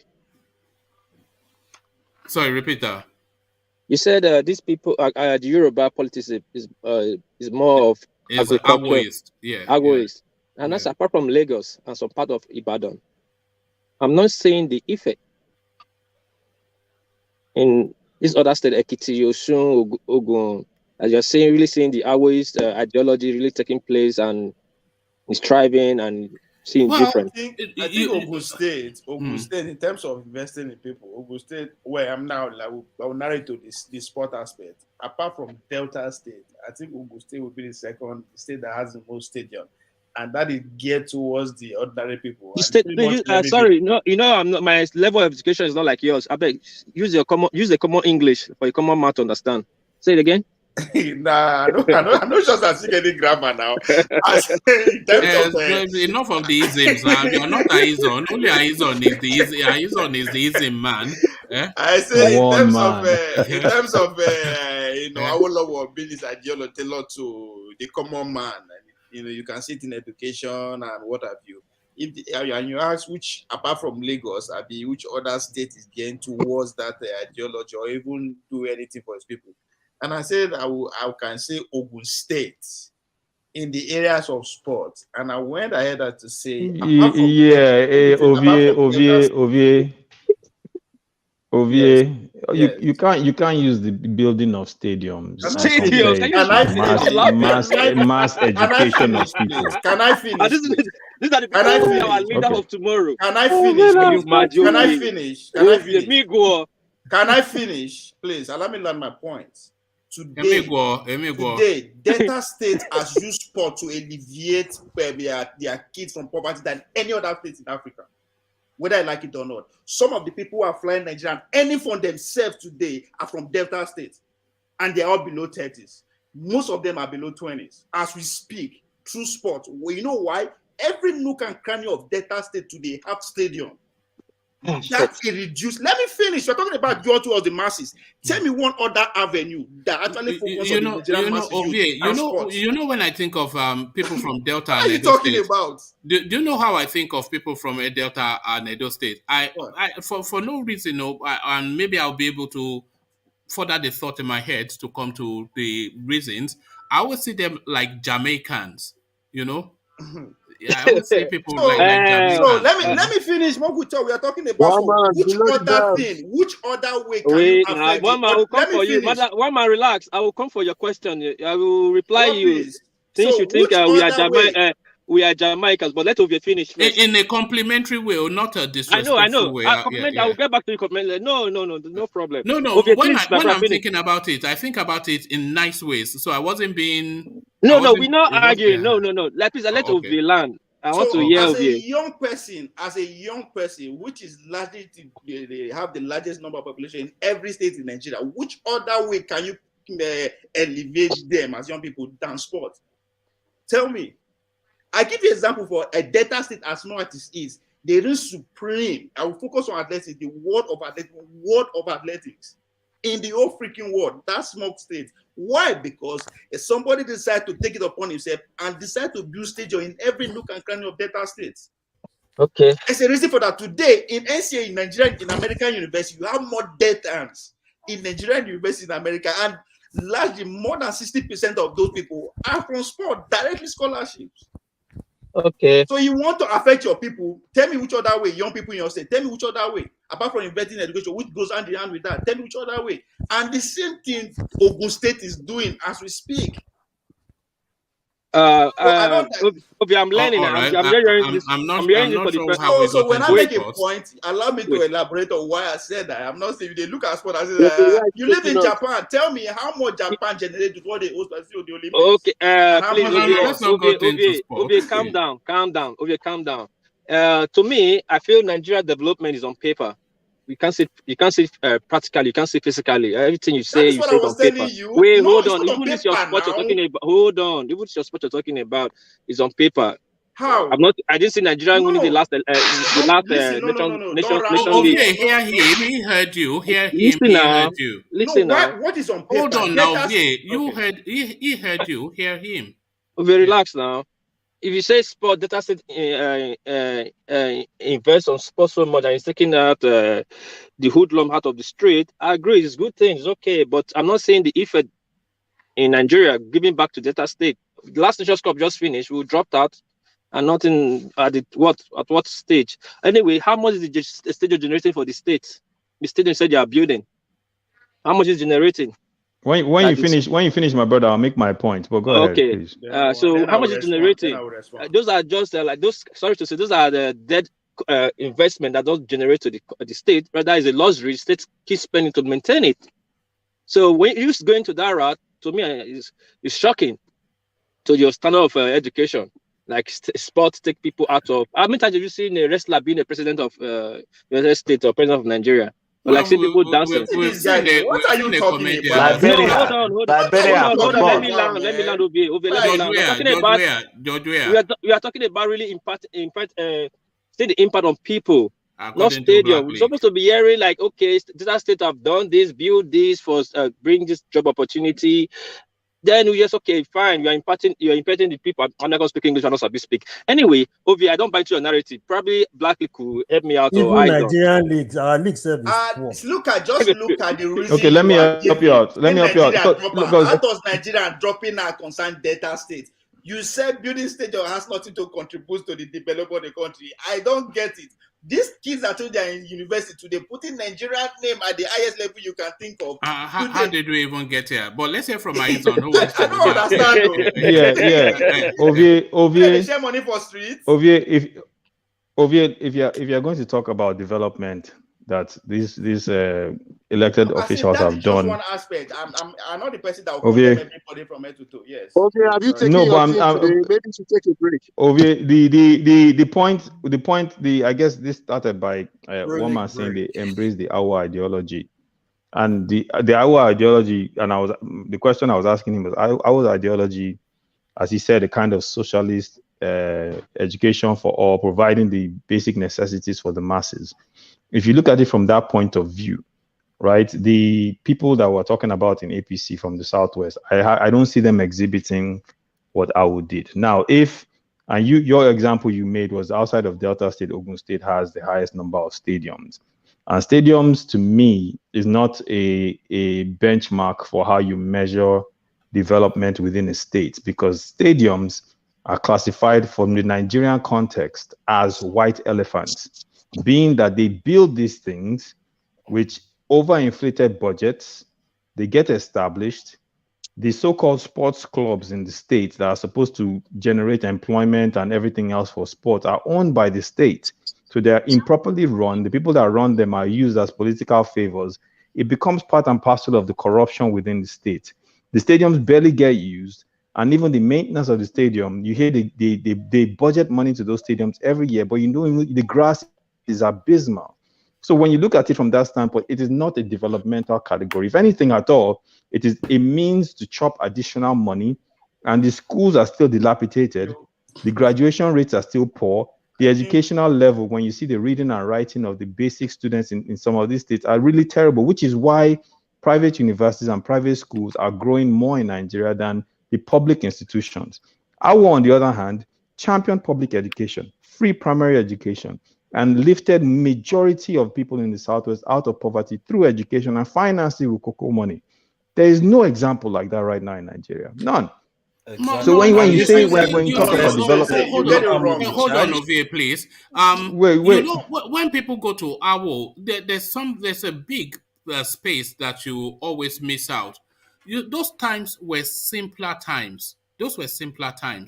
So people continue to template Awo, which was in the 60s and 70s, to contemporaneous times, which is more sophisticated, a larger mass of people, more dynamic. People are more educated now than they were during our times. The social needs, the physical, all the needs are more. There's a multiplicity of them, and they have a greater sophistication and of a greater spend than at our times. These were just simpler times now. People keep templating Awo as though, you know. Outside that, but the reason why the Awo thing is coming up is because you're saying that these people, these so-called politicians, are embracing the Awo ideology, and I don't see it. I don't see where they're embracing his ideology. In the manner that it manifested under Awo, because it's more sophisticated. No, but one man, these people, as a matter of fact, you can argue they have more resources at their disposal than Awo ever did. He had to rely on Cocoa money to fund education. They have more resources to tackle better needs. Let's be but they have education. Education is a primary need of a state. It's a primary need. Healthcare, education, drinking water, power. These are fundamental things that the population of Nigeria responsibility could trump any one of that. About 60 million people. The quota for the Southwest maybe about 20 million. They just you could drive for ages, not see a single person. All they were it was an agrarian society evolving into modernity. So it was just simpler times. And again, okay, let's even accept those numbers. Let's even accept those numbers. Wait. Let's even accept those. Wait. Let's accept those numbers that one man just put forward. That because of, I guess, for whatever, the numbers now are much higher. Even if you were to say, have they accomplished 50%, you still would not be able to point to what they have done in the terms of a primary need such as education within that space. The schools are dilapidated. I mean, are we looking at a different Nigeria here? The schools are terrible. Public schools have failed. There's no other way to describe it. That's why private education is such big business. Private education is such big business in the country because public institutions have failed. These people are running around. If you look at the budget for education in most of these states, they have failed. I mean, you're talking about Edo and Delta. There was something recently on Arise where they showed a primary school in Delta. The students were sitting there with water dripping on their heads. This was a public institution. So yeah, but at the end of the day, show those schools. They will not. They will, if the school was spick and span, there's no need for it to be on the news. It's only the but it's not just that. There's even a newsman. I can give you different case numbers of schools like that. They are high. Even there are schools I know there are no chairs. No chairs, nothing. Come on, now, one man. Let's how do you expect these kids to learn? So teachers just send them up and down to go and buy food, while the teachers sell clothes and gari to each other in the staff room. It's so sad. If you know how much people pay in private school, you and not everybody can afford it. If you are not rich, you can't even send your kids to private school. So the less privileged people in the country have to send their kids to these schools that has no chair, no standard, nothing. Everything has fallen. Well, was that not the system that produced Goodluck Jonathan? This system that you disparage? I have a question. No, in what year?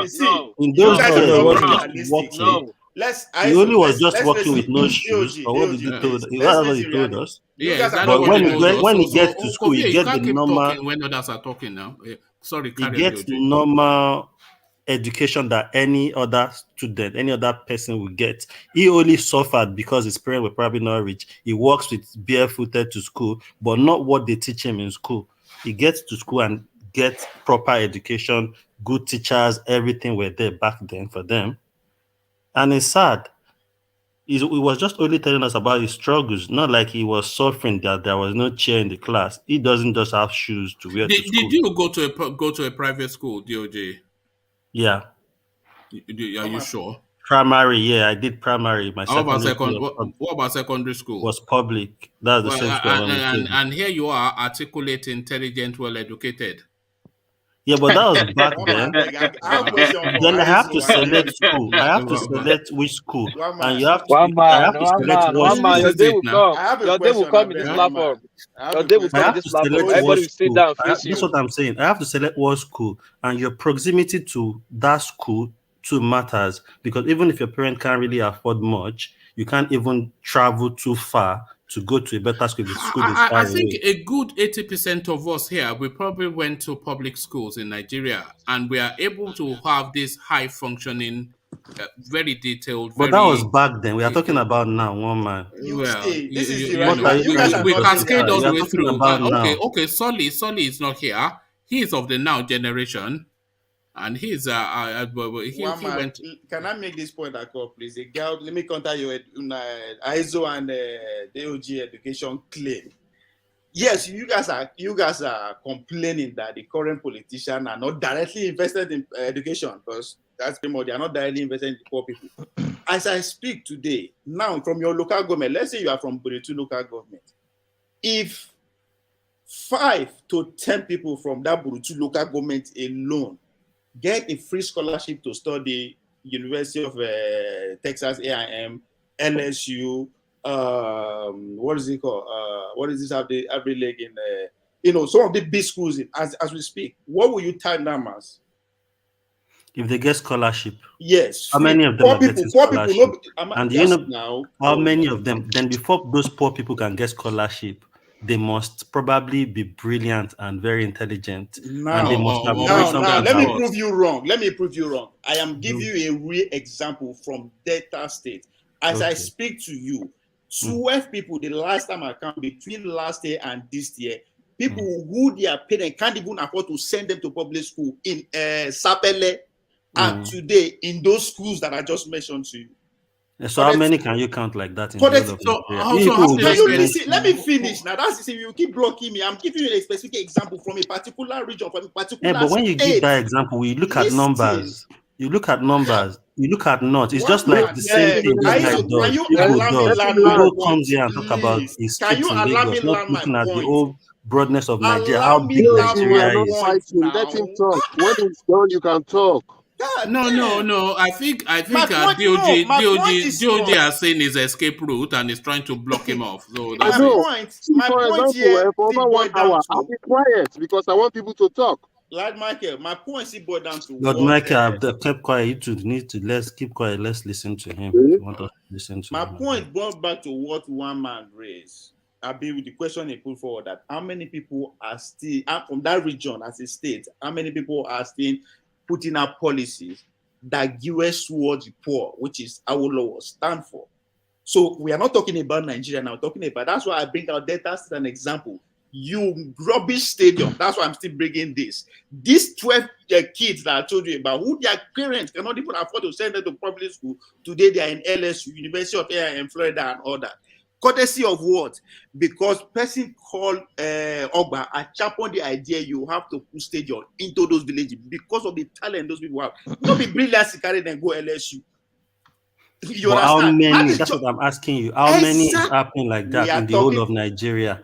Can you tell me the same story in Lagos? Can you tell me the same story in Osun State? Can you tell me the same story in Niger State? Can you tell me the same story in Castina? Can you tell me the same story in Bauchi? Can you tell me the same story in Ebonyi? Wow. On and on like that. Would you respect how you take it? Let me tell you something. What you are saying now, would you respect how you take it learn?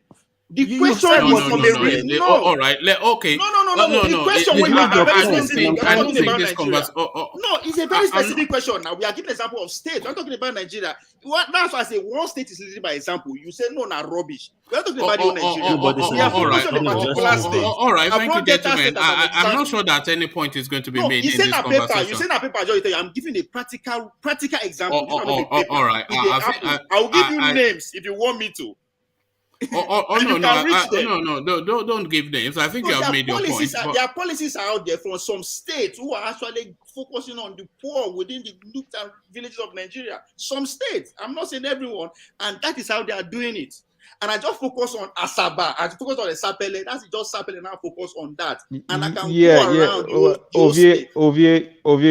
Ovie, I'm from Delta State. Okay, so your point in using scholarships as an example for development, I mean, it really doesn't count. And here's why. That's not my point. Wait. I was listening to you. The state don't give it. No, that the state don't give it. Okay, don't listen to education. That's the problem. Okay, so okay, the stadium gave them the ability. Wait. The stadium gave them the ability to excel at a sport that the stadium gave them the ability to excel at a sport that they eventually used to get a scholarship. I get what you're saying. Good. My point is the numbers. When you take a look at all the youth in secondary schools in that area, in the local governments you mentioned, because I'm familiar with them, and you take a look at the number of people that actually get scholarships, it is less than 1%.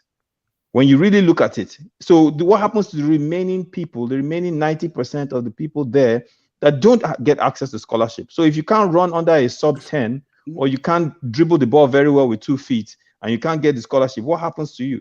Sport is an avenue. It is not the all-encompassing avenue. Let me answer. So the point I am making, I'm not disputing that. The point I am making, I'm not disputing the fact that if you provide sporting facilities, you can use sport as a platform to get further education abroad, which, by the way, my brother, adds to the brain drain in Nigeria. The fundamental question that we have to answer is the ones that are there, the ones that have to stay in Nigeria and get educated in Nigeria. If you don't provide good educational facilities so they can achieve and become the lawyers, the engineers, the medical doctors that are trained and developed in Nigeria, you have failed them. You have failed them. And that minuscule number cannot account for the numbers that have to be developed within that local government area. Now, that is the point I am making. And when people want to compare the Awolowo example or the Awolowo case study, the Awolowo case study was mass education. Mass, not a handful that gets scholarship to go to America. Because that, to me, it's a benefit to that person and that person's family. And by the way, there's no guarantee that person is going to return to Nigeria. Now, so let's call it for what it is. No, you are not. I disagree with you on that. You understand? I disagree. Totally disagree you on that. Because there is no way, even though the education towards the masses, there is no way that everyone is going to turn out successful academically now. Because it's not even a guarantee that you are going to successful or turn to a good citizen just because you went to school. So if you want to narrate hold on, Ovie. You cannot say that. The father is not hungry. Hold on. The father is not hungry. Hold on. What? I don't think you can. You please hold on, Ade. I don't think you took on board fully what Aizon was saying. Aizon is talking about percentages. Am I right in saying that you're talking about percentages? Yes, right? You're right. Yeah, you're right. So yes, he is saying that if you look at the mass of people eligible for the educational system, that narrow space, which is minuscule, as Aizon said, is not a sample of anything, because if you provided more for a mass, even if they hemorrhage, as you said, that not all of them will make it through, just by sheer mass of numbers, there's more probability of a higher percentage of them coming through, which will elevate the whole of society just by through education, than all these tiny little fractions that is being pulled out just because they've been gifted genetically to be able to jump and run and kick a ball. There are many ways to mold a child to be useful in a society outside of the 4 walls of education. I'm not against that. There are so many ways to do that. And sport is just one segment of it. So just because that is not living up to expectation doesn't mean they are not doing anything at all. And I just point out those 12 people who are schooling abroad. Within those 12 people who are schooling abroad, there are 20, 30, 40, 50, hundreds of them who are using the same opportunity in Nigeria. Now, I am talking to you from a perspective of let me finish. From a perspective of somebody who lives in the village, who, regardless of the free education you brought to that, without extracurricular activities, it might end up not being manifesting as you want it. You understand? Let me clarify both of our arguments here. Let me clarify both of our arguments. Ovie? I'm listening. Yeah, carry on. Yeah. So the point you're making is not lost. That yes, you can provide opportunities for physically or gifted athletes to achieve a means to higher education in a country that's more advanced. Not just yes, in a country. I'm just saying higher education. Yes. Yeah, okay. Even through that same process. Okay. Even within Nigeria, because they are good at the sport. Now, I'm also involved in the sports industry, and I understand that, but I'm not disputing that. But in terms of numbers, those athletes or those gifted youngsters are a minuscule number when you look at the masses of people in that local government area. So what I'm saying is, it's not a case of one or the other. I'm not disputing giving opportunities to people that are good in sport. Yes, that should exist. But in the case of majority of the young boys and girls that don't have access to decent, bare minimum education. I'm not even talking about really, really good. I'm talking about bare minimum education. You are failing the youth in that region tremendously, because majority of them will not get a scholarship. Majority of them will not be able to go to an American university. And that is a fact. So my brother, I understand what you're saying. I'm not losing sight of it, but I'm saying that cannot be used as a benchmark for development. No. What about the employment aspect of this stadium that we're talking about? Because that's a sport industry. No, hold on. Ovie, take on the point now. What is being said is that the emphasis and the spend should always be for something that will capture and give opportunity to as mass a number as possible, because that is just the most viable thing to do. Yes. But this sports element is a tag-on rather than a mainstay. It's a tag-on. So it's as well as, but a satellite little tag-on, not the mainstay. The mainstay cannot be sports. No, it's just one aspect of it. Because it's a long-term investment if you want to. How from how ideology we even get to this stadium? How to policy that touch the poor. That is our stand. Policy that affect the poor. Yeah, but it's not sports. I know you're right. I know sports is your field, so that's where your passion is. So I get the passion. There are also a lot of job opportunity that aspect of business industry brought into the equation. I just focus on that because when I say build a stadium, it's a sport industry, it's a sector on its own. It's a long-term investment. In the next 30, 40, 50 years, the benefit of what has been put in place in that region will still be invested. Yeah, no, but nobody is disputing that though. But what I suspect Aizon is saying, and certainly what I am saying, is that cannot be a mainstay policy. That is just a tag on. That's a tag on. That's and again, my argument is coming up from the fact that you make a very good point that say that the times of Awolowo and Nance are different. They are more sophisticated time now. So even the education, mass education we are talking about, I don't think government need to come up publicly and proclaim it. These days, you don't really need to be in the 4 walls of our schools to actually get educated. I mean, we're talking about the sophistication of our time. Wait a second. Wait. Yeah, woman, Ovi, are you saying that because times have changed, the government cannot produce a decent level of education for its masses? No, he didn't say that. No, he said there are more sophisticated ways of educating people beyond the 4 walls of. Yes, there are more sophisticated ways of getting education, but we're talking about Nigeria here, where we haven't gotten the foundational elements correct. So the point is, in other words, even if there are more sophisticated ways, and we all know what those sophisticated ways are because we all live in the West, but the bare minimum is what I'm talking about. I'm not talking about teaching kids how to code. I'm talking about the bare minimum. Reading and writing, solving mathematical equations. The bare minimum, they have failed. That's what I'm talking about. I'm not even talking about. That's what I'm saying. Just being able to provide the bare minimum. I am making that argument because pretty much the countries who follow our own kind of system of government are losing it when it comes to public education. There are more private schools in America than public schools you can think of. Are you saying they are not no, oh my God. The times have changed. That is what I'm trying to say.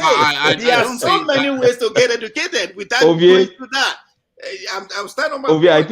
I think you agree with me. I think you agree. No, I think you agree with each other, but they say there are two strands to communication: listening and speaking. But both of them not happening. Certainly not the listening part. And I think from all of us, really, in most instances. But I don't dispute your point, but you are disputing. Okay. Let's just abandon it because you will say it, and then he will come back, and then we'll loop it round again. So let's not loop it round again, but let's instead point it in the direction of world peace, only because it's coming in from Japan, and that somewhat tickles me. So world peace, are you still there? Oh, okay, we don't seem to have world peace. Let's point it then in the direction of Black League, our American. I'm here, but just give me a minute. All right, okay, I'll give you a minute, but then we'll take that minute with Black League if it's available. Okay, Black League. I'm here.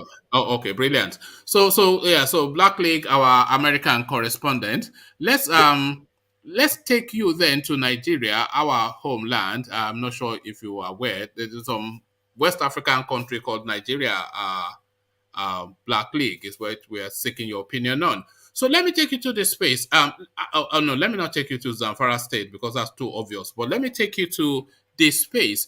So just about a week or so ago, Black League, the Redeemed Church of God, Enoch Adeboye's church, they've come out with creating a department, a directorate for political affairs. This is what they've tagged it, and they've mandated that all of their body churches have similar something recreated within all the satellite churches with a representative to liaise with the hierarchy. All of that structures being put in place, of course, no surprises to guess at the space that this is to facilitate for Oshibanjo. So Tinubu now looks to religion as well and he cries to his faith. Tinubu tells Sharia Council to create political departments like Redeemed Church. So politics and religion, this is something that has existed since the Roman times, but how it plays out in Nigeria, does that portend danger? So what are you made them making then of this call to religion by Tinubu? Well, I think he's just balancing it up with the redeem narrative. You know, it's all politics, so you shouldn't be surprised. Because the narrative will come out that the redeemed is trying to, you know, get involved in partisan politics. So, I mean, that would sound to his allies in the Muslim North that he's trying to use that religion because Oshimbajo is still seen as Tinubu's boy. So, I think that's just what's happening. So, he's trying to balance it up with the Sharia thing.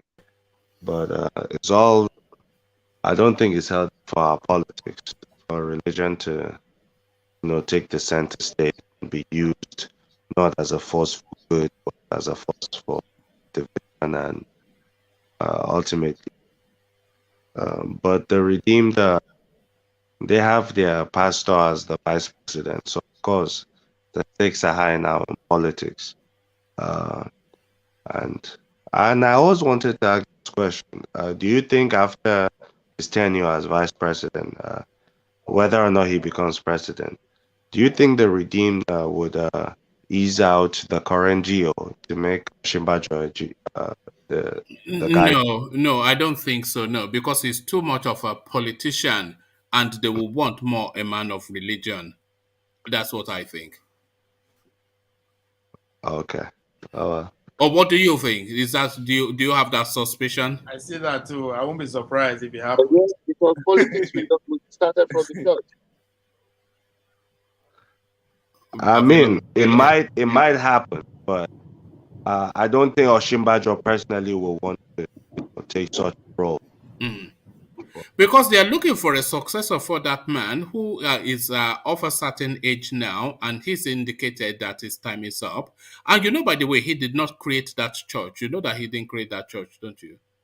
Yeah, I do. Of course, I do. Because a lot of people actually think he created that church, but he did not create that church. No. That's because he has been in charge for a long time. There was a GO before him. So people thought he would retire before now, but he's still in charge. So, but I think they should leave it out of politics, please. If they want to play politics, you know, take off that religious toga and let's face you as a politician. But if you're over there hiding behind a religious organization, you know, I just think it's difficult to play both. All right. So the person who created, just for the purposes of information, the person who created the Redeemed Church is Josiah Olufemi Akindayomi. So that's actually the person who founded that church, Josiah Olufemi Akindayomi. So there it is right there, just a piece of information that you may not previously know. So to the space, Abubakar Malami and his Machiavellian machinations, how Attorney General Malami Amechi Emefiele procured court order deleting Section 8412 of Electoral Act to safeguard their political ambitions. So this is something that I have been laboring especially hard on this platform for quite a few days now, and it looks as though the voices now converging to that space. Self-interest in totality, and this guy the temerity to procure some fake judgment to delete from an act of parliament that has been assented to by the president. The audacity, Black League.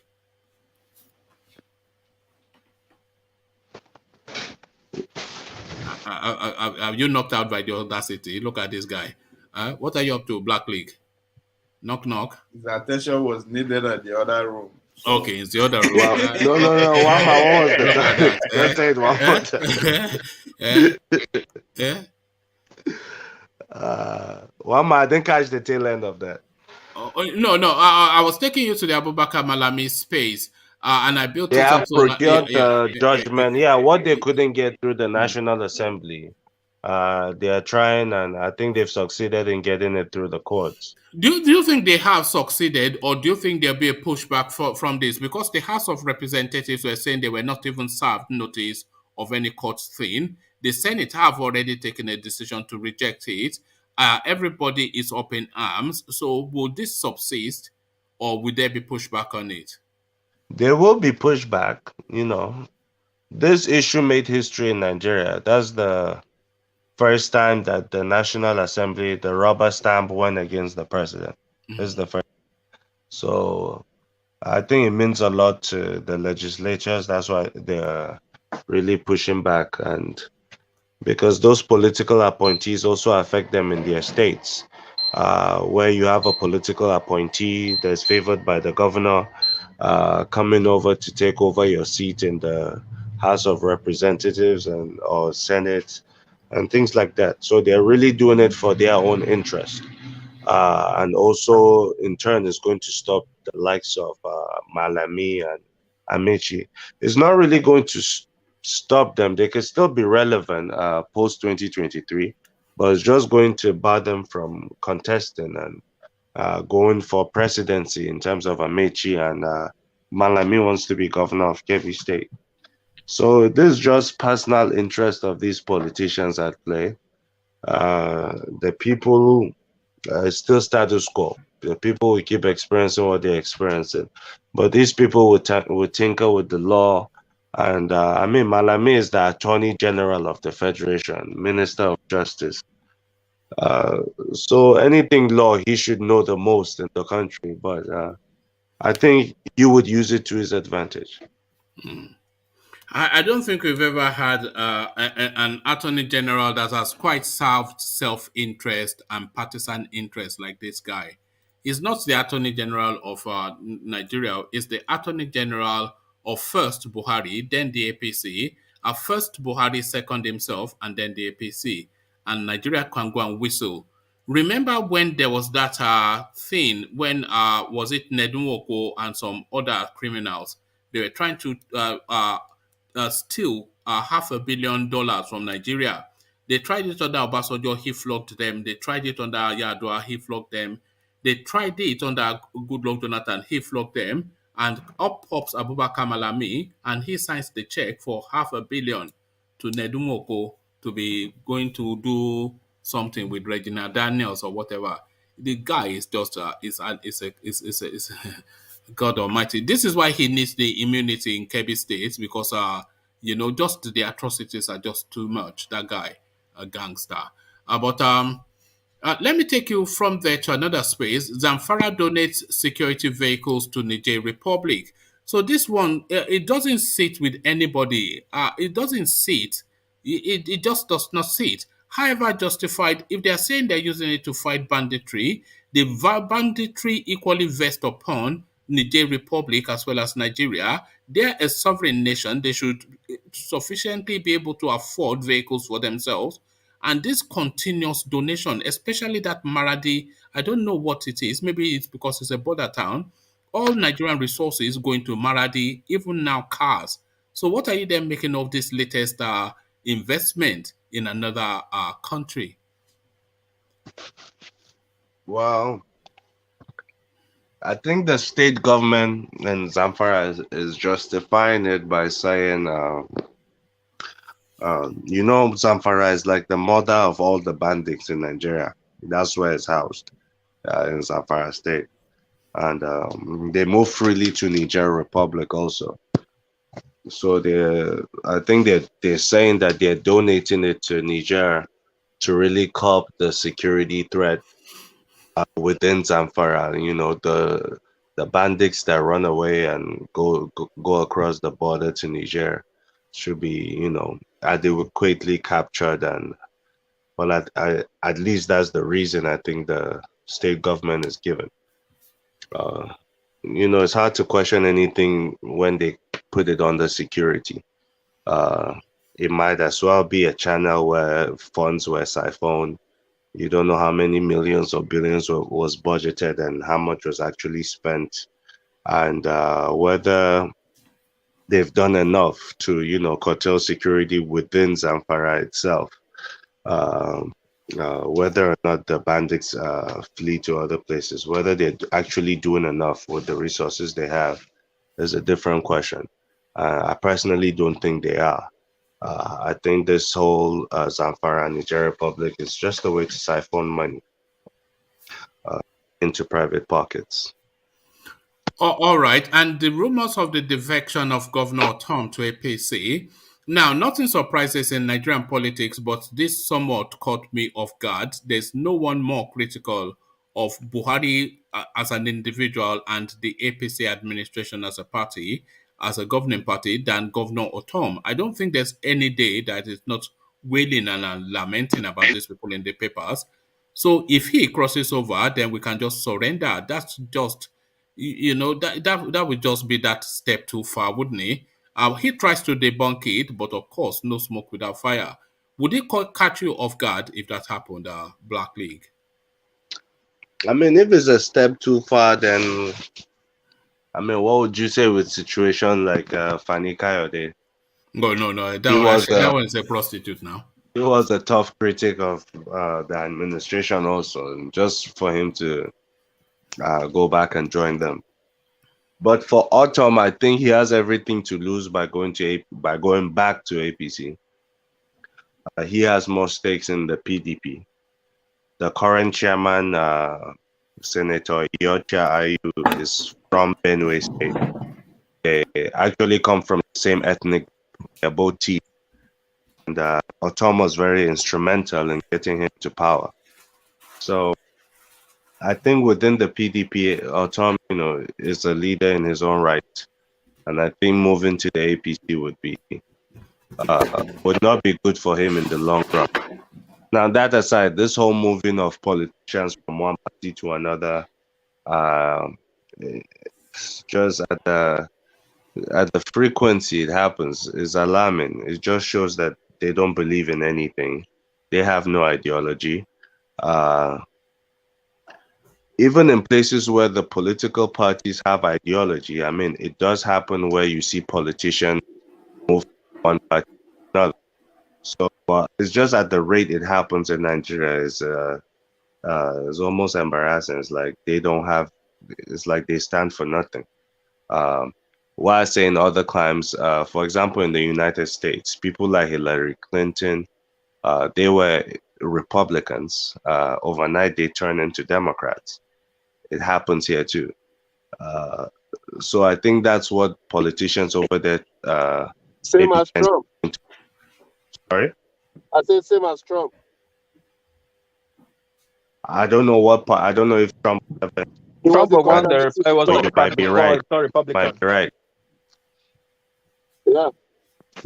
There was a time Trump was part of the Democrat Party. Now he has seen sense and come over to the Republican Party.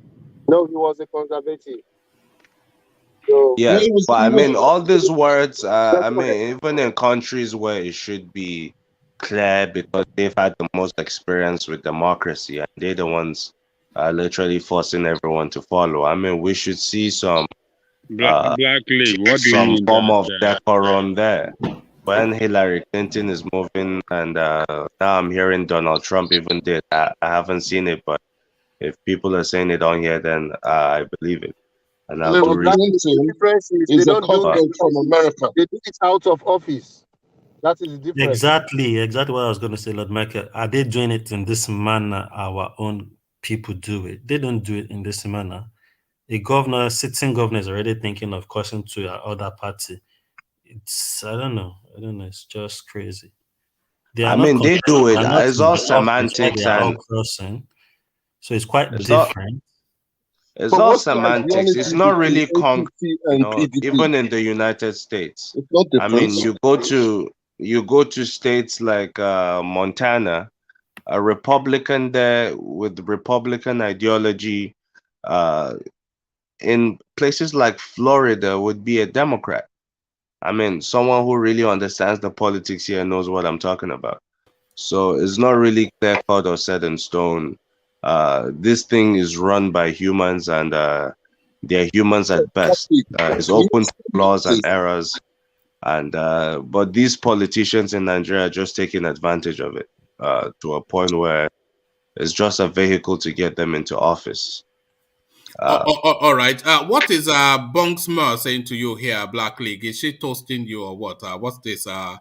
No, toasting, no Bonksma. What's going on? It should not be the other way around. All you heartless men can't even notice there's a change in my voice. I actually have I have allergies right now. That's why there's a change in my voice. That's why she's okay. You've got the flu as well. All you heartless men cannot even notice change in your brother's voice. You have. It takes Bonksma. Thank you, my dear sister. I appreciate it. We always see you anytime you want to hide like this, you come under this kind of voice. No, you always have a throaty voice anyway. Like who's in the other room? Which other room? Bonksma, no toasting. Mr. Ajali is here, right? Ajali is in the house, right? Yes, he's right here. In the house, yes, but now you pay money to see him or talk to him, and he's financial advisor. Yes, and then Leko was not there. It wasn't going to come in until you started to speak ill of Awolowo, and they had to come and correct you. Great. So I've missed you. I've been waiting for you to come on the show. Oh, I'm here, my brother. How you doing? And actually, because of you, I would join the show. They give one man money we don't get before they subscribe and all that, just to hear your voice, Black League and Rational Mind. No, you don't have to. That's what I'm saying to you. You just log on. That's all that is. No, I went to log in. I didn't know the rules then. I went to log in. I thought I have to be a member. But don't worry, now credit card will cancel and no worry. Soon. Don't worry. You can cancel it. No problem. It's just the only thing you have to do is thumbs up, which is just all I ask. Just do that. Now, so now they do for other platforms. Tell us where we know. That's our brother from Japan, right? Yeah, that's our Japanese. You have to go konnichiwa. When you come, you say konnichiwa. That's what they say, konnichiwa. And they don't say konnichiwa. They say wa. Why did they do that? Wa. Why they always drag the last syllable in the? Why did they do that? Wa. I would say it's Asian thing. Just like we say how far. They do like that too. Yeah, that's how Port Harcourt people do. Now why? Why? Just like that. Just they have their own thing to like my children now say it's always drag the last. You hear Wike do it all the time. That is to tell you. That Wike is a very funny guy. He talks in a peculiar way. He will say he always wants people to learn what he's saying.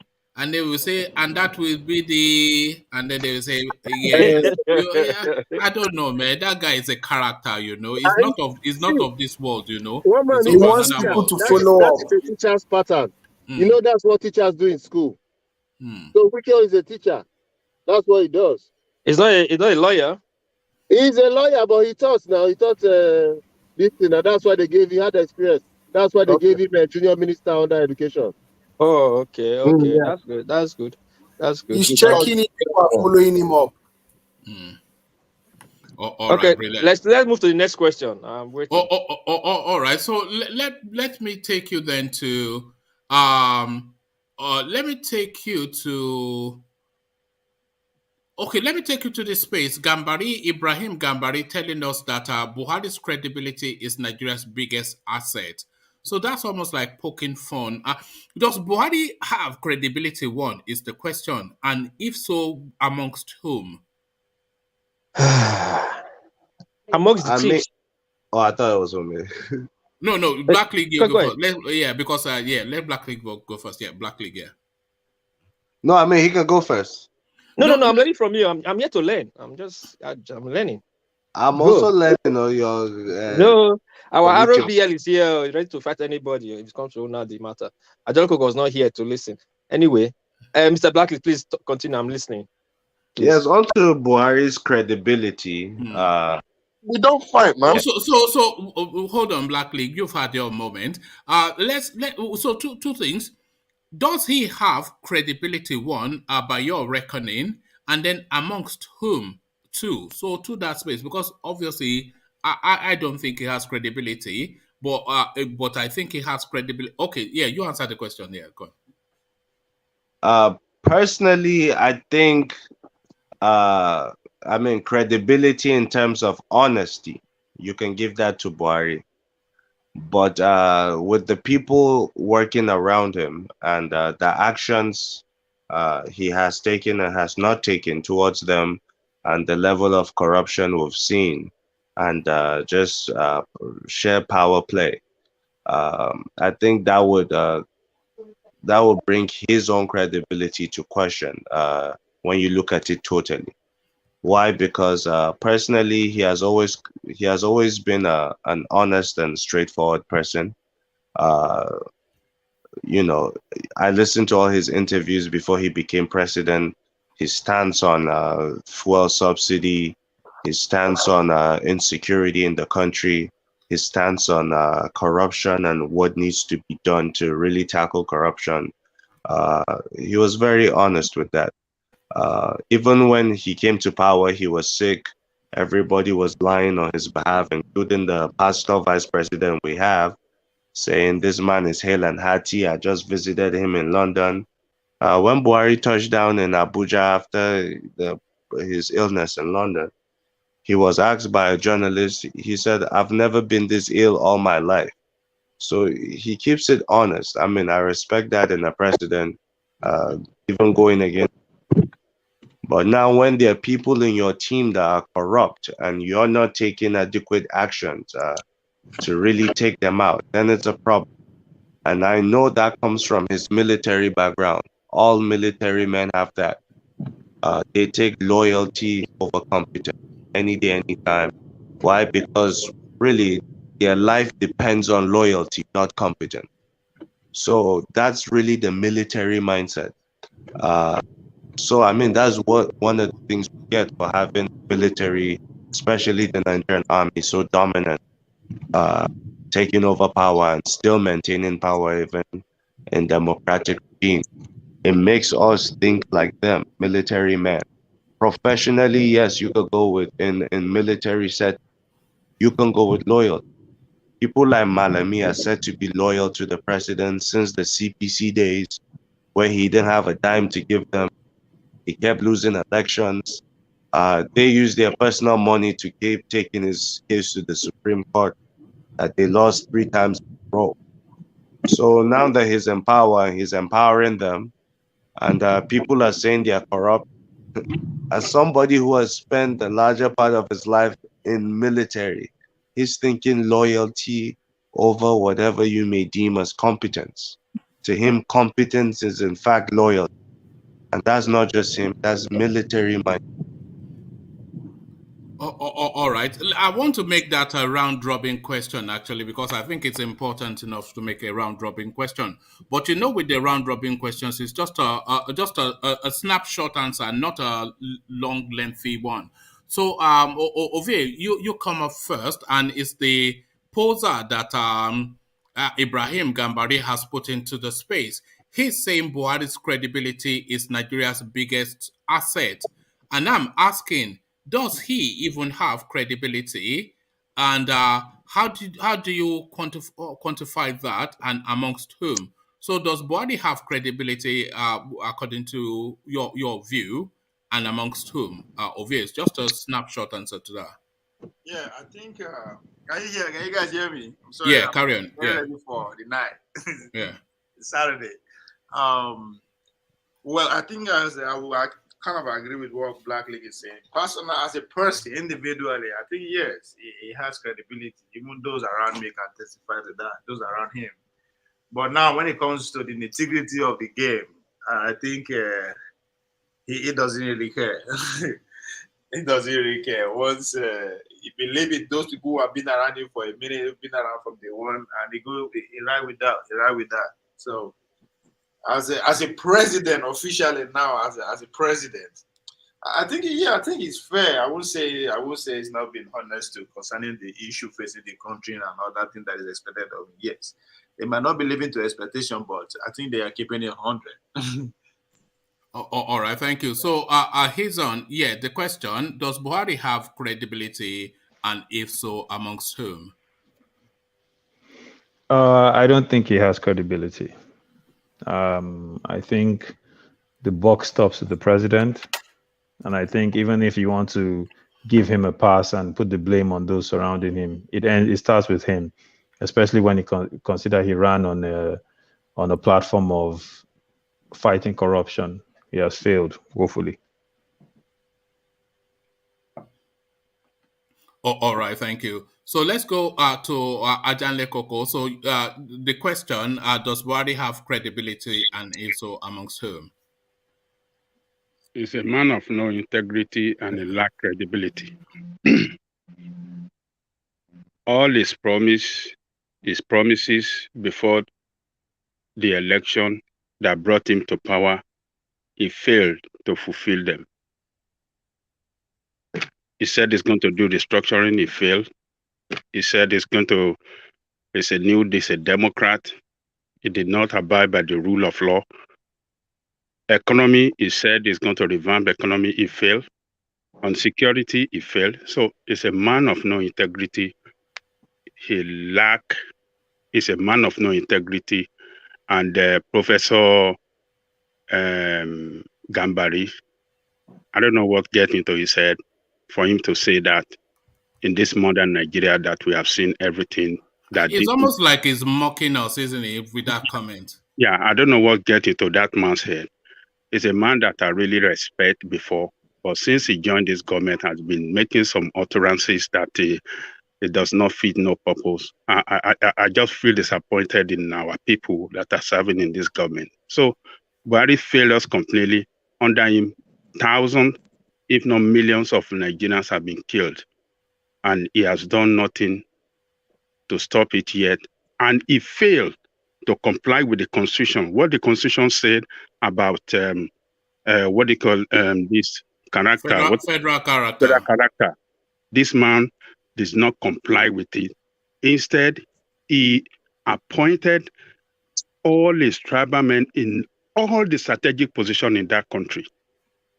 That is not a person of integrity. A person of integrity in the position of #1 president who's supposed to be a Nigerian that bring people together, that we always see as a father.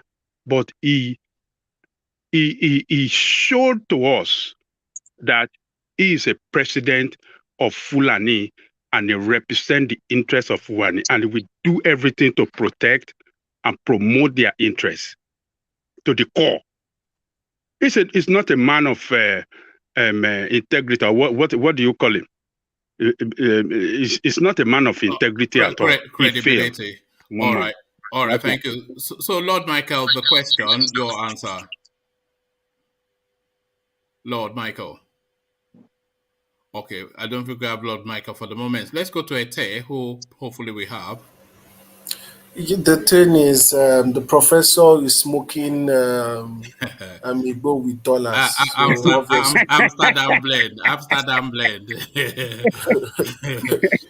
Obviously, so we can't take anything he's saying serious. To me, Buhari has never been incredible. Never been incredible in this life.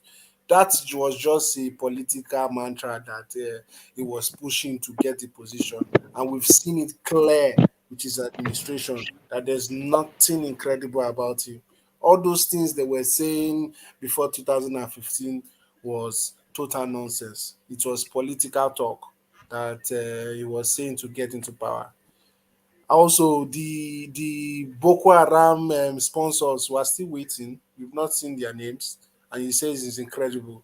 There's nothing credible about that guy. He should go and sit down. All right, thank you. So, to you, Radio Biafra, Buhari's credibility is Nigeria's biggest asset. So, this is somebody that would say that that this is the secretary to the government, Ibrahim Gambari. But do you agree that Buhari's credibility is Nigeria's biggest asset? And if you agree, amongst whom would you say he has that credibility, Radio Biafra? No. He hasn't got no credibility at all. Everybody knows all the international players at the time that helped him get into this Nigerian presidency. Barack Obama and what's that British one? What's his name? David Cameron. They knew that this guy was a jihadist, because I remember one time they were all walking and Buhari was amongst the mix, and Barack Obama and David Cameron they didn't want him to be level with them, and they wouldn't even acknowledge him. They were just like walking ahead quickly. Do you understand? Because they knew who that man was. They knew he's a terrorist. And that picture, that video, I keep remembering whenever I just keep thinking about how they allowed this man to get into that office. They know what they were doing. This is the same Barack Obama that helped to kill Gaddafi, who was one of a fighter for Africa.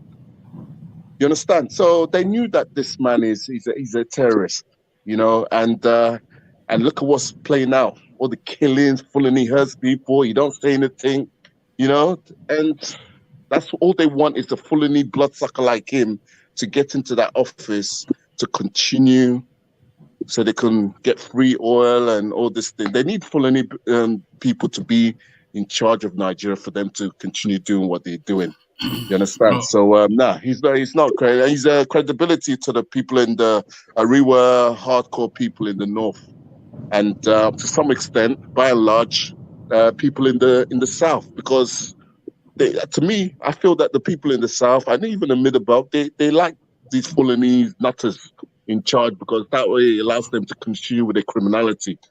Do you understand? That's why the southern leaders are very weak to the north, because they don't want to let go of this Nigeria. Nigeria is good for them. So let the Fulanese carry on with their shenanigans and all this thing. So yeah, he's the man. He's a jihadist, you know. So this is who those that didn't learn from the first time. Second time they went and voted for him. Now they're crying again. I don't know the people in that space called Nigeria. They don't learn. Don't vote. Just keep your vote away, and hopefully these people, Nigeria, just the spare for world space. That's what we want. We want peace in this world, you know. All right, thank you, Radio Biafra. So, to you, World Peace, the question, your answer. Yeah, Mr. Jollikoko have answered it for me. Buhari have no credibility, and his thieves have no honor. The only honor he has among his friends, thieves too, and that's just it. That's my own view. Oh, all right, brilliant. And to you, the OG, surely Buhari has credibility with you. Jokes. That guy's got no credibility. His only credibility and honor and loyalness lies with the jihadists. I remember him going to one international function and was trying to support, some jihadist nation, and it boils down again to how he supported them with some money recently. That guy means no well for anybody. And recently, too, he said he's sorry for making us suffer, for making Nigerians suffer. So where is the credibility? He failed in all his promises. So I would say he has no credibility. Whoever will say that must have been on crack or something. Smoking, what's it with, Colorado. Colorado. You know that is what your king in the world smokes, according to his wife. That man is a comedian. Why is that guy a king in Yoruba land? He beggars with it. Sorry, Blackley. Sorry, Mr. Wamba, I wanted to ask you this question. How is it that anybody big crown in Yoruba land ends up being Oba, even if it's not from the blue line? How so? Sorry, I don't understand. That's more a question for Ajanlekoko. Okay, Ajanlekoko is more steeped in Yoruba than me. But ask the question again so he understands it. Oga Ajanlekoko, how is it that everybody they crown in Yoruba land ends up being Oba, even though he's not from the blue line? He's not related, or he's not a cousin to the bloodline. No, that's what bloodline though? Sorry. Okay, like for example, in Benin, I'll use my one I know. Like in Benin, we only have one Oba in those states, which is no doubt. But for you to be a like a duke or like a chief, that word chief, there's some chiefs that is hereditary with the bloodline. Dukes are bloodline. So there's some position you get, you're supposed to be on that bloodline to get it. So, but in Yoruba land, you see everywhere is Oba. So I don't understand which is Oba, which is a chief, which is a duke, which is a lord. I don't know anymore because everybody be an Oba. No, not anybody be Oba. What happened is that wherever you see Oba, you know that it is either they attain that position by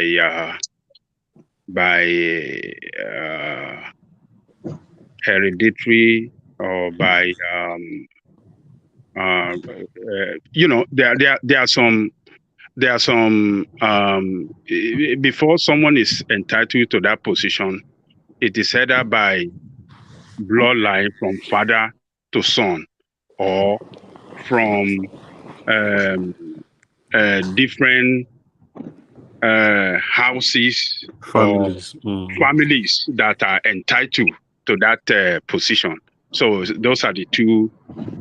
Maybe why is confusing it. There are some that they are just chiefs, and it can be honorary too. Those chiefs can be honorary. Yeah, the chiefs can be honorary, and chief can be by a position of integrity in the society, and related to ancestral what do you call it? Ancestral heritage to that position. So those are the qualifications to that can give somebody that position of chief or Oba. It's not just but these days they have abused everything. You know, everything is with money. I was waiting for you to finish because I was watching. They abuse it now. Yeah, because I was watching one interview. There was this guy in California. Yeah, they abuse everything now. You know, money has taken over everything. They mess everything up. You don't even know what is who. But there are some kinship position in Yoruba land that you don't mess with, like that of Alaafin of Oyo. Alaafin of Oyo is one family. When this Baba Dia, you know, God will still give him long life. After him is going to be his first son. And that one, when it reaches the time that is going to meet the ancestral, is going to be his own first son too. So every first son of whoever that attained that position will take over after him. So that one is clear. That of Oyo. That of Ile to that throne, and they rotate it. After this one there, another family will take over. You mean of Oni of Ife? Of Oni of Ife. Oni of Ife is not a chief priest. He is a chief priest. I keep saying to people that they keep insisting it's not an Oba. It's a chief priest. It's an Ifa priest. No, don't listen to some people that will just carry anything. He is the king. Is the supreme king of Yoruba land.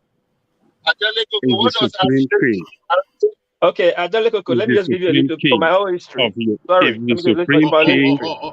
right, Adelekoko, what piece wants to add on to what it? Just a little bit. Yeah. No one good thing about this story or history thing. Yoruba kingmakers, I will tell you, when you're talking about the line of the Oduduwa, they're called the Oba Bini, Alaafin of Oyo, the Egba of I'm not used to the word, but they call like 5 bloodline. Oni of Ife is never there, and they will say Oni of Ife is a chief priest that says you should look after the throne when all the sons of Oduduwa went to form their own kingdom, and because of the vacancy, since Oni of Ife was the chief priest then looking after the throne, knows the rules and how to appease the deity, so they told him to just continue to take care of the shrine. Alaafin of Oni of Ife was never a king, he was never a king, never. Even in that name you mentioned, Alaafin, Afin is palace. No, he's not disputing the Alaafin. He's disputing the Oni. Oni of Ife is who a never. lot of Let me people, tell you, including myself, let me tell you, is a chief priest. Not, let me tell you what some Yoruba people don't know.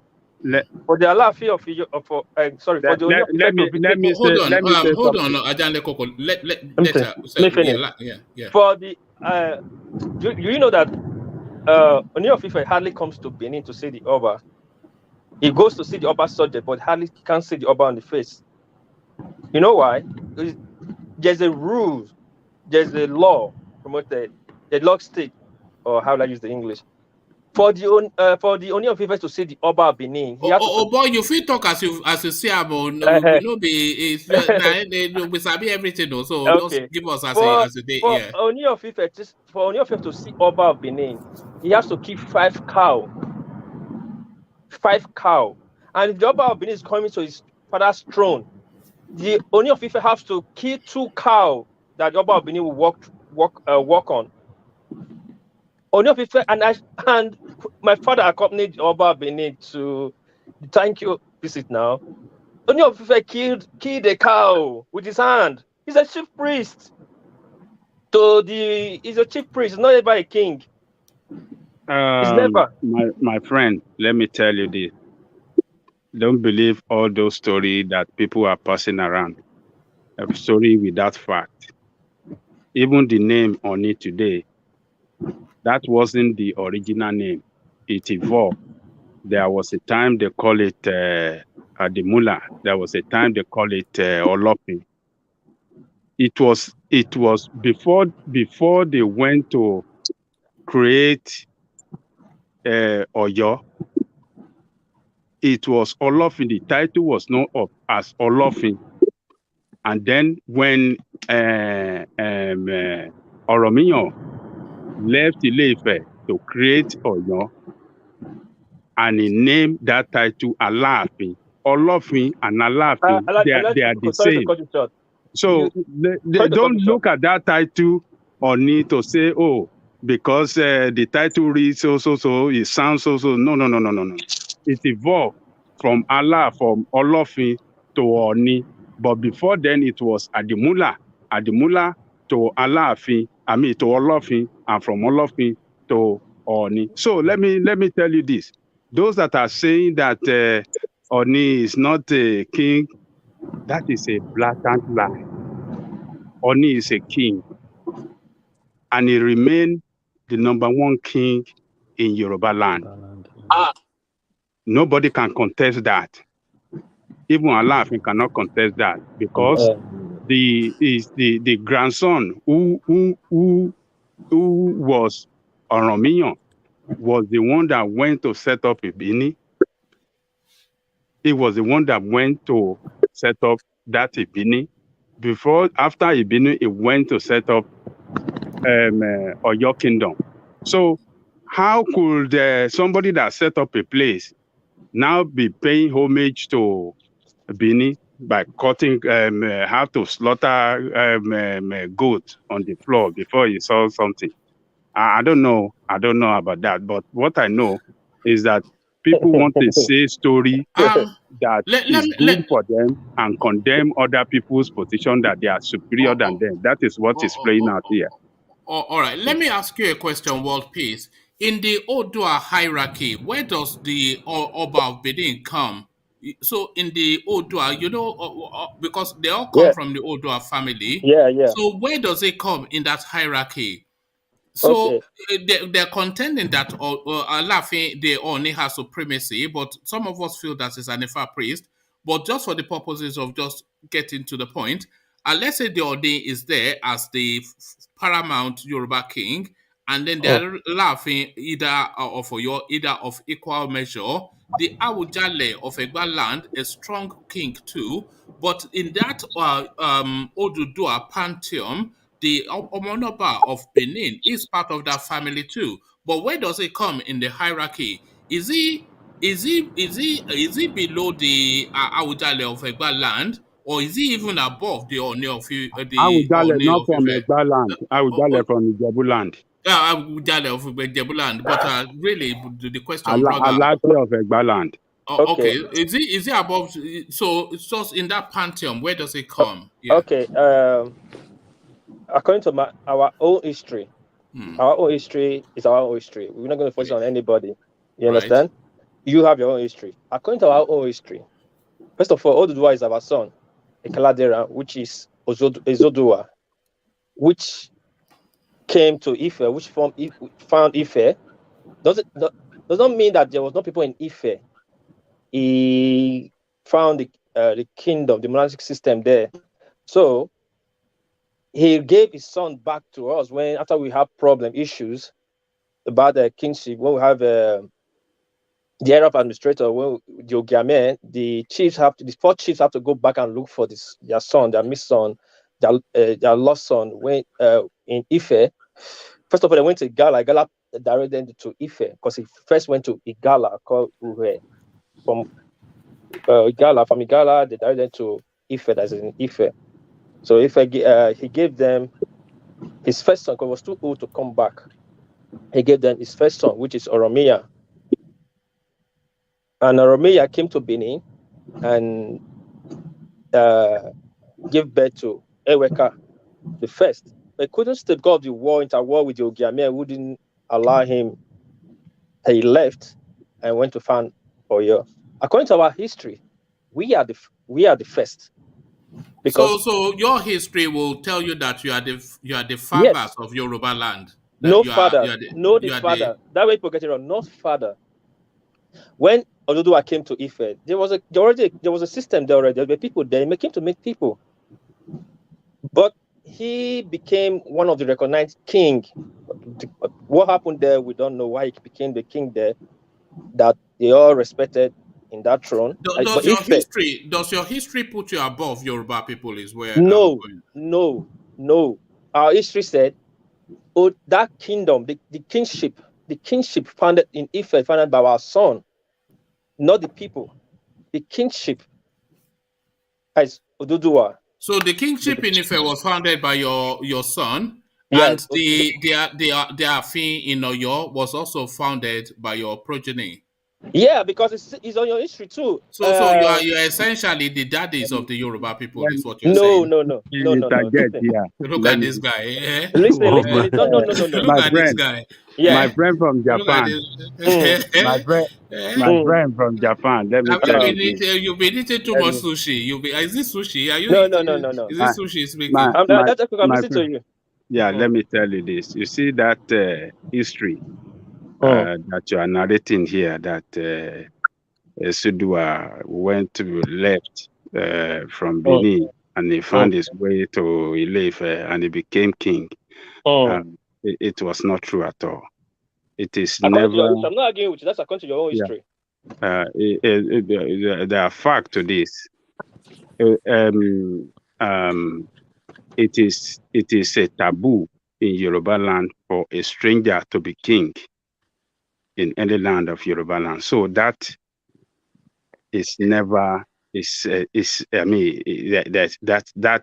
no iota of truth in that, because it's against the tradition of Yoruba land. That's number one. I have to correct you on that one, man. So how did Oromia became king in Oyo if Oromia was a stranger in Oyo? Hold on. Well, Oromia is a Yoruba man from. What is he talking about? Oromia went to Oyo to become the king. So who founded Oyo? Who founded Oyo? Is it not Oromia that founded Oyo? What are you talking about? So let me tell you this. Let me tell you this, my friend from Japan. I'm listening. I'm listening to learn. You see, even according to the real history, Oduduwa that you are talking about, Oduduwa is not the first king in Ile-Ife. Oduduwa is number 97 king in Ile-Ife. A lot of people doesn't know this, but I am telling you. Okay, where's your source? What source? Can you just listen, please? We are listening. Okay, that was to the story I was told too. Was the same thing they told. Oduduwa is 97 king in Ile-Ife. But what happened? Why? According to who? But what happened? Why Oduduwa is so popular is that Oduduwa was able to go out of his Ile-Ife with his own children. He was able to conquer. He went out. He spread out that glory of Ile-Ife to other parts that we know as Yoruba today. That is why Oduduwa's name overshadowed the name of the past ancestor before him. So our history is so rich, and we have been coming a long way. But because of this long time, what do you call this? Slavery did not let us tell our history, and we are not taught in the school. We are not taught our history in the school, and that's why we don't really know much about it. So this history of Benin saying that Oduduwa, it is not.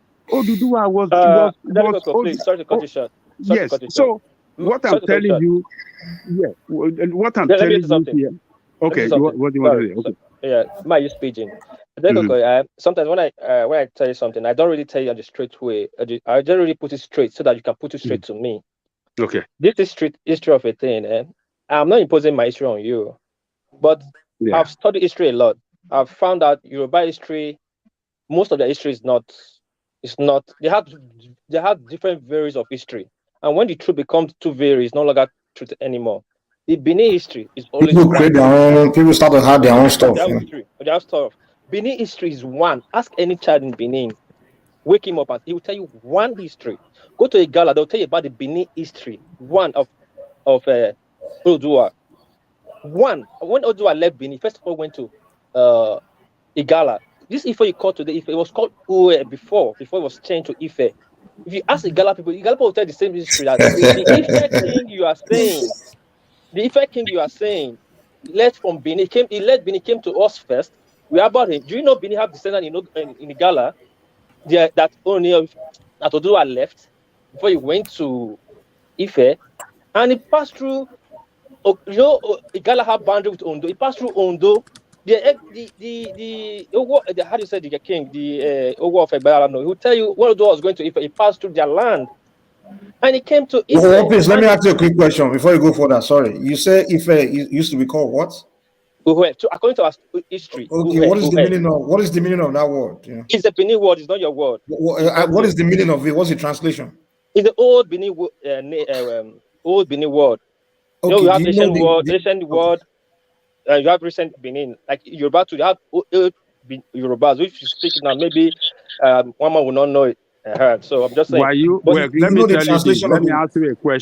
Let me ask you a question. Were you told that back in the days when Oba in Benin died, they take the head to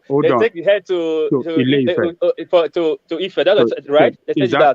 Is that true or false? You know it's false. You know excavation. We have our places. We have places we can show. We can show in Ile-Ife there. That is false history. Okay. No, we don't need to. But I'm not fighting. No. Why is it false history? You've clearly heard it. They did excavation, and they won't find a single head in that building. You could say not even two, not one. It's false. We have it in Ile-Ife where they used to bury this king from Ile-Ife, not only from Benin, from every part of Yoruba land. Wherever they die, they will have to bring their head to Ile-Ife because they believe sorry, let me just finish what I'm trying to say and they have to return home. Before you cut me short. So Benin what I'm history. telling you is that, look, some Benin, one day we're going to have a program on this same topic. And I have a book that is written by what do they call them? Maybe curator, or what do they call them? People in charge of this museum and all these things in Benin that had all the facts. He wrote a book that testified that, look, it was Yoruba that founded Benin. And all the story that been there, it was just a way of changing the history so that some people don't want to acknowledge that some people are superior to them, or some people have a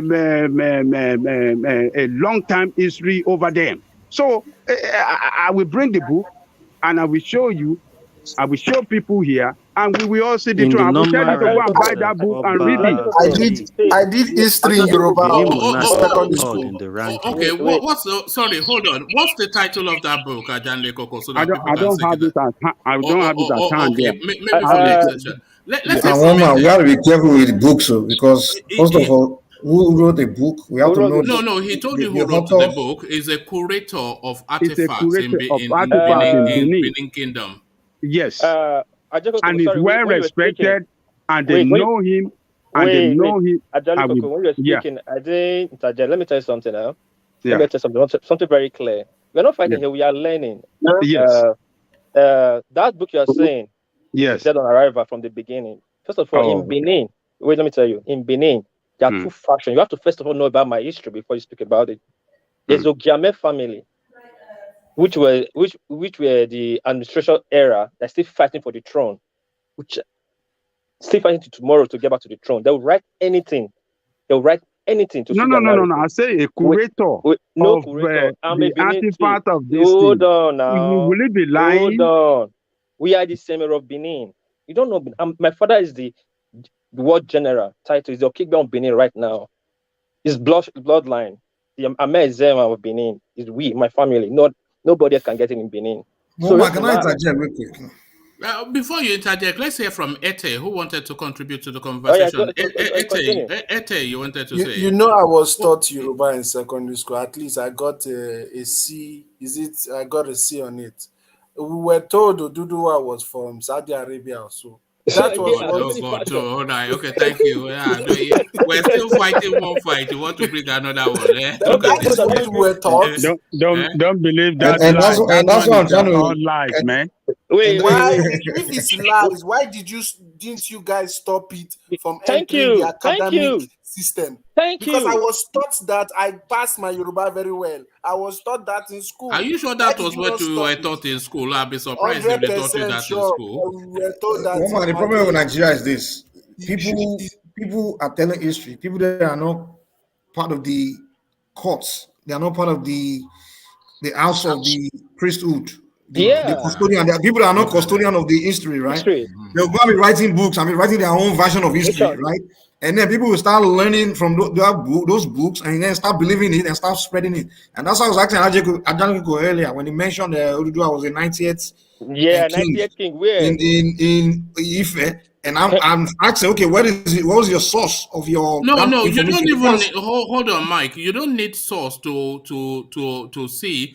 You know, Oduduwa did not found. It did not. There were already people there. What Ajanle Koko is telling you is that locality, it had the point of being a 90th. That's the point. Because if that's not the version of the custodian of the history in Ife, if that's not their version, and then where did you get your source? What version are you giving us? You understand? Because if you go to Ife, if you go to the priest in the priesthood, they won't tell you that Oduduwa is a 90th king. So where did you get it from?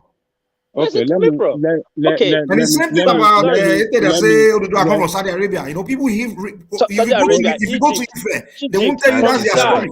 You understand? So people are just hearing story from here and there and there, and they just putting it out there. You know. Let me chip in a point here. Do you know this place in Nigeria in Ondo State that is called Olugbo? Olugbo, yes, Olugbo. Do you know where they call Igbo there? Do you know they are driven out from Ile-Ife? Do you know that? That's your history. I don't know. Maybe you tell me. Okay, hold on. Mike, have you heard of Olugbo? Yes, I know Igbo. Okay, yeah. Okay. Now, hold on. Just hold on right there. Which ties to the story of Moremi? Yeah. You heard of Olugbo? Who drove Olugbo out of Ile-Ife? The king. Are you talking about the story of Hold on, man. Hold on. I'm not talking about Moremi. Forget about Moremi. The king then in Ile-Ife was Obamaki Osogongon. It was Oduduwa that drove him out of Ile-Ife to take over the throne. Because what happened? Oduduwa's father was the one on the throne before Obamaki Osogongon came in. Obamaki Osogongon, they killed Oduduwa's father. While Oduduwa was away on a war assignment. He used to travel down to like Egypt and all those places. The simple question is. Hold on, man. Hold on. What you guys don't know. Just don't open your mouth. The simple question is, what is your source? Mike, let him what is the talk. source of the information you are giving me? And be jam blocker mouth every time. Jam block. I'm asking you a question. You are giving me information. I'm asking the source. What is the source? Just listen first. Which kind of source? Which kind of nonsense source you want to ask you from me? You have to give me source. You can't come here and give me source. Mike, relax. Let Adajiko finish. We are all learning. Let us finish. It's history. What is he talking about? You Somebody said you told you the heard story of now. Olugbo of Igbo. He was driven out from Ile-Ife by Oduduwa. It was Obamaki Osogongon that was the king then. And that will tell you that there have been several kings before Oduduwa came in there. We have been having king upon king in Ile-Ife before Oduduwa came. Oduduwa drove Obamaki and Osogongon out of Ile-Ife to Olugbo, where they reside today. So Oduduwa is not the first king in Ile-Ife, and I am telling you authoritatively. And you guys that don't do anything will be asking. You can't give me. Well, let me say this. When you're done, let me say this. What's my brother's name? What piece? Ajani Koko, you can't give me information authoritatively. Go and find out. You are in a digital world. You can go and find out. You can't tell me to go and be googling history. I don't do that. I'm telling you the empirical evidence. You can't say you can authoritatively give me history. Okay, when people like when there are people in Ife there that can give me history. I have several books. Just listen, man. I have several books to this effect. And I will bring reading books. And I will the tell same you. Book. They read a book himself too. He's also from Saudi Arabia. So you are reading books. People are miseducating you. And you are coming here to tell me it's authentic. Look at you. What you don't know, you don't know. You are speaking authority based on what you read in a book by people that are not relevant. You say what I read in a book. We have empirical evidence. You know, Olugbo of Igbo. Evidence from where? I can even bring the video of the king. You are right. You are telling me the people their own story. Mike, I think on Ajani Koko's side, he has brought his own part. Then it's for Mike. It's for you to go and check if Obamaki or Sogongo was a king in Ile-Ife or not before Blackleg. Thank you. You know one thing about this history. People can just come up and say anything and it become law. First of all, Alafin for your started existing. Only of Ife started existing. People start knowing about it in 1943 when Awolowo got removed the Alafin for Oyo and elevate the Oni of Ife type throne in 1943. And people can just come out and say anything and it become law. It's okay. But you see, I'll say my own history. I will talk my own history. Every king that have passed in Edo, Benin, we have their name, their relatives, their cousins. They have the date they were born, the date they died. Yoruba have before Oduduwa came to Ife, they say they have 96 kings. None of them have cousins. None of them have wives. You cannot find their relative anymore. I have a question for you, please. I have a question for you, please. Oduduwa left. Every king from the last Ogiso, we have Ogiso dynasty. We have 4 dynasty before the Ogiso. The Oba is the 5th dynasty. Oba and Oba now. Before now, we don't call them Oba. Do you know how you come to bear that Oba? You gotta give me a chance to talk to, you know. I didn't stop when you were talking now. Ogisowedo was the last one that gave birth to Kaladeran, our history. And Eweka, from Eweka time, it was Ewari turned it to Oba, turned the name to Oba, not even Eweka. And we all have all the Obas that have past and present Oba that have passed. They have their cousins, their relatives, their houses, the time where they were born is still in Benin. It's very fact, not just called Oba name. Okay, can I ask you a question? When you're done, can I ask you a question? Let me know when you're ready. Okay. I'm ready. The deities, the orishas that you guys have in your pantheon in Benin, for example, Shango, Oya, Oromila, where are they from? Let me tell you something. From according to our history, although Kaderan was the reason why it was banished from Benin because the king, the Oba Ogisowedo, his wives couldn't have their children, and Kaderan was a mystic person. He was very vast in deities and he was very strong in divinity. He's the original founder of which we call Ifa, which is Oromila in our own world. Oloko is not a deity. Oloko is it's not a deity. It's a divinity. Listen to us. Relax. To us. I'm not saying listen to us, right? The Ishango, that was Dodua was very good in those stuff. He took those stuff along when he left because those things they banished him from Benin. They wanted to kill him, but because of those stuff, he was very good in deities. There was the king's wife didn't have children. They went to check Oracle. Oracle said they should kill the woman. One of the wives did abomination in the palace. For that reason, they should kill the wife.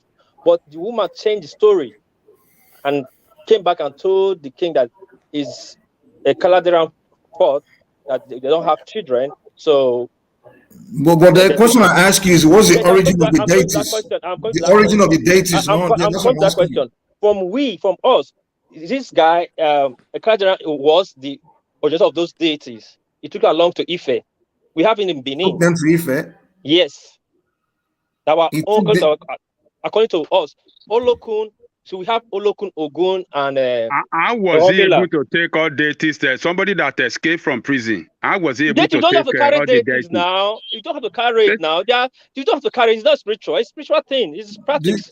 The reason why I ask you that question, I also asked you earlier. Do you know the meaning of Ile Ife and the origin where the name came from? Listen, Ife. Let me tell you, Ife, like Efe. Ife, it could mean anything to you. For Benin, Ilefe mean I escaped to survive by Ilefe. Okay, let me ask another question. I'm going somewhere. I'm asking this question because I'm going somewhere. Now, these deities I just mentioned, these orishas, were they human beings or were they normal humans? Huh? No. According to our history, they are not. That's why I say, according to our history, Olokun is not a deity; it's a divinity. Okay, what is his role? What is his role in? Okay, let me tell you. Okay, I just say the Christianity. According to our own thing, if we write the Benin history to contradict the Bible or the European history, so in the Bible they have three gods. Forget Bible, man. Wait, hold on. Now I'm just saying. No, wait. They have three. God the Son, God the Father, God the Son, and God the Holy Spirit. In Benin, we have three kings. The God Almighty called Saloboa, the Obaname, which is God of the river. Then Salob, that is Oba, that is the God on land, which is our Oba. That's the three in one. You understand? The Oba only person Oba bows to. Okay, who is Shango? Who is Shango then? Tell me who Shango is. Shango is a deity. It's only according to us. It's only here that is Omila. If I can go to Olokun and talk about your issue. Shango and others just like angels around. I think you should go and sit down with a real priest. Maybe they can break things down, because you're not really clear about how the divinities work and what their roles are. So in creation and humanity. I don't know. Maybe you know more. You can tell me. But to what I know, little I know that passed to me through just simple knowledge is what I'm saying. Probably no more. But the normal thing, the normal stuff I know, Olokun in Benin, for Benin, is a divinity. And he's saying Shango is like a messenger. Do you know what the word Olokun means? Michael and Angel Gabriel. Olokun, what it means? Olokun means that's the god. That's the god of river. Ocean. God of river. The ocean. The god of. Let me say that's I'm saying the god of river. I mean the ocean. Okun means the heavy wave. The god of river is Ocean. Okay, sorry. Sorry.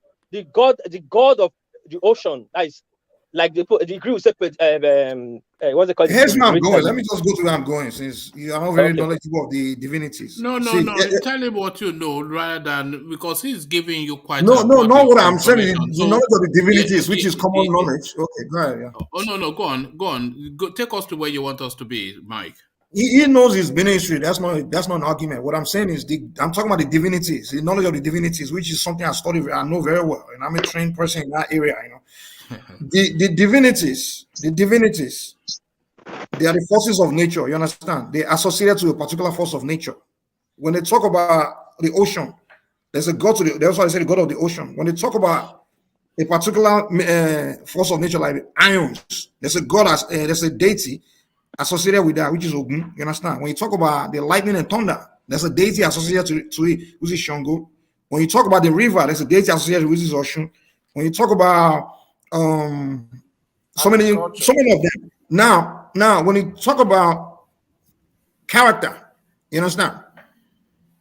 There's a deity associated with it, like someone that, and the reason why this thing associated with them is because, according to our own studies, the beginning of creation, when God sent these forces to Earth to design the planet, to make these forces exist, for it to be habitable, you understand, according to the story of the Yorubas. Now, when they came to the Earth, they came and landed in a place, and they started their building from there, and they named that particular place Iletunfe, the land where expansion began, when they started expanding their creation, you understand? That's how the Yorubas, the word Ilefe began, with the Yorubas. Now, these people we are mentioning, the Ogun, Shango, the all of that, they are all divinities. They were not regular human beings like you and I. So when people are saying, you are lying. Ogun was a human being. Ogun was one of the sons of Odudua. And Ogun was a king in Ile-Ife. It was after his death, to immortalize his name, that they started all this Ogun. Or Shango. Okay, I don't know. Hold on. Shango was a son of Oromiyan that took over after Oromiyan. So after his death, that to immortalize and continue the praises of his personality and his spiritual power. That was since then they've been worshiping him, and so don't say that Shango didn't jump from heaven. If you let me land with the story, maybe you would have known where I'm going. What you just explained would have been explained as well. I was the one that told you in the past that Shango was a third Alafian for you. Didn't I say that? Who told you? You were my talking if me. No. Okay, let me ask you. What do you know? When I was telling you that I was 97 kids, you don't even believe that. You believe the story that Oduduwa jump down from heaven?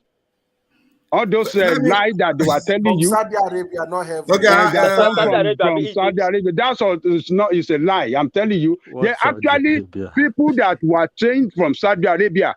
Actually, he went. Johnny, go. Let me finish my own line. Now they can come back and give us your own Jimmy Jabba. Relax, man. Relax. Let me get to where I'm going. You are lying to people. You are lying about deities. That one deity dropped from heaven. You are lying to people. You shouldn't lie to people. Mike is an priest now. Mike is It's lying. Anyway, not drop from heaven. He said the deity can't drop from heaven. That's a lie. See, let me get to where I'm going. One man. Wait. Let me ask you one question. So, the Shango today, right? Can his energy be activated for justice or something? Yeah. Okay, when I say use Ogun to swear, can Ogun strike you today? Can Shango strike today? Shango can Can Shango strike? Ajani, yes or no? Yeah. Can strike. Shango can strike. Okay, so you're telling me Shango is a human being, it's not a spirit, right? No, I just keep arguing there. No. No, Ajani Koko, now I'm lying that Shango is not a deity, it's not a god. Wait, we are all learning here. See, Mike, I don't know where you from. I don't know your tribe. Your history. Okay, your history. You know, Yoruba men. You know, Yoruba. That was Yoruba now. Just recent word where all of Nago adopts. Yeah, I got you. I believe you on that. Yeah. So everybody get your history from different side. See, no, can Shango strike is what I'm asking. Can Shango strike today? Yes, it can. No. What you have to understand is what they are saying is some form of beatification, like you have in Catholicism. Remember when Mother Teresa died, they tried to canonize her to give her sainthood. So the fact that it was a human being does not mean it cannot evolve into a divinity. True, but via the beatification according to history, Shango was never a human being. Let me go where I'm going now. See, in that early time, these deities, when they came, they lived, they did the work of creation. When they left, in fact, they created the humans. We were living. When they left, they will come in our midst as humans. And in fact, before they come, they usually divine that, okay, this deity will come into this society and will be born at this time. Even before Shango was born, it was divine that Shango will be born and he will be the king in Oyo. And in fact, he will be born in the palace. And back then, children were forbidden for being born in the palace during that time. But Shango was actually born in the palace. He came as a human. So they were coming in our midst as humans to live. And when they came, they came with that power to live. And that's why when you hear that story, they will say, when Oyo was the king of Oyo, when Shango was the king of Oyo, he used to perform these things, he used to do that, he used to strike people, he used to speak fire from his mouth, all those things. So that tells you that a deity came to exist as a human among the people. So when we are talking about, when you hear story of all these all of they were deities. They were not just ordinary human. That's what things they were doing back there were supernatural.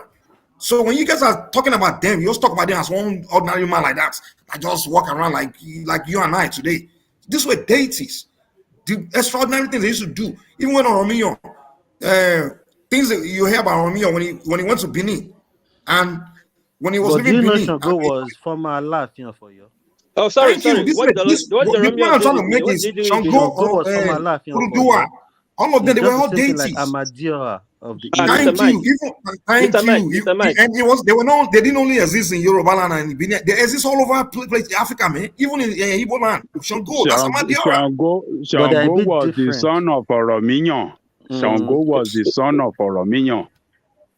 No one is arguing that. Hold on. Sorry, guys. I heard something there. What did you say? Shango was Amadioha. What did you say? Yes.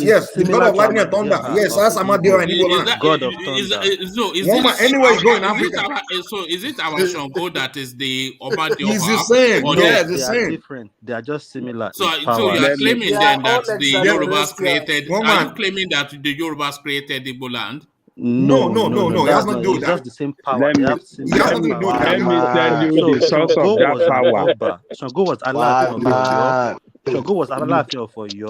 He actually seek the power from an herbalist to fight his enemy. That power of thunder. That's why he became Shango. That's why they narrate that power of thunder to Shango. It was an Allah for you.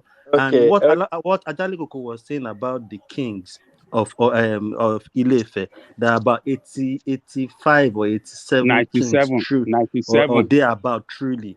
So you see these things, all the what Ajaleko was saying has been the what me have known ever in my life. All this. Where's your source? Where's the source of your information? The source is everywhere on internet. You can't say everywhere. You can't say source from everywhere. You gotta come from the root.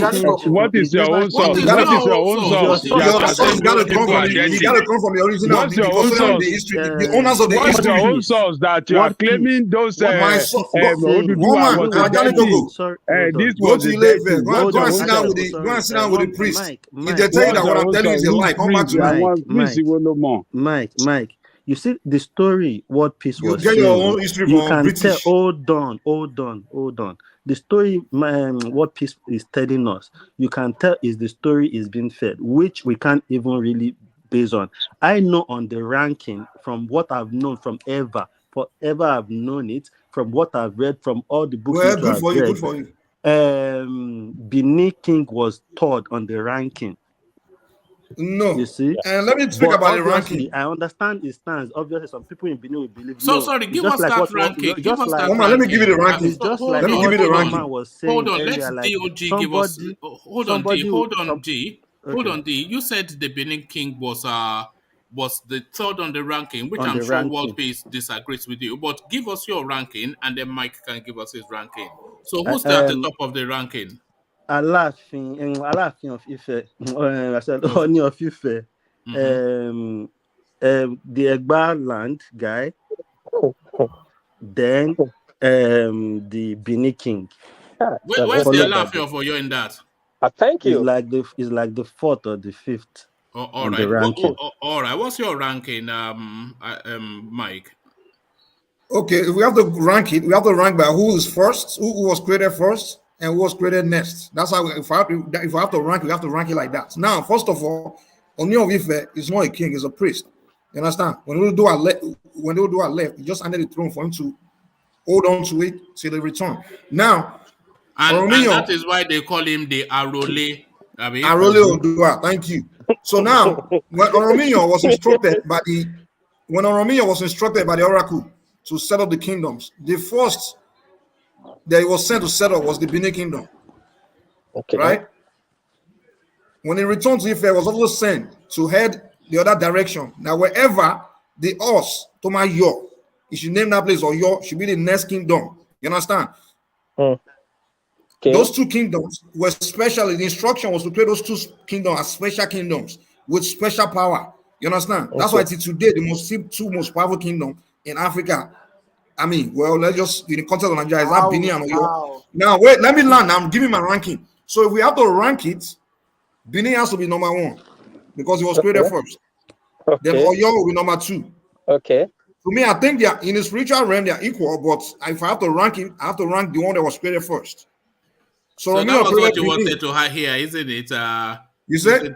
No, that was what was. I'm a Yoruba man 100%, so I'm not being biased here. You understand? One man, let me say something. According to just a common sense, if Yorubas, let me not use the word Yoruba, I'm general. If some just saying that the Oba Benin is the third, and Oromiyan is let's say the first son of Oni of Ife that came to Benin to give us Eweka and left to found Oyo. How come Oyo's son will be older than the first son in Benin? It's not possible. It's a simple logic. But people just keep changing the story. According to your story, Benin is still the first. Oromiyan came to Benin first. When he left Ife, Benin was the first place he set his foot on. He left Benin. When he left Ife, Benin was the first kingdom he created. Yes. So Benin is first. Yeah, I have to agree. He had his life.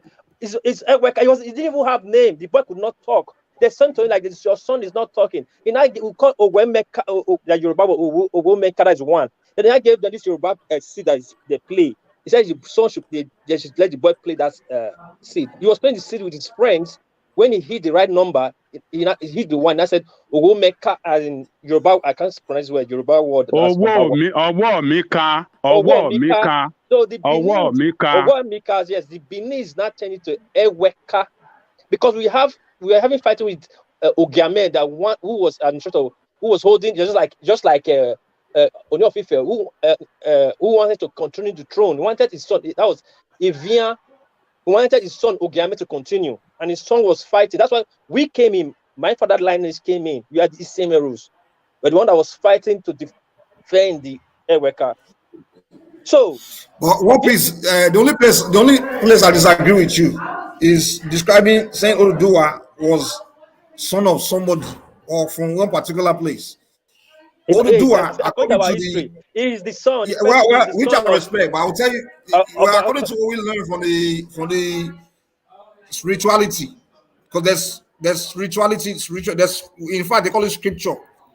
In the Odu of Ifa and all those things, you understand? In the Odu, those stories are there. That's where we get our own source from, not from books written by one man or one British man or something like that. We don't get our own. We don't stuff get our history from books. I get it from the scripture of the priesthood. You understand? So there's before Udua came, there were, like I said, in ancient beginning, before humans were even created, these deities came to this planet to do everything, to settle the planets. Even humans, we are all created. Even our bodies, every part of our body has some contribution by each of these deities. You understand? Forces of nature was used to create our bodies. You understand? So there were times where humans were just in disarray. There was destruction, just misbehavior, disarray, everything. When they did divination, was when the heavens now sent Udua to come and set up kingdoms and pretty much sorry, I'm yelling. Am I yelling? How you doing? Good to see you. Am I yelling? When are you not yelling? Even when you are by yourself, you are. No. Some people we are there. No, we are there. Now my lounge, some people they do some get together. So I don't know. Well, you say you just come greet me, Sha. But anyway, Sha. So he don't greet you. We heard the slap. He came to slap you. No, he shook my hand. I shake with him. I'm like, oh my God, I want Italian. I think the guy's Italian. But anyway, Sha. So as I talk, Sha. So the reason your Bible called Udutobiwa, you understand? Udutobiwa. He came to introduce character and kingship and kingdom, how to rule, all those things. How humans can live and the rules are among themselves. That's what Udutobiwa's goal was. What Olodumare is sending to planet to come and do. That was his mission. You understand? So he came, and when he first came, he has to start from where he originated from, which is Ife. So he landed in Ife first, set up the whole kingdom. That's why in Ile-Ife they have a festival they call Olojo Festival. Olojo, when Ojo began, you understand? Time began. You understand? They have if you understand? So different times, different eras. So Oduduwa came to set up the whole kingship system on the planet. So that's why if you go to the dead, they said the first king on this planet was Oduduwa. So when somebody's coming here telling Oduduwa is the 90th king, there was no such thing as kingship, kingdoms, or kingship on the planet before Oduduwa came. That is according to your own history. So Oduduwa was not a man. All right, thank you. The one thing, because we've been, and apologies to everybody, by the way, we've gone just deep Yoruba, but I hopefully it's still something that illuminates. But the ones, because this is not the first time we've been to this space, but every time we've gone to this space, it always pans out like this. Just a variety of interpretations of what Yoruba. There's no one codified Yoruba history that we can all say that's categorical. There's an element there and an element there. But the one thing that I am taking away from this session is what Mike said, that it was the Yorubas that actually founded the Igbos via the way of no, I didn't say that. Is that not what you said? You said there was Shogo or Ogun. No, I didn't say one man. Don't put in my mouth. What I told you is that everywhere in Africa, you see, everywhere in Africa, everywhere in this world, where you see divinities, you can associate that divinity. Let me listen to so Radio Biafra, you can take that back to headquarters. That this is the new wisdom. You can associate every divinity with the forces of nature, and that force of nature can tell you who that divinity is. You understand? So if I go anywhere in Africa, they tell me that God here, this is his name. He's a God of lightning and thunder. I know that I'm speaking of Shango. Yeah, our language is just changed. Our language is changed, but the divinities are the same. According even in the Caribbean. Wait, Mike. According to your explanation, according to your explanation, when the so-called divinities came to Earth, was they Earth? No, the house was inhabitable. You're opening another window there. Even let me explain it to you this way. Today, scientifically is proving that let me just tell you what happened. What you're saying is that some extraterrestrial came to terraform Earth. That is what you're saying. Terraforming. Is that not what it's called? Now you are taking it to black links territory. Habitable. Is it not terraforming? You could Google from the knowledge you have, there are planets that surround us, right? You heard about different planets, right? Okay. And there's only one of them that is habitable, right? That humans are planning to terraform Mars. Are you aware? Yeah. Which one is good for them, man. For those of us terraforming is making a planet habitable. No, there is no religion that says that they did not meet Earth. That means they met Earth. There was Earth. So all these people are extraterrestrials. If you are saying they are from heaven, we all know it's from space, obviously. Yeah. So yeah, whatever I can call them. Okay. Those are the people we call Orisha today. I mean, You Mr. understand? Mike, please let me quickly finish this. To Jalo Coco, one of my mentors here. As I remember just speaking, with the land. But one thing I believe, the day the Yorubas, sorry, I'm using that word, because if Yorubas really know the meaning of that Yoruba, they will not allow them to call that name Yoruba. Because we've been called them look at me, look at me. Okay, what does that mean, and why should we recoil from being called Yoruba? So Yoruba is being called by two words from two phrases. Our own is actually good. Our own is Yoruba or Yoruba, meaning the son of the mother. In Benin we call our wives, our mother, according to their first son name. That's how we call women in Benin. So describe you Yoruba people as Yoruba, we're actually describing them to Eweka mother. That's Oromia, because Oromia's mother actually is a Yoruba.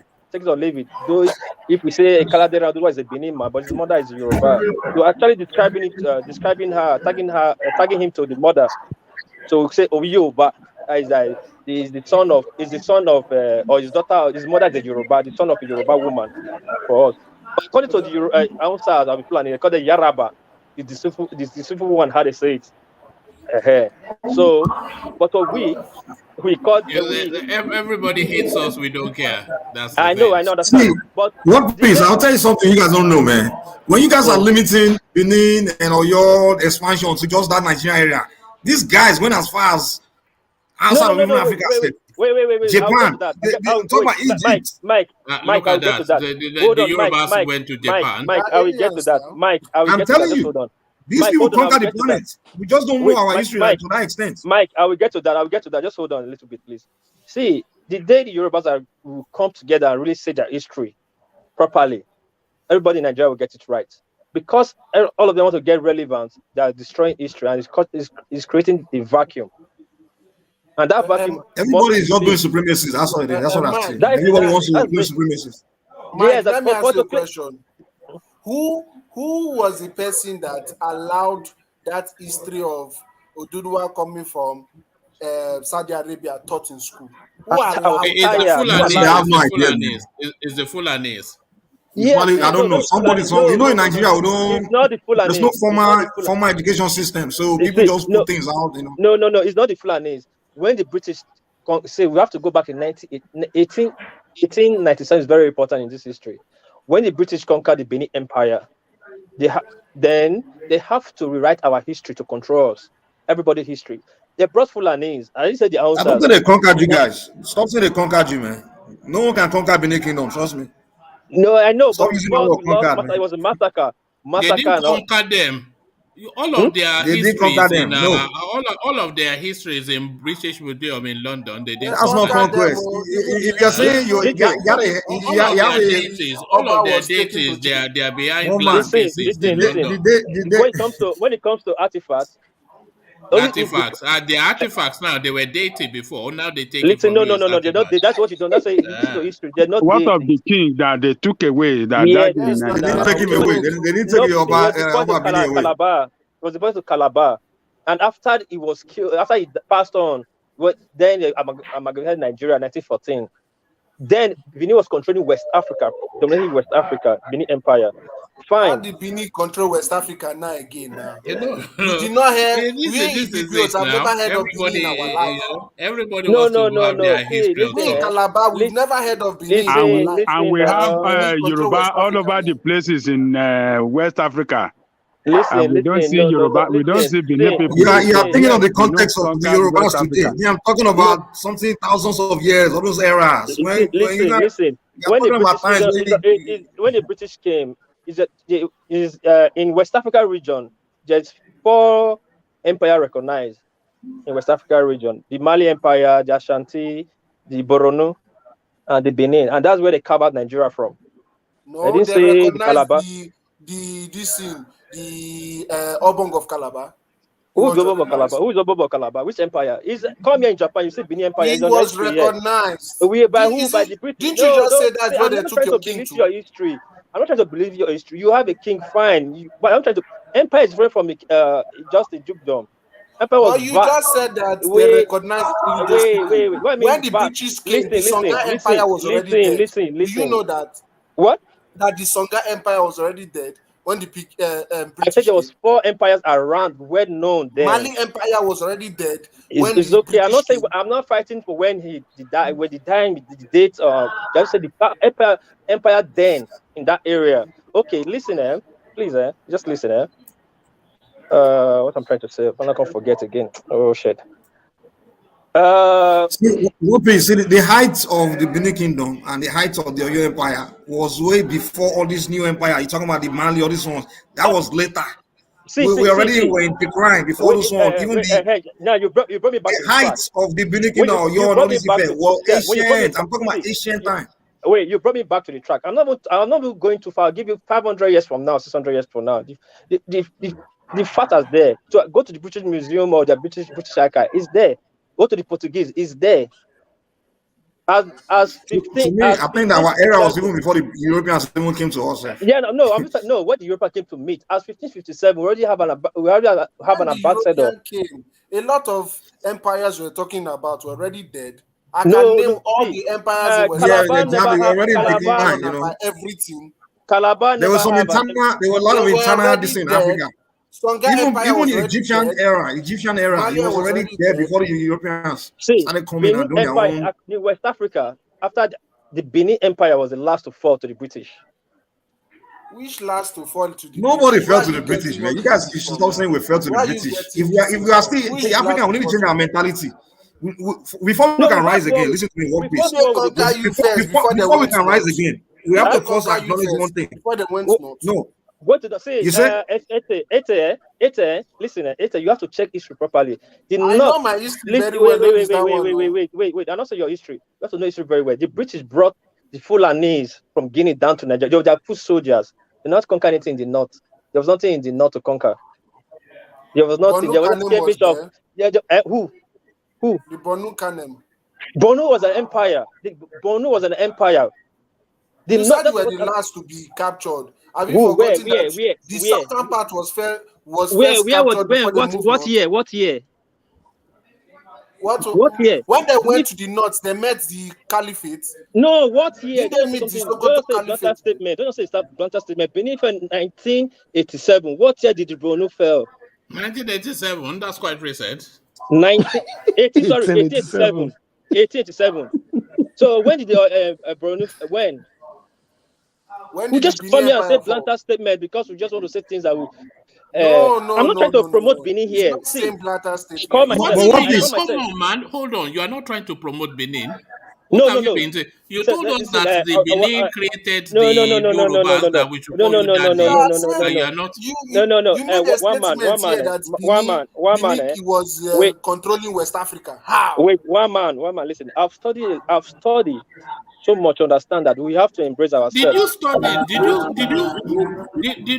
you study to validate your prejudices? No. I didn't study to validate my prejudices. I've studied to understand that look at this guy. History, all of us history intertwine until we tell our history correctly. We did not intertwine. We never met any Benin person. We do not intertwine. There's no Benin. See, Calabar, I don't want to bust your bubble. We're talking about empires. There's nothing to bust there. See, we're talking about empire. See, we are talking about. Because I know that you people send prince to everyone. Listen, he wants to tell you that you don't have a kingdom. So you have dukedom.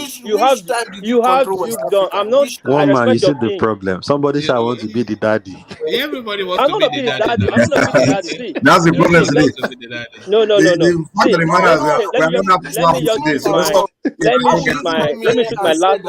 Let me shoot my last this thing. For what I'm saying, if all of us come together and tell our history well, the way it's supposed to be, we will see where we came from, where we are going to. We now trying to create history to get relevance. We are destroying the history further and further. For God knows when it will end. For me, to my own capacity, I've studied to understand. disconnect with this, disconnect with that, disconnect with this. But how you try to call this, you are superior than this, you're not that, you'll be destroyed in history, and you will give a chance to who is not to write nonsense. And today, the Fulani is writing on us because we are forgetting our history, we are forgetting our roots. If you know your root, somebody else will not write on you. I'm not saying I think understanding your roots is more important. Very important than everything. Understanding is more important than knowing it. Because knowing sometimes listen, my friend. I'm talking about my history. I didn't say my history override your history. I'm history, saying, hold on now, hold on now. Listen. I'm talking about my history since I've been tying it with Yoruba history. Yorubas and you had things with Yoruba. What was your relationship with the Urobos? We are the same ancestry. We are the same ancestry. So same lineage. Are they of equality to you, or? Yeah, we are same brothers. We are same brothers, different mothers, same father, different mothers. Yorubas and the people, those are Calabar, the Calabaris. Not all the Calabaris. We have Benin descendant in Calabar region. Not all Calabars. One correction, please. One correction, please. Calabari is different from Calabar. And Calabar people are ethic. The Efik people. What's your Calabaris are Ijaws, okay? See, in the river region, we have the Benin, like in their 16th community, the tribe of kingdom, they have there 14 trace their lineage to Benin, like the Egba people, I'm not going to speak for them. That's what they say. They are from Benin, and Egba have no lineage with Benin. No, Yoruba. This guy. No Yoruba. We thought it was the Igbos that were land grabbers, but it's actually the Benins that are land grabbers. That was under the Oyo, man. No. You are getting wrong. I'm not talking about the Egba Yoruba people. Oh, he's talking about the Egba in Delta. There's another Egba in Delta. I'm talking about in Cross River. You should listen carefully now. Egba in Cross River. Yes, now. Cross River. Yes, now. There's another Egba like that in I think somewhere in Delta Cross River. Which Egba in Cross River? Which name is Egba in Cross River? It's not. You see. Listen, their king is called Oba. Listen, it's Egba. See. The pronunciation, the spelling is like Egba. Listen now, you just jump. Just listen, please. The spelling, if you pronounce it according to the English spelling, it sounds more like Egba. But if they say pronounce in their own word, it's more like of Oba. It's OGB, something like OGBA something. Egba, I don't know. But it's called Egba in Cross River. Okay. How would you feel if I change all the pronunciation? I did not change your pronunciation. Just say yes. The king send is wait now. Listen. I'll send you videos. The king, the king sent his people to Benin, which they here, and Benin sent people to there. Just claim there is access from Benin. Not send anybody to where I'm from. We don't even know Benin. Where are you from in Calabar? Where are you from in Calabar? We met Benin when we from Nigeria. Where are you in from Calabar? I'm from Ibibio, Tinan. Did I say Benin from Benin? I didn't say Bibio from Benin now. I said Egba. You are saying Bibio. Come on. Bibio Efik is we have this in comment. See, you're just talking. No, when you guys just talk here sometimes, I just get my brain common ancestry. I just get my brain twisting, my brother. Just get my brain twisting. I did not say Ibibio are from Benin. I did not say Benin are from Ibibio. I'm saying Egba. It's like there's 4 communities from the Cross River that link their ancestry from Benin. So how come are you not getting pissed about that? That's I'm superior than them, or they're superior than us. Your ancestry from Benin, what's wrong with that? We can say our ancestry tied with Igala. What please? Give me 1 second. Let me ask Ajani Gogo one question. Before I want to make sure me and him are on the same page on this one before we get off. Ajani Gogo, do you agree with me that? Ajani Gogo is no more here. Oh, you left? Oh, I think so. Okay. Well, maybe one piece. Maybe you can also agree. Do you agree with me that before humans existed, the divinities existed on this planet first? I'm not too much in spiritual, but Okay. I'm not too much in spiritual. But what I'm trying to say is this: you see me speaking about the Yorubas. I'm telling you. How is that possible? You are an Edo man, not a spiritualist. I thought you all had like some little No. What I deity. mean, see, listen, Do you not I'm all not that have a vast. little God in your house? Yeah. See, yeah, it's not. Yeah, I'm not that vast into how it becomes, how it not become. If you have knowledge of that, we explain most of the things you are confused about to you. Trust me. Maybe you should go and sit down with the priest and one man. You see, when people talking about Ifa, I will not argue with them. I have Ifa. I don't hide it. I've gone even to the highest the place Benin of priest. When I sit down with the Benin priest, they tell me that they'll tell me that the origin of everything, their soul, their spirituality, everything come from Ife. But when I sit down with ordinary people say, "No, we are this, we are that." I'm like, no, I'm not arguing with you. I'm not arguing with you. I've attained the highest position of Ifa because Omila. There's a place I can go to when I go to. If I go to when Ifa shrine, such it is a common man cannot touch or cannot enter. I can enter because I have obtained that position, not because. Are you higher than Mike, who tells us that? Nobody's higher. When you get to that position, don't talk about me, man. Come on. It's not by higher. When you get to that position, you're already in that position. You understand? Do you know what Odufa means, ball piece? I don't know. I'm going to Benin. I'm saying to my Benin. I'm saying for my Benin. You're saying from your Yoruba side. I don't know. I'm saying for my Benin side. If you're saying my Benin, I might know. So okay. One Piece. Do you know that the second Oba of Benin was sent from Akwa Ibom, from Calabar? I don't know. What was his name? So why will you just be saying that they send Oba to everywhere? Oba send here, Oba send there. Everybody's Benin. All the whole Nigeria is Benin. And your population is how many? Just some truth that is hard to swallow. It's not truth. So The population is how many? Wait if now. You send Oba to everywhere, how many population do you have? Listen. You see, it's not about population. You see, it's about population. Hold on now. Hold on now. Numbers win. Hold on. I think the mistake What Piece is making is What Piece is trying to use the era that's old to try to claim glory in this present day. You can't do that, man, because I'm not using that. I'm not using that from now. We are talking about history. We're talking about present. We're talking about history. Even Oyo, I can't use Oyo to try and claim glory today because place in Benin Republic where Oyo was controlling, I can't go there and be telling them that, hey, wait. Just simple. We are in history. We're not talking about present. We're talking about past history. That's call it history. That's old. You see me, Jolly Coco, Mike, and even you were talking about Oromia, which is first. Benin. That's history of Benin. I cannot remove that. I'm talking about history. Oromia came to Benin. Did I say he's not a Benin man, Yoruba man or a Benin man? He came. That's the fact. He came. You acknowledge to know your history. He came to Benin. We cannot remove that fact.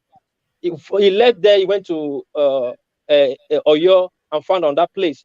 Fine, but then you start removing it. You start discussing history. You telling me a king came from Calabar? He came to Benin. I will not argue with you. But what was his name and which year? If I tell you some Benin descendant went to Calabar, I'll tell you the name and the year. I didn't say Benin from Calabar, but I can tell you that Benin have descendant in Calabar. Two simple language. What's difficult to understand? Is it a painful thing that British conquered the world? British was just when they conquered the world, it was just 4 million people citizens when they took over the world. What, just fucking 4 million? So what's so hard to accept?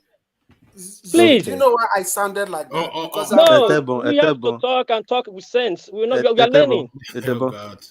I think where this whole confusion can end. Hold on, let's hear from D and then we'll start to round off because this can go on for hours. To go on and on. Etebo, please, where are you from, Akwa Ibom? Good question. 89. My mom is from Uronso Road. Okay. Yeah. But I grew up in Lagos all my life anyway. All of them grew up in Lagos too, but I know the place. But we are not allowed to be Lagosians according to one man went to man. Who am I? I'm your man. No, I have no stake in anything. I am not a Lagosian. Who am I? My brothers. The history is important, but there are expert historians in Nigeria that will break this thing down in every region. The truth about the matter right now is we are all Nigerians, and that is the fact, and that is what we have to fight to preserve.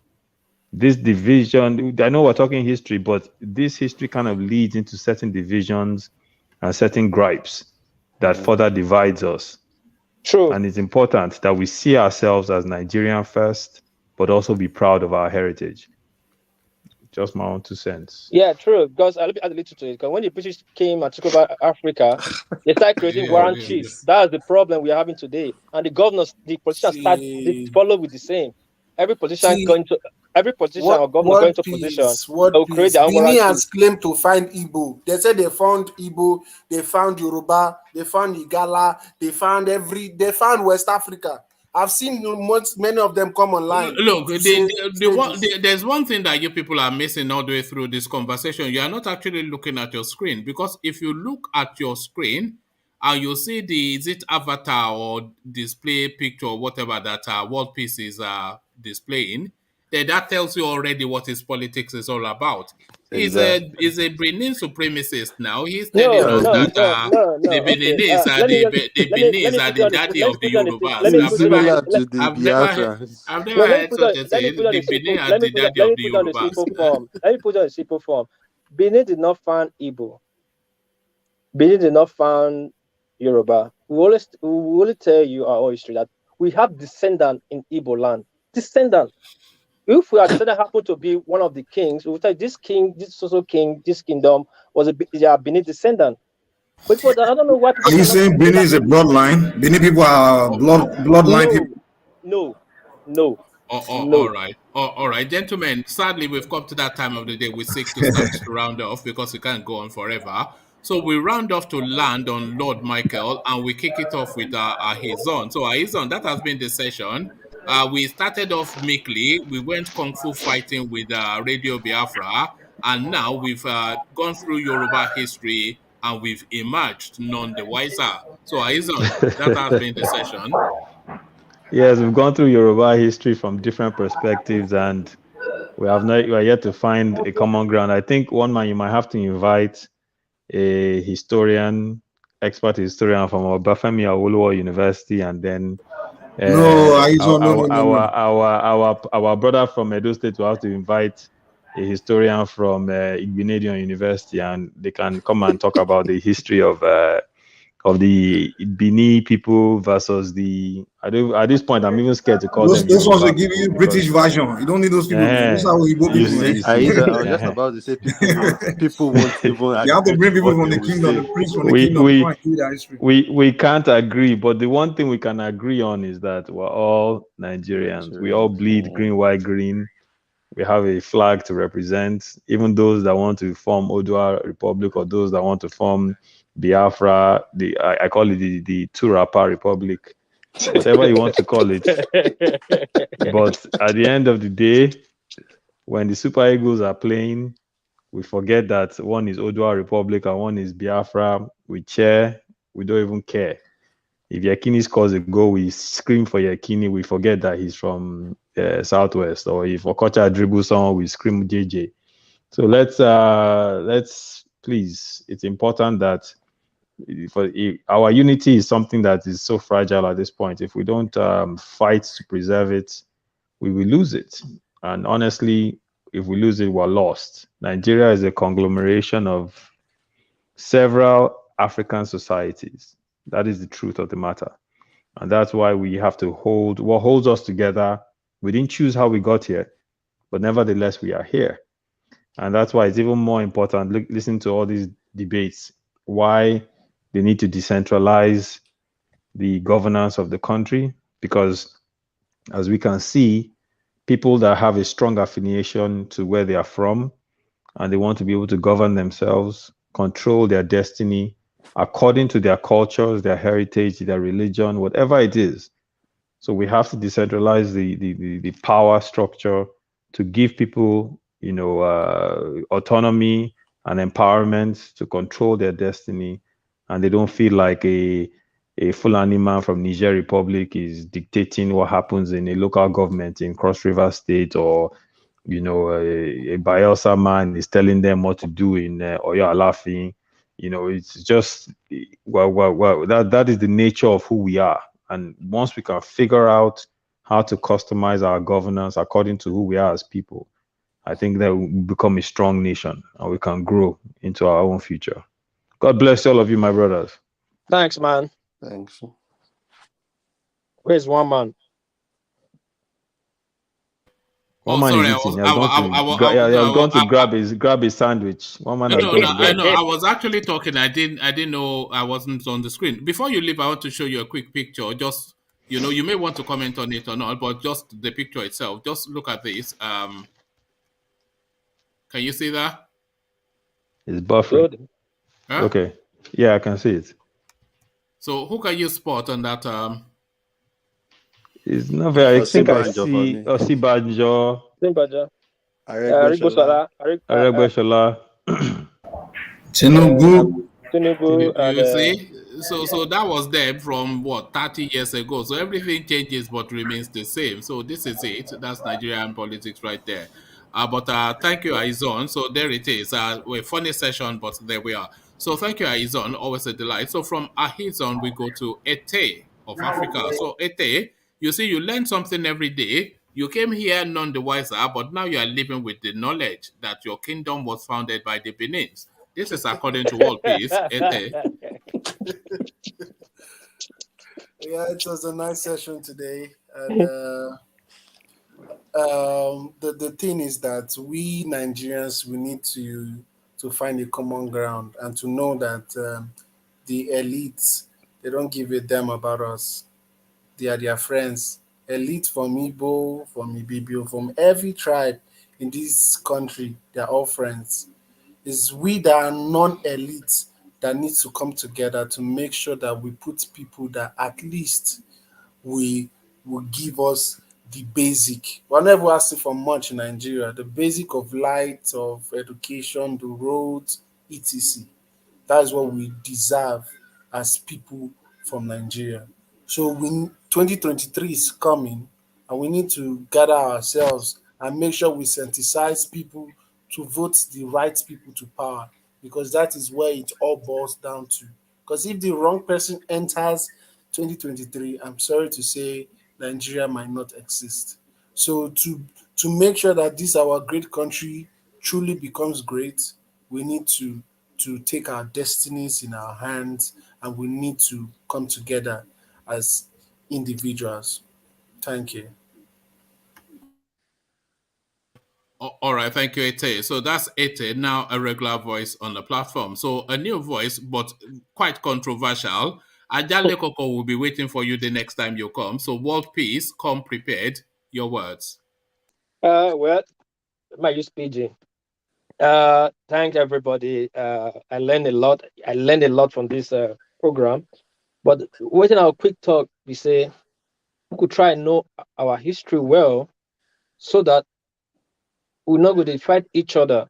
So that all these politicians are not going to use our head, because if you really look at them well, some people with the political office, they are really nobody if you take the political office from them. If we know our history well, the Northern we cried, oh, the crisis they control us. They don't fit control us, because if we know our history, we'll be more united, and if we stay united, we'll be the majority. Because we divide among ourselves, they want to claim who be senior, who will not be senior.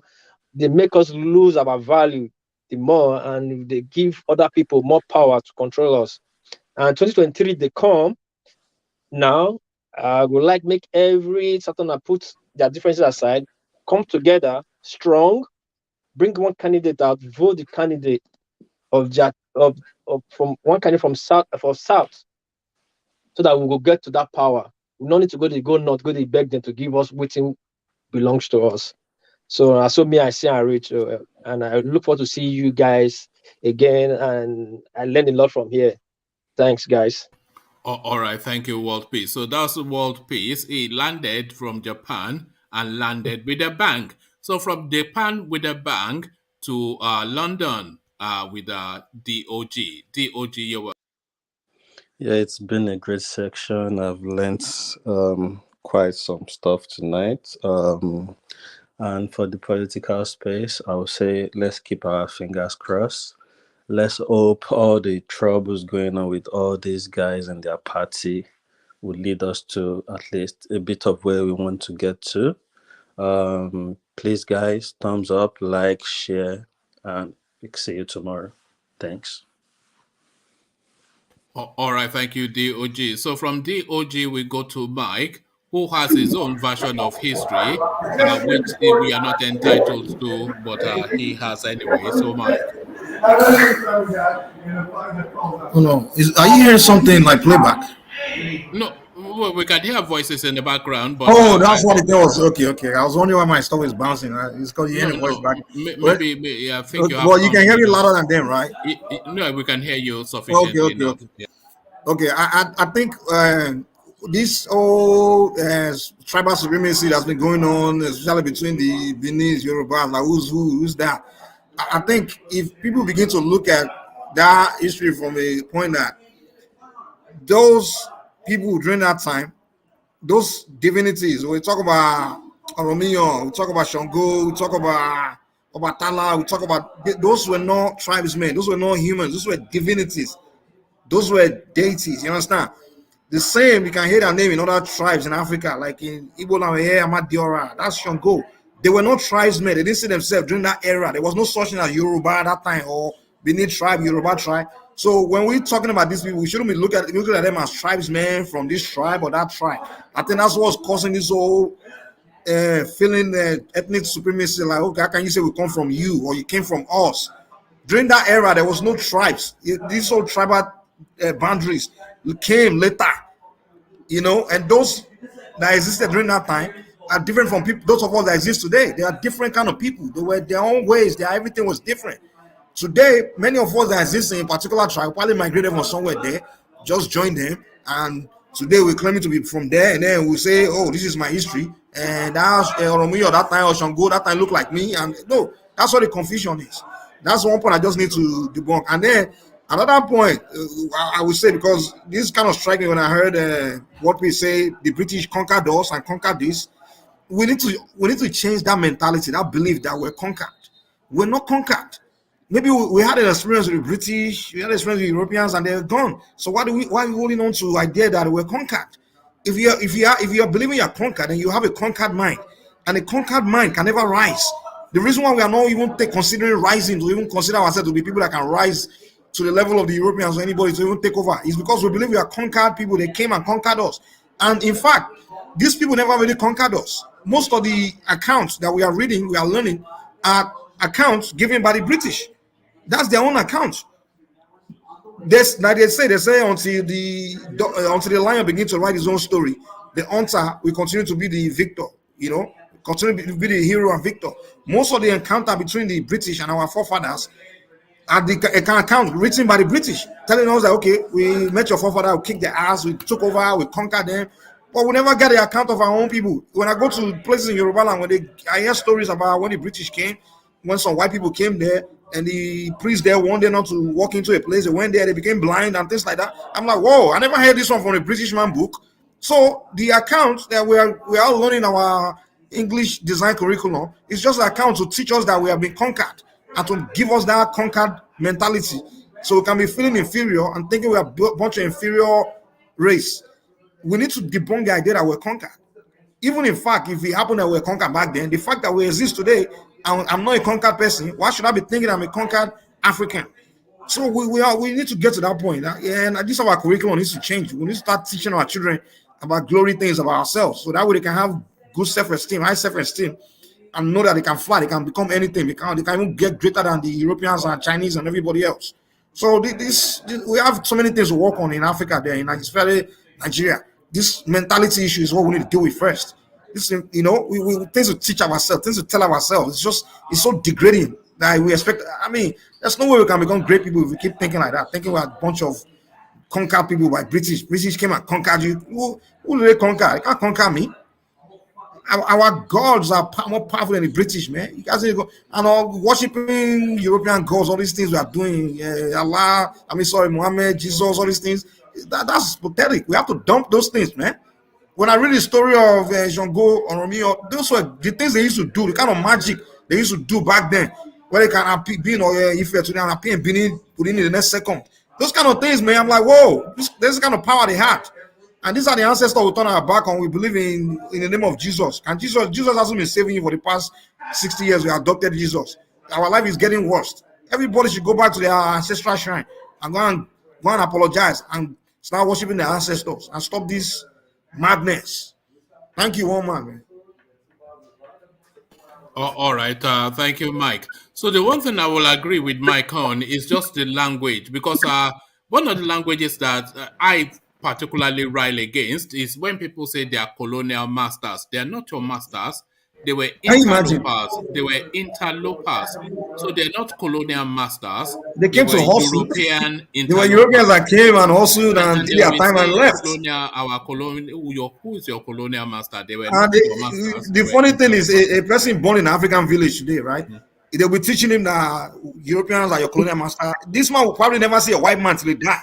And he's being taught that his master is someone in Europe. So these things, we need to stop it. We just this kind of mentality, you are suppressing yourself mentally when you are teaching yourself those kind of things. God, Lord. All right, thank you, Mike. So that was Mike. As outlandish as he came in, he lives with a bank. So that's Mike living with a bank. And in the absence of the mighty Ajanle Koko, we have a person of equal might, Lord Michael. So, Lord Michael, it's been one hell of a session. My people agree to now. One man, I don't like this comparison between me, small man like me, and Ajale Koko. No go do me that, not give me a packet. Anyway, man, I don't know as I go to tell all of you thank you today. Una try. A hell of a session. Agreements, disagreements, counter this, counter that. At the end of the day, everybody decided to shoot their swords and say, make we live on for another day. So my people, una lawyer boy and I still be, I not fit change from una. I go start by saying, I beg, make una dey invite people, make una dey share the broadcast, make una dey hit the like and subscribe button so that we go to improve, we go to grow, we go to get people. On wetin we don't talk today, this one own this one, the other one own the other one. Nobody gets anybody. Me, I not believe say one person go fit come tell me say, na colonize me or na wetin they serve, na be wetin make me they leave. No, not only I just know say God create everybody. If we look today, all these people will be say that they do well for this world. They're not getting all this our Christianity and our Islamism. What would they do to deceive ourselves? To us now, 419 we just use until they do ourselves. They cheat ourselves. See all these people with claims now they holy pass. They're not fit do anything for you when they suffer now. So make we change our mind. Make our religion be our mind. Make our culture be our thoughts. Make we know how we take develop ourselves. And I go also tell one man, say any day when you want ready, we go discuss this. I'll call them history. Let me know. I go try link you with one guy where I go bring. The guy Naido guy. You know, he know a lot. Maybe one or two people feel still dispute some things, but you go see most of the history, they tally with most of the things, with points and dates and events and venue. You know, when that time reach, I go link them up to you. So make we continue to the learn, make we the progress. The big Coco be say, una don't see them now. Every day now they talk this thing for here. All these people who they look up to, they never fit take care of themselves, finish. Now we will come to expect me to do something for us. Every day by every day. Even that Bible talk ourselves say, can anything come out of Jericho? Anything if it come out of this Nigeria? Sometimes we go there, we go to fight these people who say they want go. Like me, I believe say we need to divide though. They're not to take that one come out. Because I don't see say you not get where would they go. And the truth be say last, everybody go come back, say, make we share the grace, make we they go because now waiting go help us. But if una not agree, those of una way feel say hope see day, make una try, make una do hard, make it better. Because those of us we don't see say hope not day, we don't they run out of patience. Now they make us instead we go fight the oppressors. We will can't even they join the fight people where they support the oppressors because now so we they see them. So make everybody do their own way. Make everybody there for himself. Make everybody help him brother and sister. If you see what you go lift your brother up, do him. If you see the one go bring him down, I beg, resist from him. Not let your brother down. Then I want to thank everybody with the background there. They chat, they encourage us, they debunk us. God go bless una. Make una continue this strong work una don't start. This thing what we do so e don pass community. Na mission we dey, and we go do am till we go get progress. And I don dey see say very soon, as Oyibo dey talk am say there's light at the end of the tunnel. We go soon see the good part of wetin we dey do. So make I leave am for here because say time don ready dey go. So now we don do am today, we don yam brekete. Tomorrow we go still do am the way we dey do am. God bless you now. One love. Good night. All right, thank you, Lord Michael. So the Lord Michael, he not replaces but substitutes for Ajanle Koko to have the final word. So that has been the final word. Thank you, Lord Michael. So yes, it's just a wild session we have had today.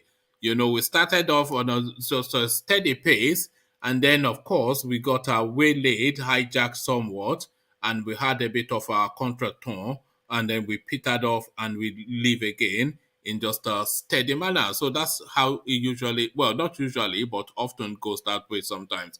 You see, the beauty of the thing is that you just start the sessions, but then you don't know how it will go, because I always say it's an open mic session. So everybody comes in, and depending on how they are viewing things and how somebody else views their views, then things evolve in whatever direction. So it just happens organically. It's not anyway contrived. It's not orchestrated in any way. And that is the beauty of it. Only one place, one man went to Mo. So you, of course, already subscribed, because if you are not, then you are just missing out. So make sure you are subscribed, and make sure, of course, that the thumbs up button is clicked. So those two things is your participation if you're not on the screen. So you thumbs up, and then you make sure that you're subscribed, and you make sure you diarize it as a regular thing, because we convene every time around about 9:30 p.m. UK time. We have afternoon sessions as well, but that is mood-led. If I'm in the mood, I do it. If I'm not, but what is almost guaranteed is the evening sessions. New and fantastical people continue to come and join us. Ete of Africa, World Peace. So all these names, DOG, not so much new anymore. Solid, that just comes out of, God knows what he's talking about. I don't even think he knows what he's talking about half the time. And I don't know what I'm talking about most of the time. I think you've already gathered that. But with all of that, we mix it together to deliver what essentially is a gripping and an engaging session for your delectation. So I'll leave it there. Carry conversation within the comment section, but here I say peace.